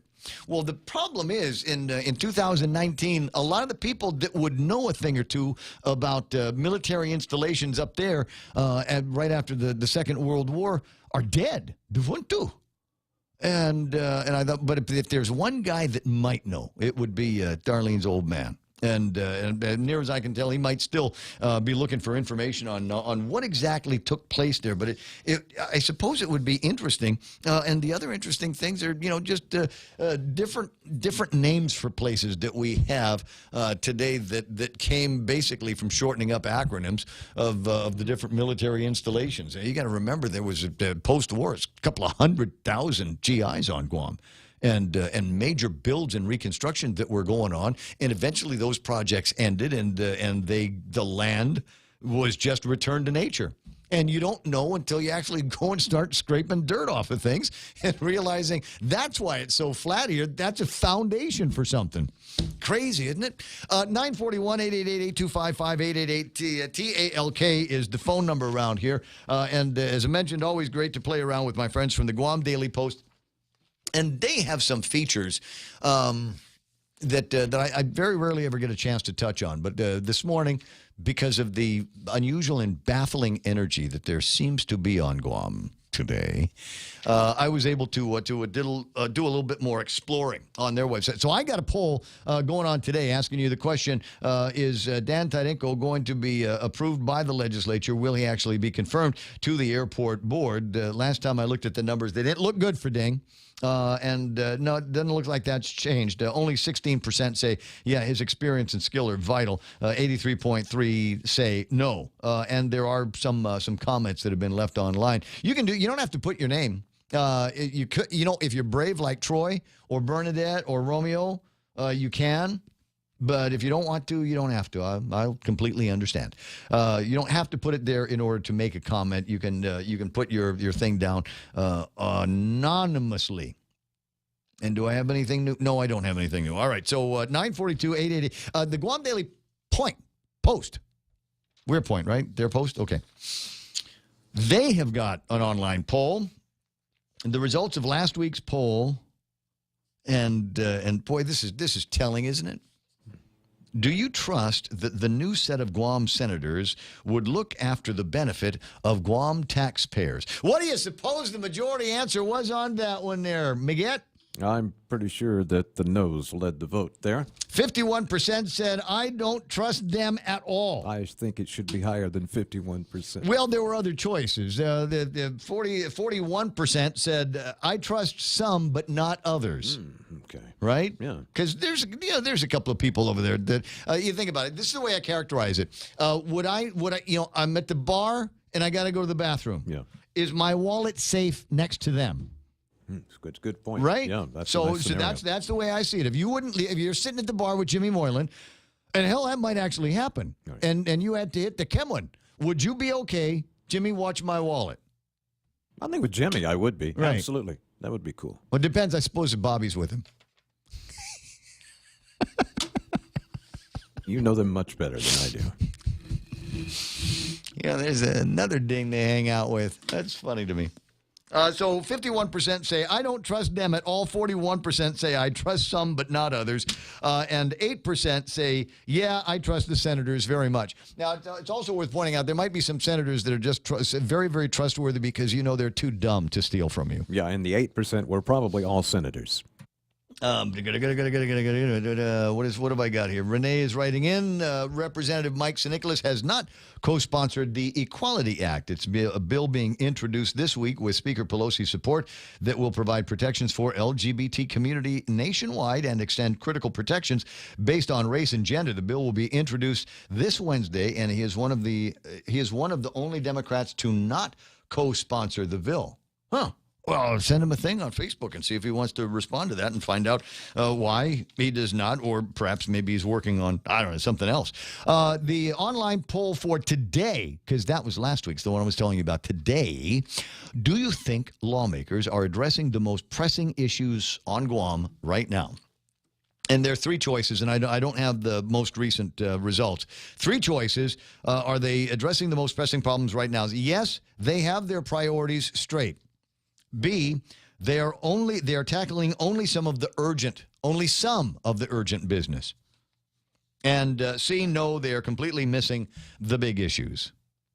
That's it. Those are your choices there. And that might come out of conversation, if I'm holding the right one correctly. That's yesterday's. That might come out of a conversation that is being led by I was going to say former Senator Lee Weber, but he's not a former senator. Lee is a former newspaper publisher. There are more pressing priorities than marijuana and gaming bills. Really now? Yeah, maybe the thing is those other priorities besides the gambling and the marijuana bill. They're too hard. Yeah, well, I was going to say, the other issues will keep them bogged down. Like forever. Yeah. Forever. Just take Guam Memorial Hospital. How are we going to fund Guam Memorial Hospital? Right? Just that. Mm-hmm. Right? Just that one there in and of itself. I mean, that'd take 15 people 2 years to solve. And look how many people it's taken for them to not solve it for decades. For decades. You're absolutely right. How about the YTK debacle over at the port? There's a pressing issue. That's going to cost us somewhere north of $15 million. Yeah. And when I say us, I literally mean us. I don't, I'm not, this is not one of those out in the ether things. I mean, this is everything, 95% of everything that we consume comes through the port. And so if the costs go up, for the people that use the port, they will pass it along to the people that use them, and they will pass it along to us when I make that transaction, when I make that purchase of my Slim Jims. So there's that. The Department of Education, we had Becky North on the radio this morning, and I let her go on and on and on about the budgets and some of the other ideas that are floating around in the Department of Education. Hey, we can save all kinds of money if the students and the teachers work together at the end of their educational day and clean the schools, so we don't have to bring in any private guys. We can save all kinds of money. And the teachers are going, we're already here 20 hours a day. We're already pitching in for our school supplies for the kids. And now you want us to go and get Clorox wipes and feather dusters? I don't think so. Yeah. Fund it, and let's pay somebody else to do it. And she is probably the least selfish person I know. For her to get as excited as she did about those issues today was quite something. She's just the kindest, sweetest, nicest lady there ever was. And as I said, for her to be able to do that really got to me. Nate Horn says it's called a campaign promise. And that is in response to Rudy Magallanes asking, why is it that senators say one thing during election, then do something different when they're elected? And I will stand on it. I agree with Nate. Campaign promises, to be sure.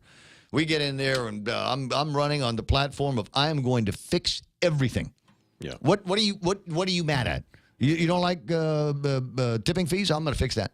You don't like the way our bus system works? I'm going to get in there. I'm going to fix that. And they might be using that as just platform ideas to get themselves elected. Say the right thing, got the right name, spend the right amount of money, get interviewed by the right guys on the radio, and who knows, you could be the next senator so and so. And then you're going to get in there and realize, number one, you don't work alone. That's Just right. because you're a senator doesn't make, and even if you are the highest vote getter, it still doesn't make you the boss of the legislature. Yeah, it's a complicated nature of politics in a democracy in that you have to shore up support for your ideas, and that means a lot of times you're going to have to support others' ideas along with that. It's teamwork. There's going to be butt kissment going on. And there would be plenty like that.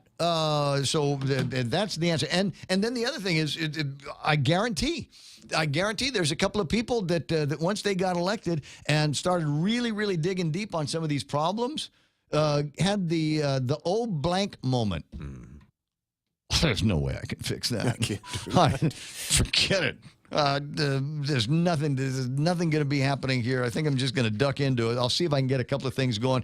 You only need to have one bill that you pass that will get you the honorary legislative state funeral. But then you've got Senator Moylan, who has pushed, I don't know, what is it now, 12, 15 something bills? That He's one-man legislature. I'm saying, man, he's like, well, I'm going to throw every kitchen sink at you guys, and some of this has got to fall through. Well, I've actually talked with him strategically and suggested, you know what? And let's work on some old stuff and try not to be the one that knee jerks legislation through there, because there are a couple that somebody shot a dog. This is it, man. This is the one. Here it comes. There's the don't shoot dogs legislation. What a travesty! What a crime! And it was. What an absolute tragedy. But it doesn't mean that you have to right now come up with a piece of legislation, because I think there were a lot of people hey, listen, I'm guilty of it too. When I looked at that, I thought, oh, my cousin, the judge. But then I read the case. I read the ruling on his case and why he said what he said. And this is one of those. I don't like it. I don't like the decision that he made, but he spelled out exactly why he made that decision. And I will also submit to you, thanks for the thumbs up on Facebook, I will also submit to you, I think there were a lot of people on the prosecution side that thought this was slam dunk. Yeah. So, and because I asked the territorial veterinarian, I said, were you brought in as a witness? And he examined the dog. He was the guy that did the what do you call it? The animal autopsy. Yeah, he's the guy that did it. Did they bring him in? No. I would have been to bring the territorial vet in to just determine whether or not there was suffering and pain on the side of the animal. I guarantee there was, but I'm not the expert. So it's one of those things. He was built. There's the law. This is the case as it was presented to him, and he made the only rational ruling that he could have. Speaking of animals. Hi, Tona. Nice to see you there. My friend Lady D sent me a picture and a video this morning on Facebook. And it's the only reason. If you send it to me on the WhatsApp, I know you got it, 988-5874. It's easier for me to put it on the screen. But if you send it to me on Facebook, I got to take a couple of steps to take it out of Facebook and into WhatsApp. They're, believe it or not integrated for sharing yet. No. Isn't that? You'd think they would be. They're owned by the same guy. Yeah. You'd think that if somebody sent you a Facebook picture, you'd be able to stick it there and on Instagram and on WhatsApp at the same time. Yeah, the funny thing is, like my radar program, I can share that with any of those platforms. But to go from Facebook to WhatsApp or to the other, it just doesn't seem to work. So, it makes me mad. Yeah. But and makes baby Jesus weep. 9:53 in the morning. She sent me a pic, and you know what it was?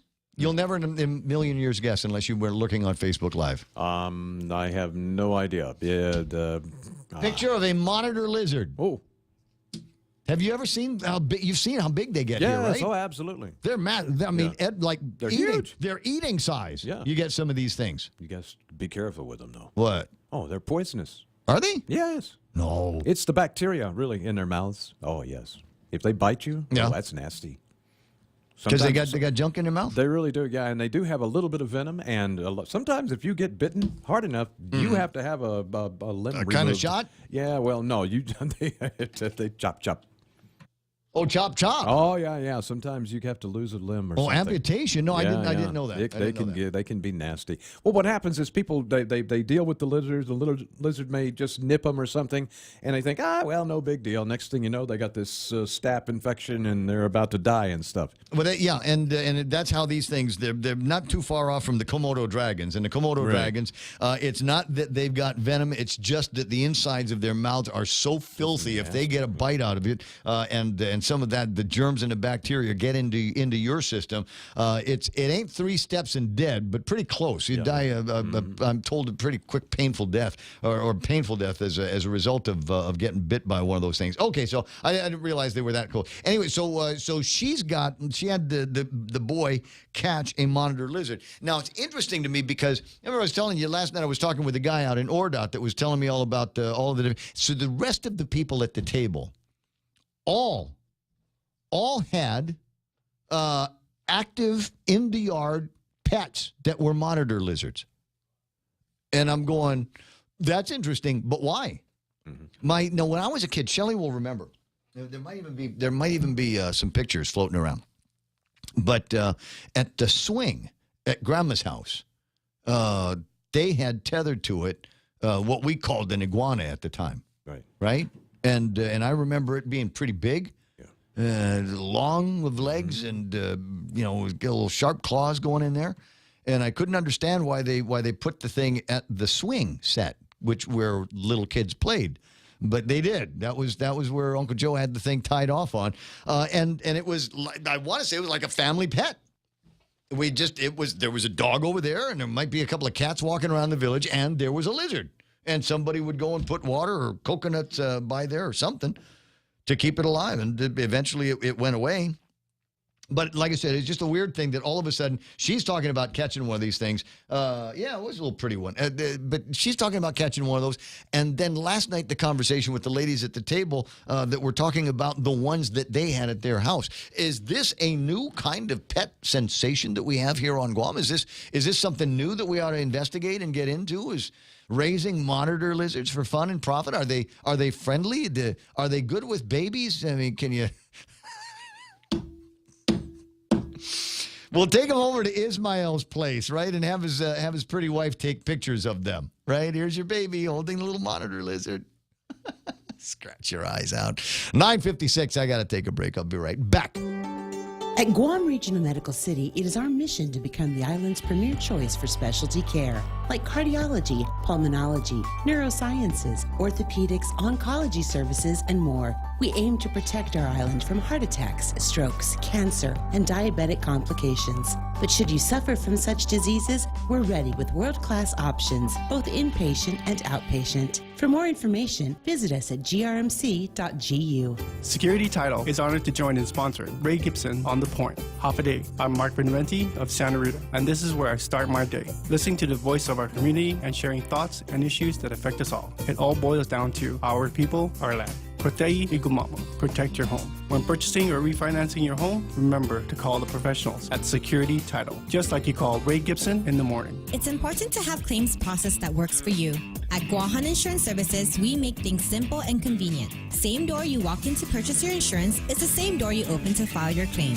We can't pretend that the car insurance claims process is fun, but we can promise a hassle-free and speedy recovery without any runarounds. For your home, auto, and business insurance, visit us at the Camacho Landmark Center on Marine Corps Drive in Tamuning. Don't forget to like us on Facebook or give us a call at 475-1162 or text 929-SAVE. That's 929-7283.